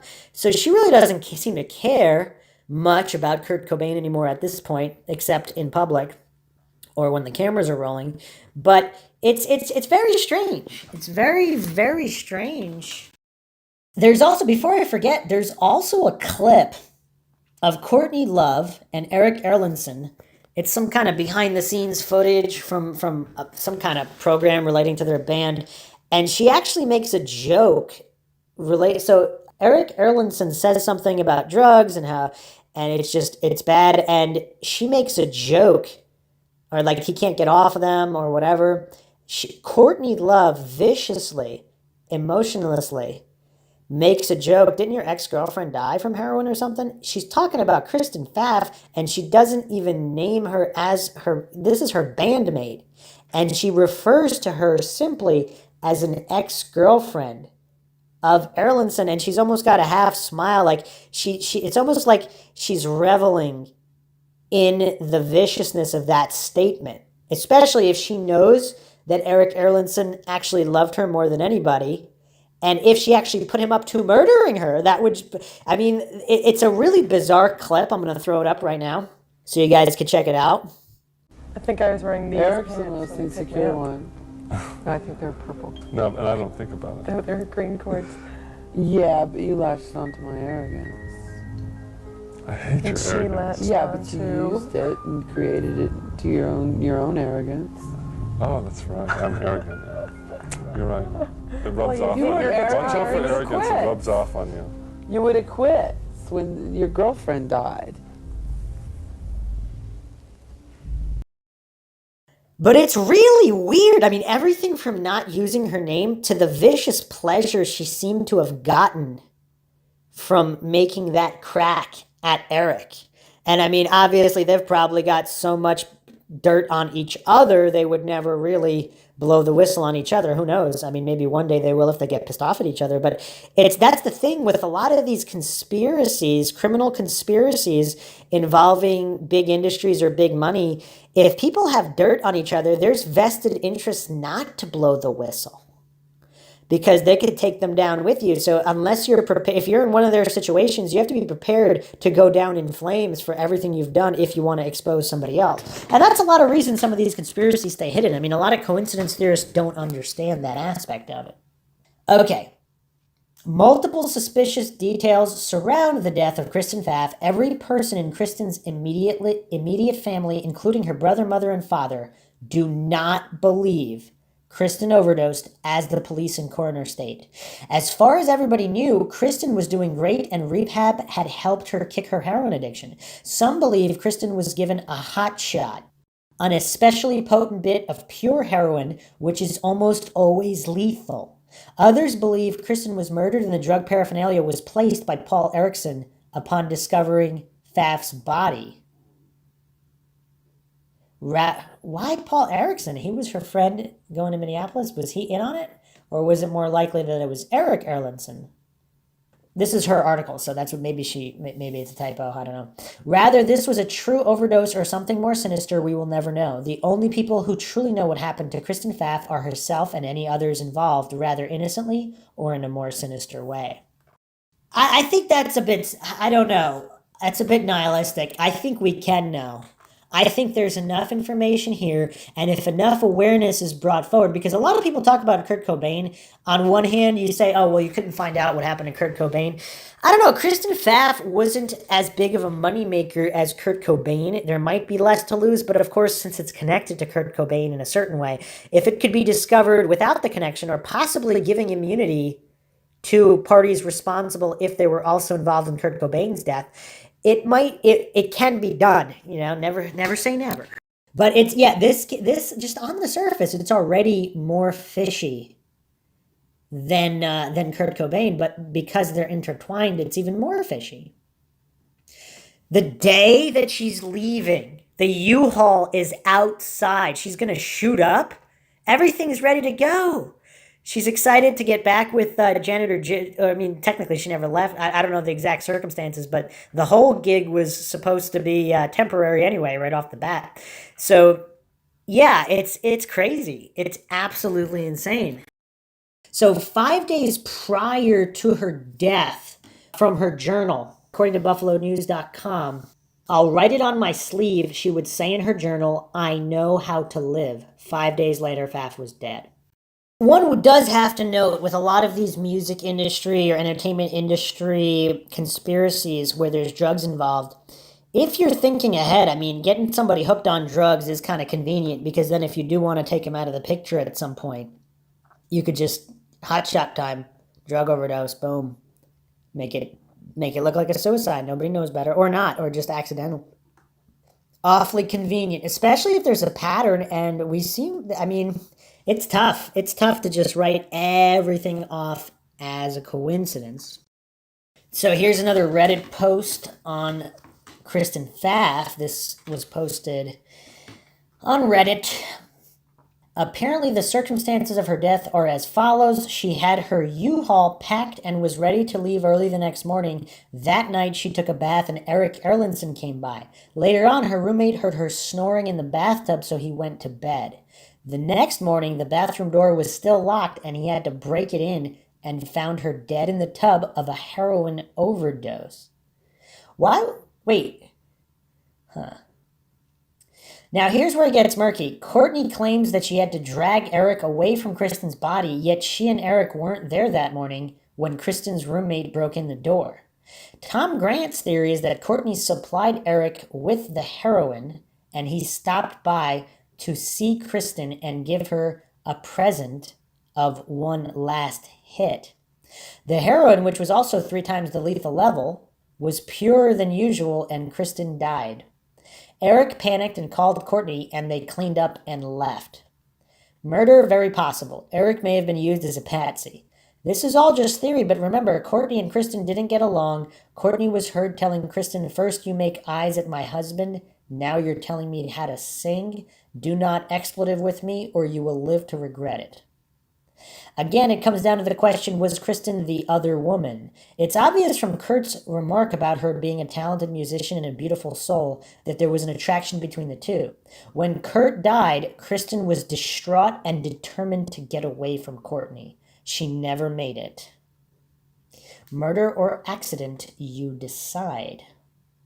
Well, it's also kind of interesting because it seems like they're polar opposites, Courtney Love and Kristen Pfaff. Because Kristen Pfaff remarked that Courtney Love was all about the glamour and making money and the lifestyle, whereas Kristen just wanted to make the music. So obviously Kristen had a lot more in common with Kurt Cobain than Courtney. So here is another, this is an article here. Did the FBI investigate Courtney Love for the death of Kristen Pfaff? Off and on for several years, an anonymous poster had posted comments to online boards and forums claiming that she was the ex-girlfriend of Jason Pfaff, Kristen Pfaff's brother. Kristen Pfaff was the original bassist for Hole and died about 2 months after Kurt Cobain. According to this anonymous poster, Jason Pfaff allegedly told her that after her sister died, the FBI came out and interviewed him for hours. Interestingly, Jason allegedly claimed that the FBI seemed to be focused on Courtney Love and spent the time asking questions about her and her relationship to Kristen. Was the FBI secretly investigating Courtney Love? The Pfaff family rejects the official cause of death from the SPD. The Pfaff family has gone on record saying they believe that Courtney Love had something to do with Kristen's death. Courtney Love and Kristen Pfaff fought constantly. Courtney Love constantly accused her of sleeping with Kurt Cobain. Finally, when the SPD returned the possessions of Kristen to her mother discovered that her diary had been tampered with. The pages for the week that Kurt was missing and up to when his body was discovered had been torn out. It makes one wonder what information was included in those missing pages. So normally I would say we need all that satellite footage of the exterior of the apartment in Seattle, but I don't know, 94 is a lot tougher. I'm not sure what kind of surveillance they had. For any cases, I mean, going into the 2000s, it seems like it'd be there. I don't know, that's a lot tougher. 1994. Were there gas stations around? Was there security footage? Was that looked into? Because if Courtney Love is in that area, I mean, that would be pretty crazy. Or even Eric Erlandson, because supposedly he's not supposed to be there either. One of the posts from allegedly an ex-girlfriend said regarding Jason Pfaff, he did believe that Courtney Love likely played a part in his sister's death. He believed that his sister knew what part Courtney played in Kurt's death. I mean, how high is the coincidence stack already? I mean, I don't know what it's tough. It's tough to dismiss all of this. And again, if you remember at the beginning of the podcast, I thought that this would probably be one of the cases that was probably overblown in terms of conspiracy talk because there's so many around so many famous people. But the more you look at the case, when you factor in Kristen Pfaff, it looks worse and worse. And by the way, the reference to I had to go over there and get Eric away from the body that Courtney Love stated, because supposedly Courtney and Erlandson weren't supposed to be there. It was Paul Erickson who discovered the body in the morning. This is from Rolling Stone, December 1994. So it is not some random obscure claim. It's from a major magazine quoting her. I mean, that's kind of crazy that she said it and it was printed. But then again, a lot more, supposedly people that have been following this more closely than I have noticed some Freudian slips, body language, microexpression issues throughout the years. So again, it comes down to this. You have Kurt Cobain wanting to leave his band of Nirvana, which Courtney Love was directly profiting from. They have a kid together, etc. And he wants to divorce her, and she gets nothing because of the prenup. He doesn't get to do it. He doesn't get to escape. And then inside 2 months, you also have Kristen Pfaff wanting to escape Courtney Love, the band Hole. And possibly, at least Courtney Love suspected she was involved with Kurt, whether she was or wasn't. I mean, they were definitely at least friends who liked each other. We know that in some capacity.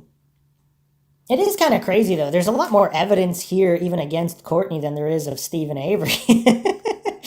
I mean, or even Scott Peterson. It's crazy. It's really crazy. I know some people are going to find those controversial if you haven't checked out the MINDSHOCK Stephen Avery series or the Scott Peterson. I'm not saying he's innocent in any way, but Scott Peterson, Avery, there's really no evidence against him, but yeah, you do have, I mean, it's mostly circumstantial. There's not hard evidence here. I'm not saying Courtney Love would be proved guilty beyond a reasonable doubt in a court of law. Obviously, there's just the fishy business regarding everything. It's so fishy. We're approaching 4.5 hours here in the longest MINDSHOCK podcast I've done, but there's still more to go over, and this is MINDSHOCK, so hopefully you guys had a coffee handy if you're listening to this in one shot. But yeah, here's the thing. I'm about to go down 2 deep conspiracy rabbit holes, even deeper than I've previously gone down, just because a lot of this information, it's way too difficult to ignore. It's too difficult, particularly if anybody's done any research into the drug scene and other issues regarding police and CIs. That is the next thing I'm going to tackle. Some people believe that Courtney Love was a CI for Seattle PD, and that's why she was protected. So, couple different, this theory can involve a couple different scenarios. Either Courtney Love was already involved in the drug scene, they recruited her, and she was giving up dealers or whoever, maybe some bigger power players. So at that point, she could do whatever she wants. And if she's got an in with the coroner, who used to be one of her best buds, she could take these people out. They're not going to touch her over 2 murders if they're going after bigger fish that are killing a lot more people, possibly some mob connections, possibly government connections. Who knows what the deal is? There were issues there. So if she's a CI, would she be protected? Would she get away with it? Would she take advantage of it? Again, what happens when you add jealousy to the table? People's egos and jealousy on top of the money. It's not just the jealousy. I mean, any one of these motives has been used to kill people. But now stack all the motives. That's a lot of motives. So the people that say she had no motive, clearly she had several motives. Now, whether she did it or not, again, separate issue. So that's one of the scenarios. The CI scenario explains quite a lot. It explains the shadiness with the police. It explains why there weren't really investigations into either one of these murders, Cobain or Pfaff's. Okay, so the last rabbit hole I'm going to go down is, it's dark. It's really, really dark. Actually, I found another post from an investigator, allegedly, if he's not lying on Reddit. I've been a homicide investigator for 4 years now, and I would bet a year's pay that she either did it or had it done. I believed it was her when it happened, and everything I've learned only makes it more convinced that she did it. So he believed it was her before he became a police officer, homicide investigator.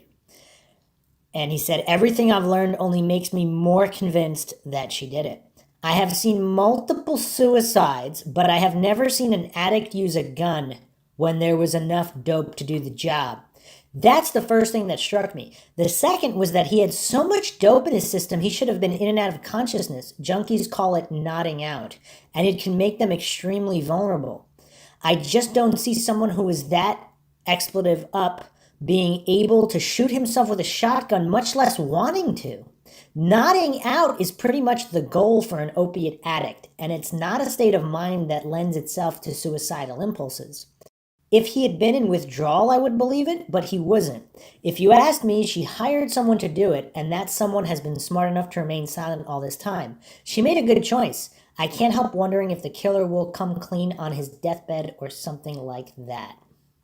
Someone else chimed in here. Seriously, I'm not a professional by any means, but I've lived in states with huge heroin problems, and heroin addicts never shoot themselves with a gun over a needle. In terms of pain, quickness, chance of mistake, a lethal heroin shot is much quicker than a gunshot. Another heartbreaking post reads this: it's sad that a lot of people who are most likely involved directly in killing him, junkie friends and hangers-on, were considered intimates that he trusted. It's known that these parties were supplying him with dope while he was in hiding after leaving rehab just before his death, and they were also in Courtney's camp. It's not inconceivable these fellow drug addicts would have carried out whatever Courtney had asked them to, with the promise that she would later compensate them.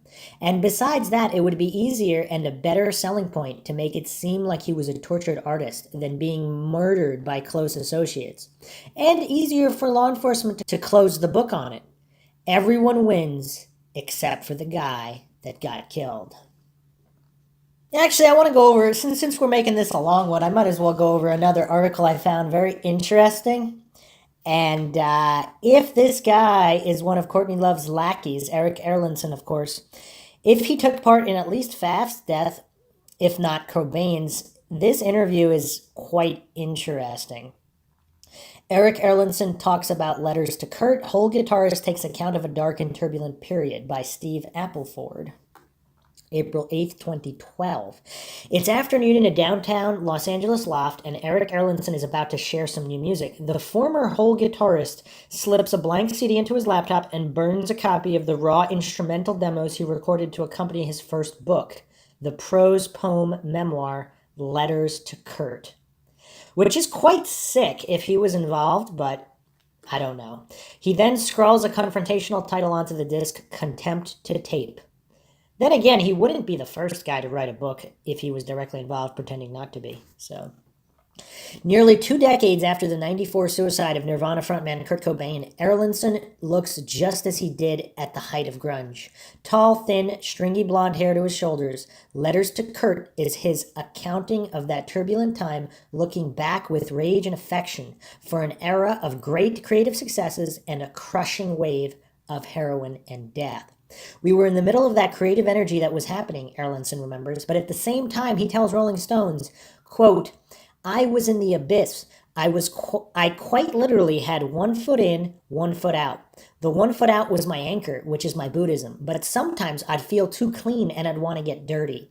There's different forms of suicide. When you're playing around with drugs, it's a pretty clear suicide death wish, end quote. Now that's interesting phrasing. So if he's trying to play it off like Cobain and Pfaff they were both heroin addicts with a death wish, nothing to see here. No reason to investigate foul play of any kind for any reason.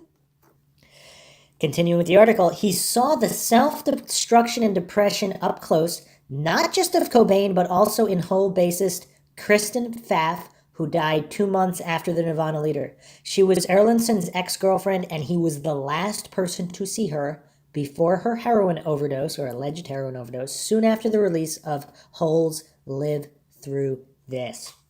You know what's interesting, though? Again, if someone's murdered, usually the person that did it, well, I would say if they were murdered, the person that did it is the last person that they saw, obviously. In a lot of cases, it's also the last known person to have seen them, which happened to be this man, Eric Erlandson. You know someone's suicidal, you know someone's playing with death, but you don't know how to deal with it. You don't really know what's going on until somebody defines it for you in a clear way where you get it, says Erlandson. I admit I made some stupid mistakes with some people, and people are dead because of my stupid mistakes. That's what I want to say. And I want to use that so that other people don't make the same mistakes that I made and other people start understanding. I get emotional about this. We've all lost people. Is that a way to deflect? There are other revelations from the opening pages of his book, including his romantic relationship with Hole leader Courtney Love before her marriage to Cobain. Even other members of Hole were unaware of it until much later. She buried it. She would never talk about it. She would always skip it, he says. She's going to brush it off and say it didn't happen. At a certain age, you grow up and you have to say this happened. I did this. I did that. What else did you do? The impact on his life continues, he says. There was a relationship and it was very profound because it changed my life on so many levels. She gave me the darkness, crazy stories, drugs, but also the Buddhism. I still have a lot of confusion about my relationship with her. Obviously, writing the book helped define it for me. When Love released a new album as Hole with an all-new band, Erlandson was shocked. He insists they had a contract barring either of them from using the Hole name without the other. Obviously, I haven't sued her, he says. I've made mistakes, so I have to allow people to make what I feel is a big mistake. Huh. Are there other reasons he hasn't sued her? Even so, Erlandson doesn't rule out a musical reunion with Love. I never say never, he says. I don't know what's going to happen to her. I don't know what's going to happen to me. I like things to be open. It's all quite dark. I'm going to skip a little bit here, I'm writing these letters to him. He's talking about Kurt now. Tapping something deep inside myself, but am I really talking to him? No, he says. At the same time, I think he would really like this book. He had a really dark sense of humor, and he loved wordplay. Look at his lyrics. He would know what I'm talking about. And again, it's very possible that Erlandson had nothing to do with Kurt Cobain's death, but he did with Pfaff's. Or maybe not Pfaff's either, but again, it's very convenient. If somebody else was there with him, they knew maybe Pfaff would let Erlandson in and not them if they were a stranger and it was someone else. Courtney wanted to do this deed, and perhaps Erlandson didn't even know what he was doing, because if he really loved her, maybe he wouldn't have killed her. Maybe he really did just want to do one regular dose, but whoever was with them gave her the hot dose, the hot shot, and he didn't know they were going to do that. And maybe that's why he didn't even want to leave if he was there and Courtney had to go get him.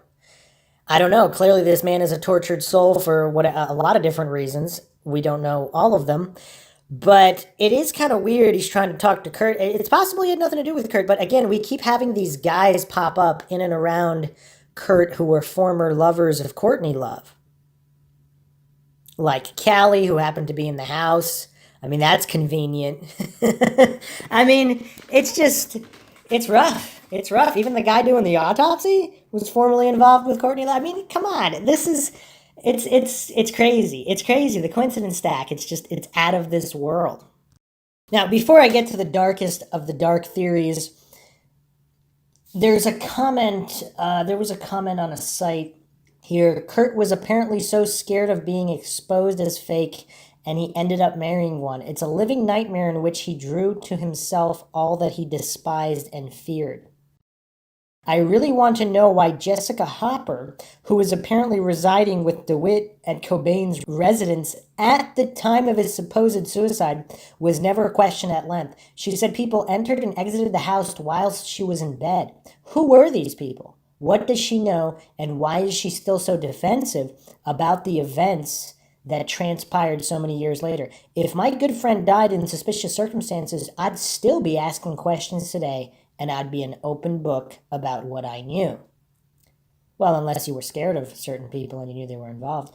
It just doesn't add up. I don't know if it was Courtney, but I think there were a lot of people who were jealous of Kurt, including his old so-called friends from Olympia. I think they need to be investigated as well.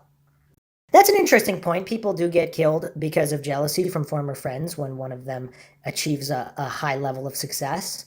Was there some of that going on? I don't know. I don't know if those avenues were ever pursued. But that's something we didn't specifically discuss. All right, so now let's get into the darkest of dark theories, the most mind-shocking of them all. Okay, so I don't know if I even want to do a podcast on the CIA's involvement in drug trafficking within the U.S. Dark topic. Here are some interesting comments once again from Reddit. Who do you think was supplying the Seattle music scene with cheap heroin? That's why in the 90s the whole Seattle scene was junked out. Courtney, she was a CIA plant.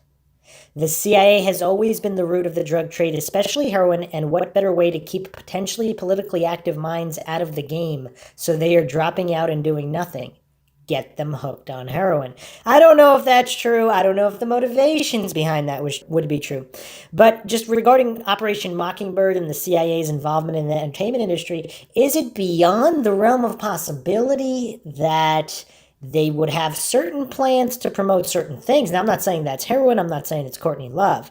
But the idea itself isn't as preposterous as many think it is. Another comment here, it's pretty well known, I don't know well known to who that he's talking about here, but it's pretty well known Courtney was a CIA plant who worked as a stripper/prostitute in both Seattle and Anchorage and was a drug supplier and informant. People seem to forget how influential a musician that gains popularity can be when it comes to voting and drastically swing a vote if they tell their fans to vote a certain way. Same reason John Lennon's mile-long FBI file was started when he announced in 1972 a tour across the U.S. to raise voter awareness and how mass consciousness voting can change the country. The FBI ordered his green card expired once a week, and he had to renew it once a week until he called off the tour, and magically his green card never expired again until they expired him in 1980. He was a CIA hit based on his high level of influence with potential voting. Key phrase is potential voting influence. Same with Cobain, and yes, Courtney was connected. My guess is Kristen Pfaff probably knew too much and couldn't be trusted to not spill the beans. All right, so again, let's not fall for any black and white fallacies. Perhaps this notion is a bridge too far, but perhaps some of it is partially true.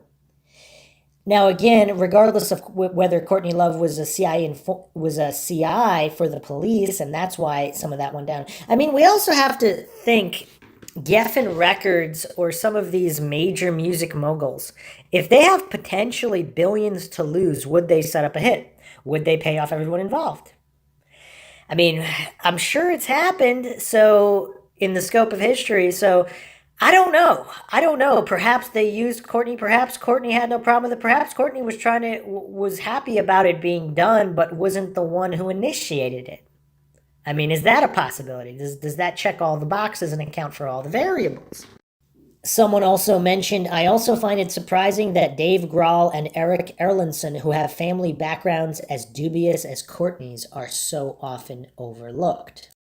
The other members of Nirvana likely know what went down and had to pick a side. Look at Dave Grohl now, Hollywood's elite sellout, pushing deep state propaganda the way they want him to. I mean, these comments were actually posted yesterday. Oh, for sure, they will crucify you at the official Nirvana sub for even suggesting that Dave was extremely outspoken for a drummer, despite the fact you could see him controlling the narrative in interviews. All right, so other theories, of course, that Courtney Love somehow got some of Kurt's close friends to do the hit. It's just, yeah, a lot of this is the rabbit holes run deep. They run very, very deep. But I'm just going to close this out with more of the possible CIA connection. There are sites attributing quotes to Courtney Love. I don't know if they're true, saying that she didn't kill, that it wasn't a suicide, the CIA killed him. I don't know. There's dubious websites of all kind. But there is an author. His name is John Potash. Claims that the Nirvana guitarist and frontman was murdered by U.S. intelligence authorities amidst growing fears that he would turn his generation into hard left politics. Too late, right? So he wrote a book on this, Drugs as Weapons Against Us. Evidence suggests that unknown to Cobain, U.S. intelligence used him to promote heroin use, similar to the way U.S. intelligence and media assets helped promote acid in the 1960s. Suppressed evidence indicates that U.S. intelligence helped orchestrate Cobain's murder due to his anti-materialistic, radical leftist politics, along with his implicit threat to promote sobriety when he stopped using drugs. Potash argues that Cobain's heroin use had glorified and popularized the drug. Of course, this is referring to the heroin chic, I guess, fashion idea where the whole drugs are cool thing. I don't know. I don't know. There might be something to that. Just some points here. Supposedly, Potash claims this started with Operation Chaos.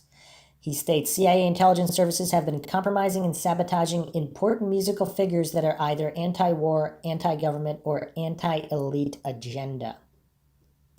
He says that Courtney Love was an intelligence asset tasked with bringing down Cobain, the voice of Gen X that was beginning to promote anti-drug, anti-war, very left-wing advocacy by hooking him on heroin and possibly orchestrating his untimely death.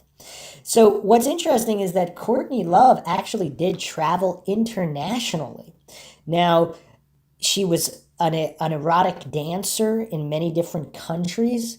And again, whether that was before or after CIA recruitment, if she was recruited by the CIA at all, I'm not saying this theory is true in any way, but she's definitely well traveled. So if she were a CIA asset, her movements around the world could possibly lead credence to that possibility. So some interesting notes here. Courtney Love's father, Hank Harrison, was manager and longtime associate of the Grateful Dead.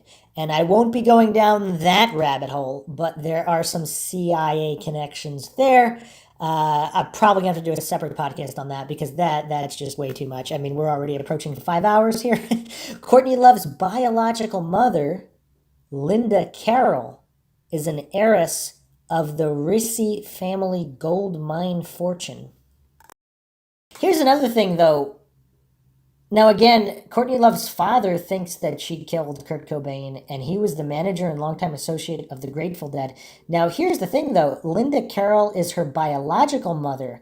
Is there a connection to her and Kurt Cobain's lawyer, Rosemary Carroll?